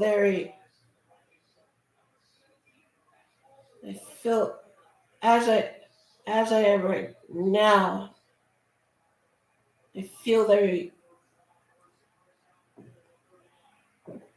weak. There, I said it. I am very disappointed in feeling weak. That is the same point as I am right now. I only got a bit stronger. And the fact is, I learned how to be more energetic.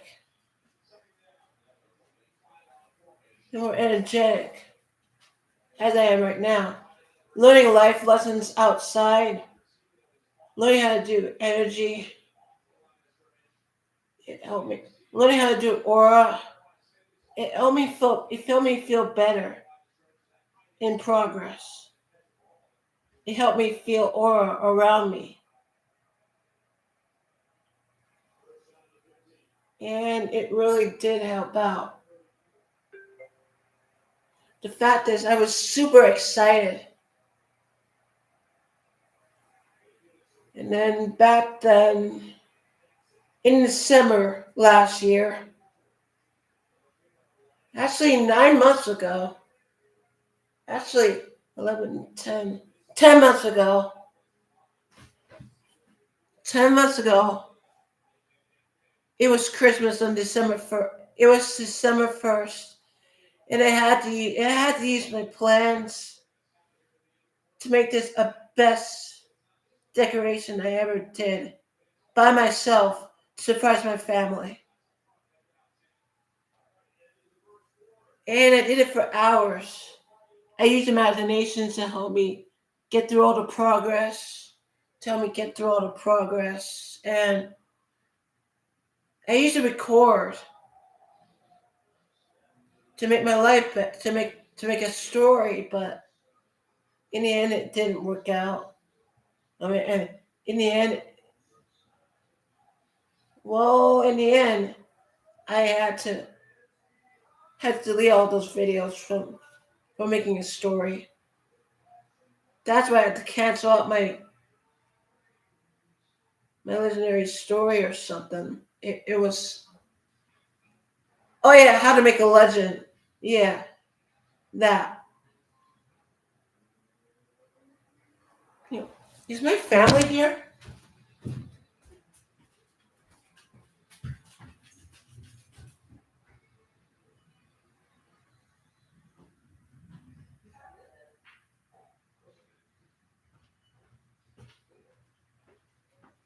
They're not here. Anyway, back to what I was saying. I used to make decorations. I used to do decorations around the house, around the living room. And I used to do decorations around the house, and I really felt happy about the result. I used to do it before nighttime, and it really helped. Then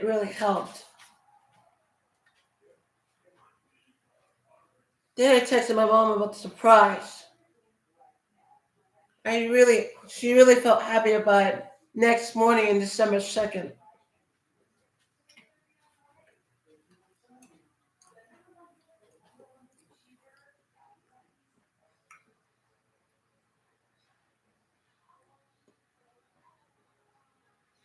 And then on December 7th, on December 4th, I would talk about the 9 cats. I would talk about the 9 cats of colors, because I looked at the 9 of cups. And then I used to say the Luna cat, the purple Luna cat, the ocean blue cat, the sky blue cat, the skylight blue cat, the emerald grass cat, the yellow sun cat, the orange fire cat,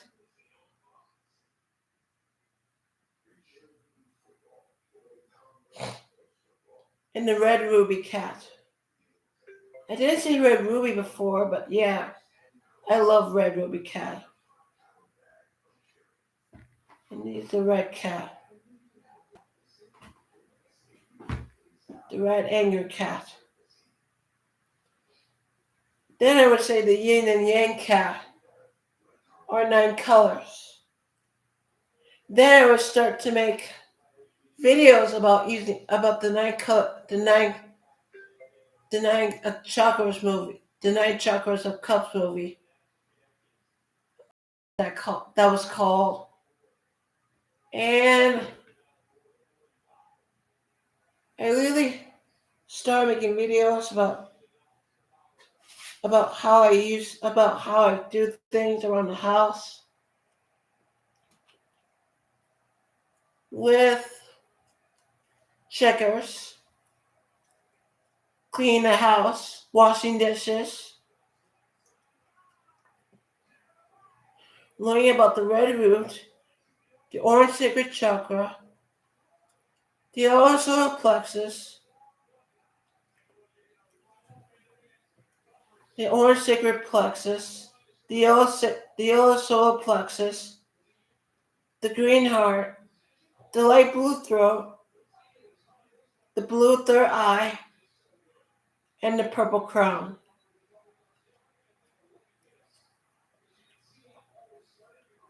And on December 13,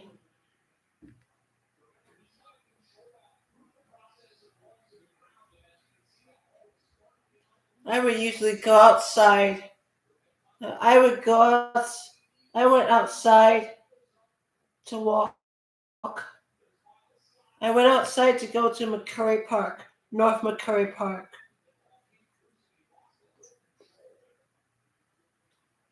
To learn about the truth of 9 chakras. I learned about yin yang before, back on December 8th. But on December 13th, I went to McCurry Park, found the biggest tree because of the location that I learned. And I meditated to look deeper and deeper and deeper, even deeper than before. Then I learned about everything. That life was like a matrix. Life was like 4 seasons. Life was like a simulation. And I felt sad about it. I really felt sad that everything had been the same.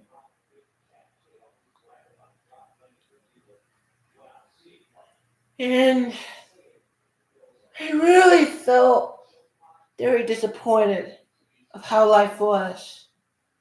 It didn't help me with my motivation at all.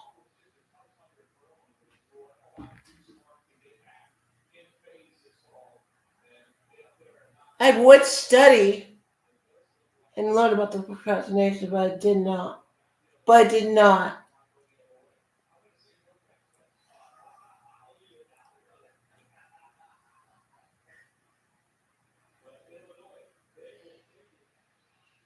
And then I went home.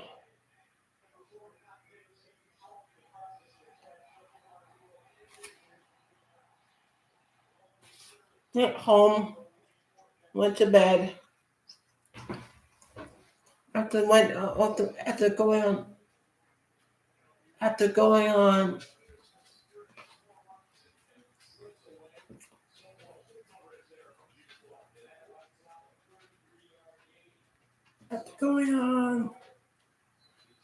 on, yeah, that one.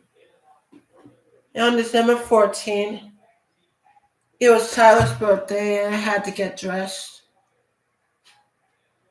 And then we had a surprise birthday party for Tyler. And not only Tyler was here, but Tyler's friend, Mackenzie. She used to cry a lot about, she's saying, she ruined Tyler's birthday.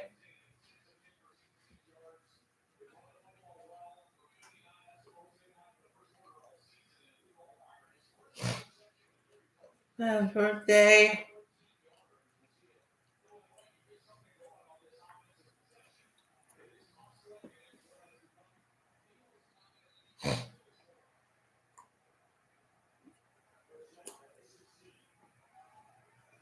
Then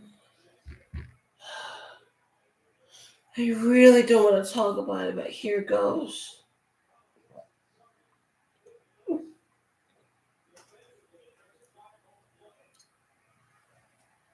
I used to never have meds in my life. I used to never have meds last year before the self-taught happened. Because we had to go to the doctor's appointment, and then we missed it.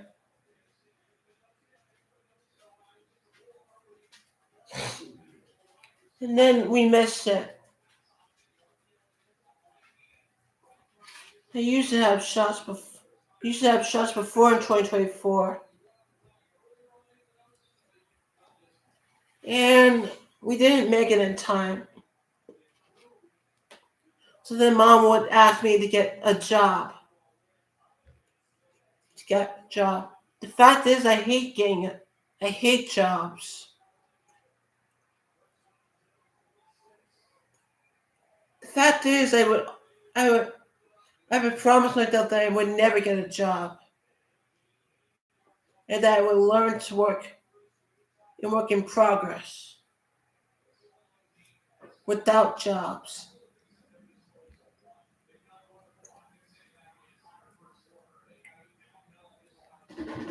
I also learned how to say I would not drive because I was bad at driving when I was 14.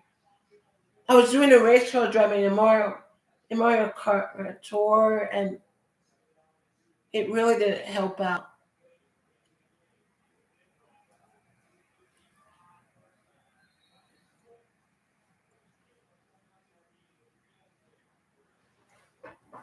And the fact is, I really felt uneasy before being in 12th place. I was sort of a loser. My bad.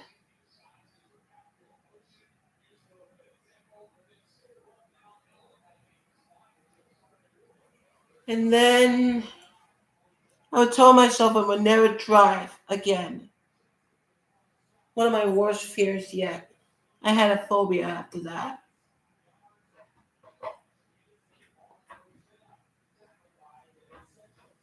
And then,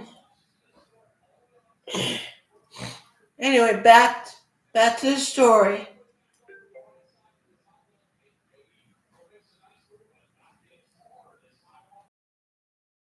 Saying I learned how to be a novice. I became a novice at December 14.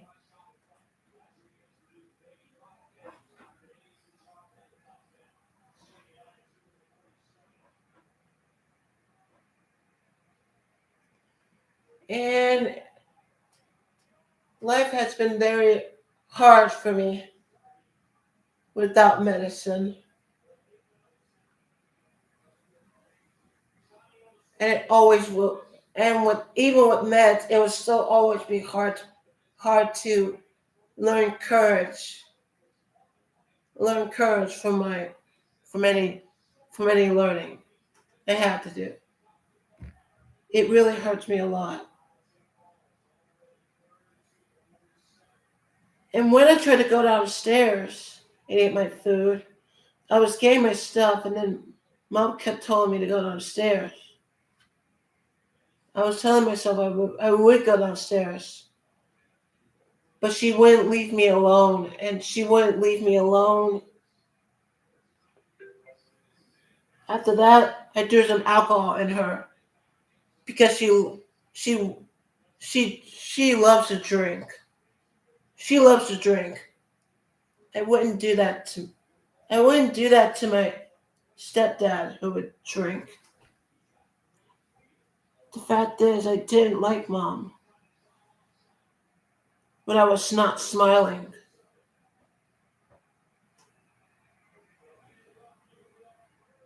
And then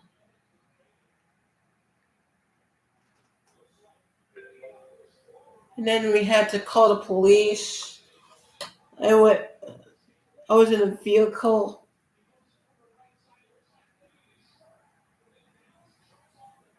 Then we had a checkup, and then I told Mom I would be fine. I tried to make her feel better by making scrambled eggs, but it didn't work. And I realized I ruined, and to think that I ruined Tyler's birthday party. I tried to stop. I tried to calm down, and I really felt sad about ruining Tyler's birthday party. I instantly regret it. It really hurts, and it really hurts. Then I would get back to self-educating, to have courage, to learn how to be strong. And I learned that those who forgot important things, stuff, and friends are worse than scum.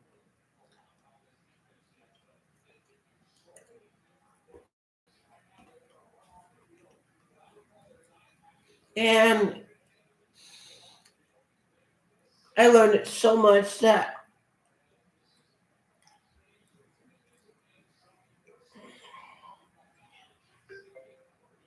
it really hurted me a lot.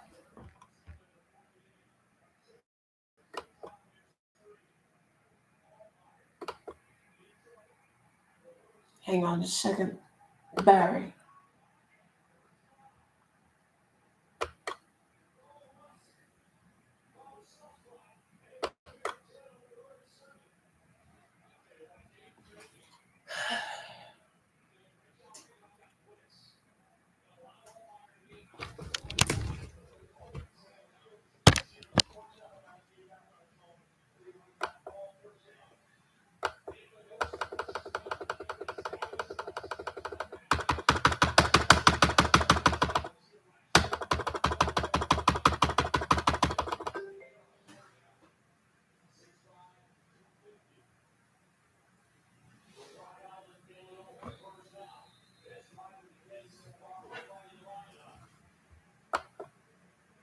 Why won't it work?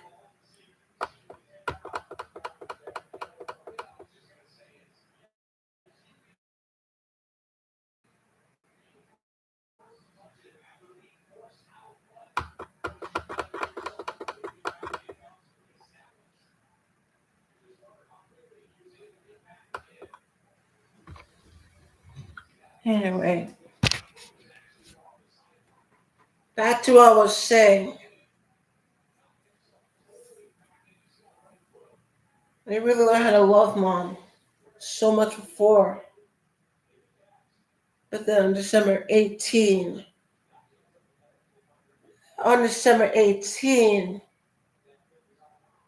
I really don't want to talk about it.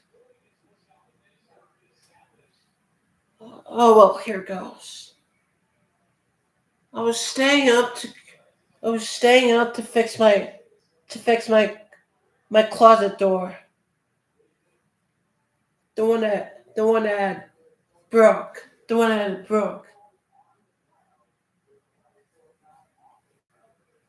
I was recording.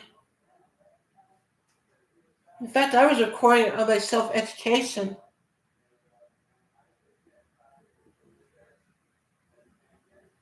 And then I had to go downstairs. Then I had to go upstairs and fix me breakfast. I was so tired and hungry.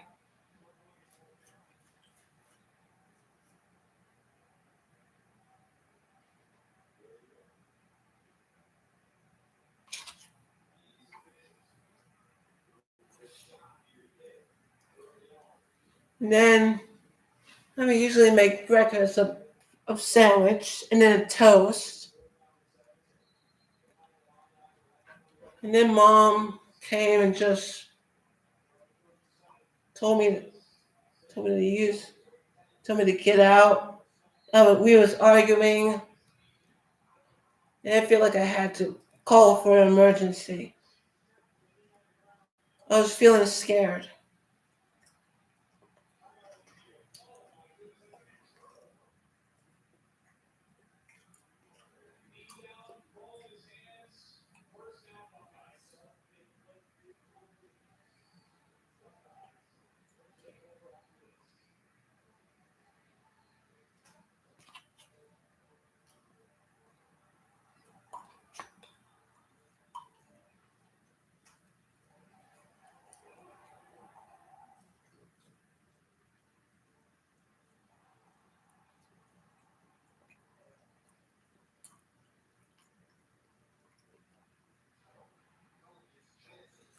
The fact is, let's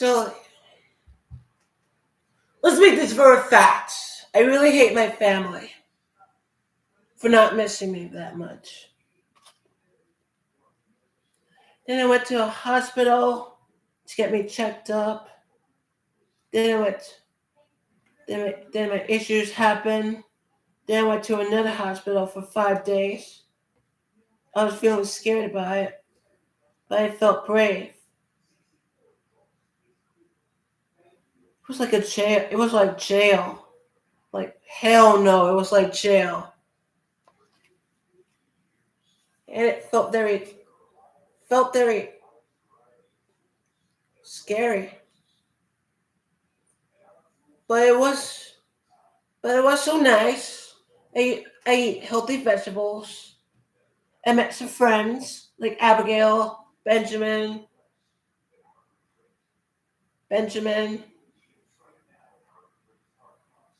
Lamarcus, and more.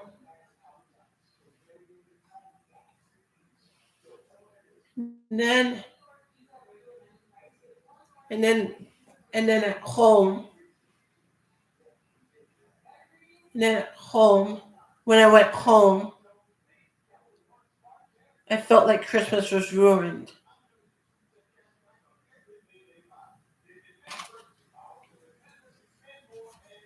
And I didn't feel happy about it. Believe me, I still hate my family for life.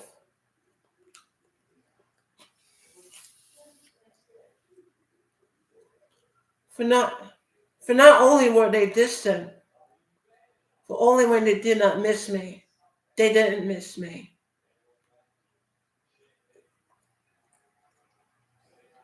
They didn't cry. The fact is, they did not care about me.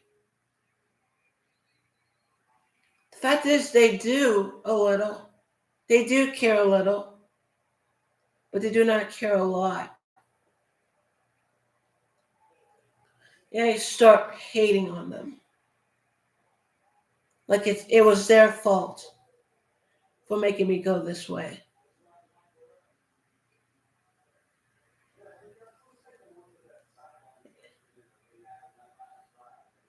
Lesson learned.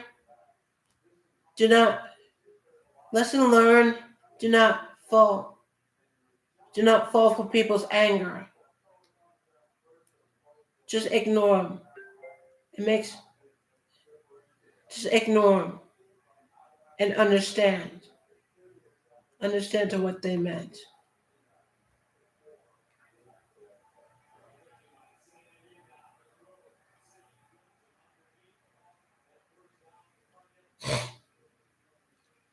That's what. But still, I have these arguments these days. But you want to know why I hate my family so much? I really hate my family. fact is, I really, really hate my family. Not my grandpa and grandma, they're all right. But my small family. My little sister that I annoyed a lot. That I tried to become a better brother. But then she started to annoy me as well. And what's more, she used her tablet and social media for watching YouTube and stuff. And for laughing and being entertained. For entertainment on YouTube. Believe me, she does. And the fact is, they got distant.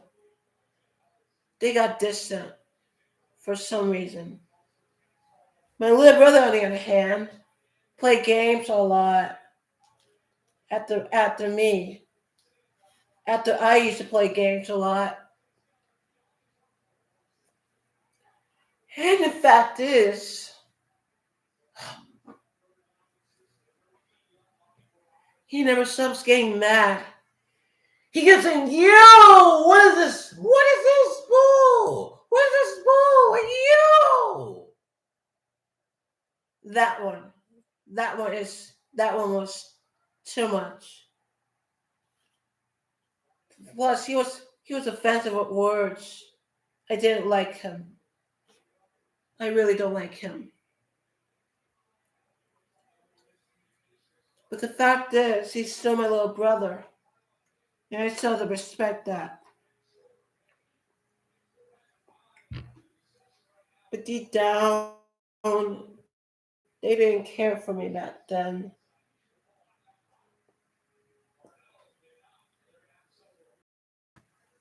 The fact is, I did have family. I did have good family before. Anyway, let's talk about that later. The fact is, why I hate Lewis is just. What is it, Lou? What is it, Sasha?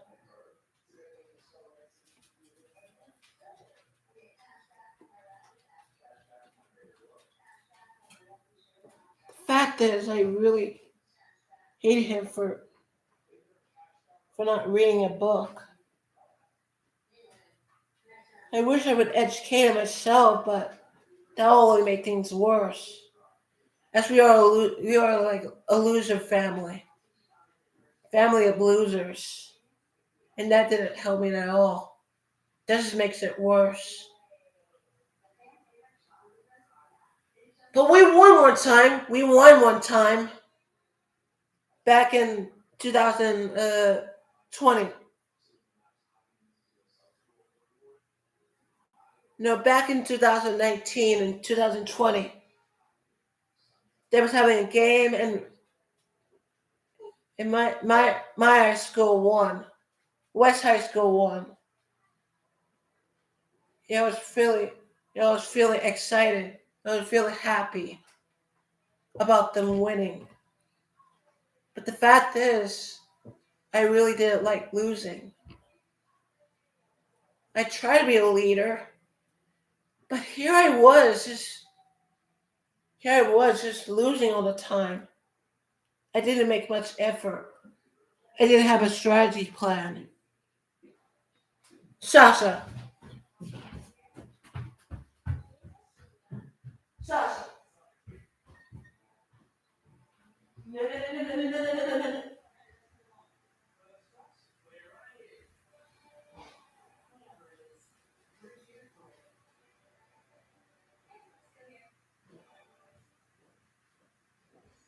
Sasha.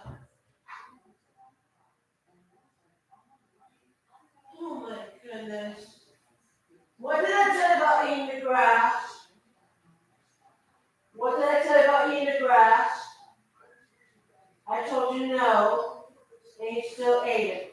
I told you to eat food. Oh.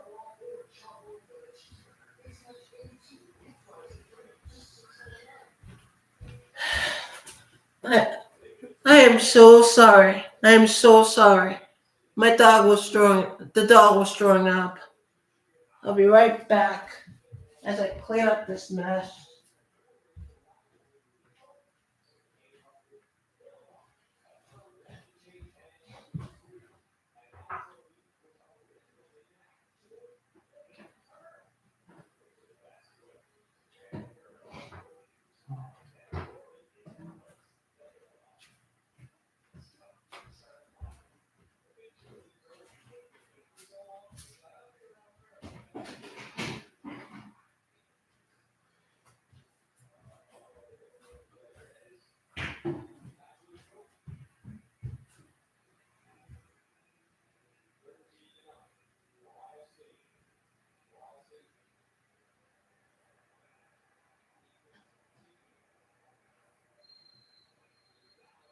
You didn't tell you to throw up.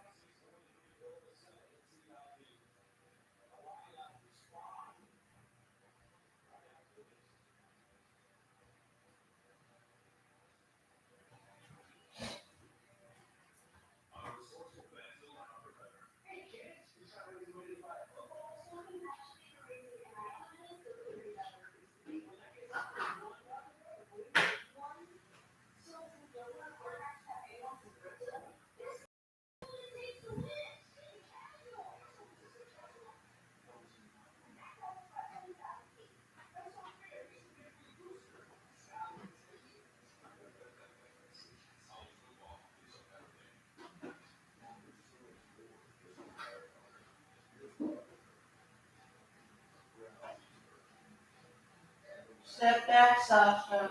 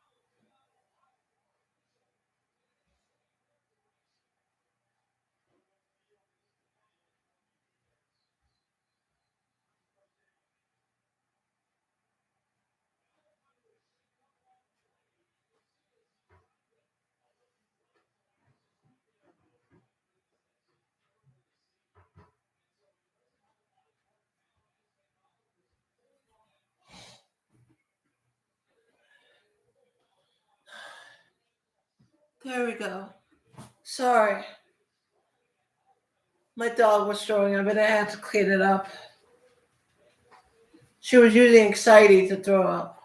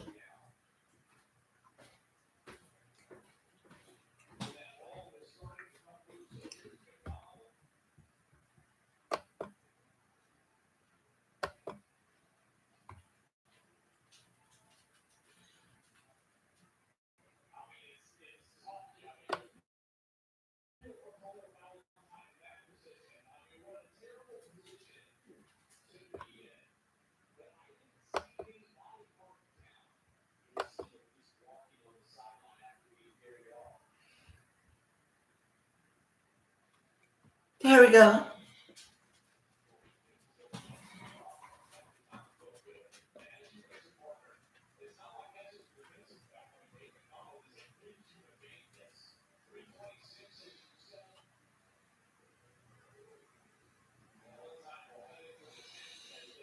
Anyway, back to what I was saying.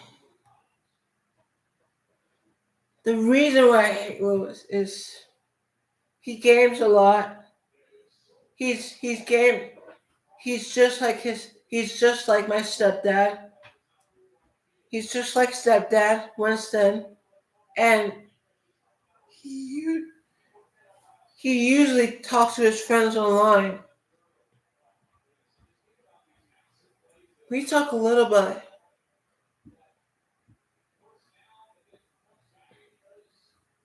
We just talk a little. And I really didn't like it at all.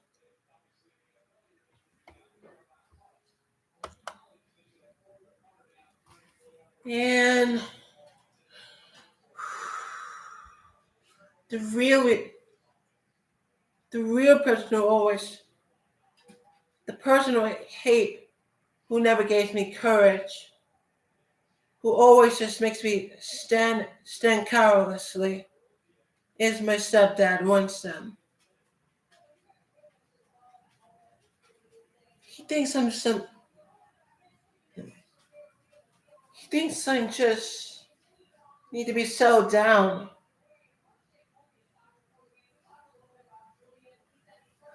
He's always using his majestic just to stare at me like I'm feeling uncomfortable.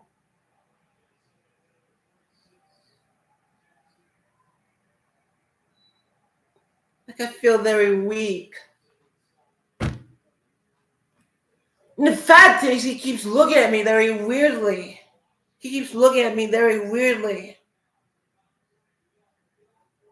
And tell him what's wrong. And if I tell him what's wrong, he was all like, ugh. He's crazy. But not as crazy as my mom. She works a lot. Doesn't have time for money. She always works. She always takes breaks. But in the end, she looks at social media. Then work, then social media, then work. And when she gets at work, she still looks at her social media on TikTok. Everyone does the TikTok dance. Every girl on TikTok does the TikTok dance. You know what I'm saying, right? You know what I'm saying. And it really bugs me a lot. Like I really don't want to talk to her. But on the bright side, she's good. the fact that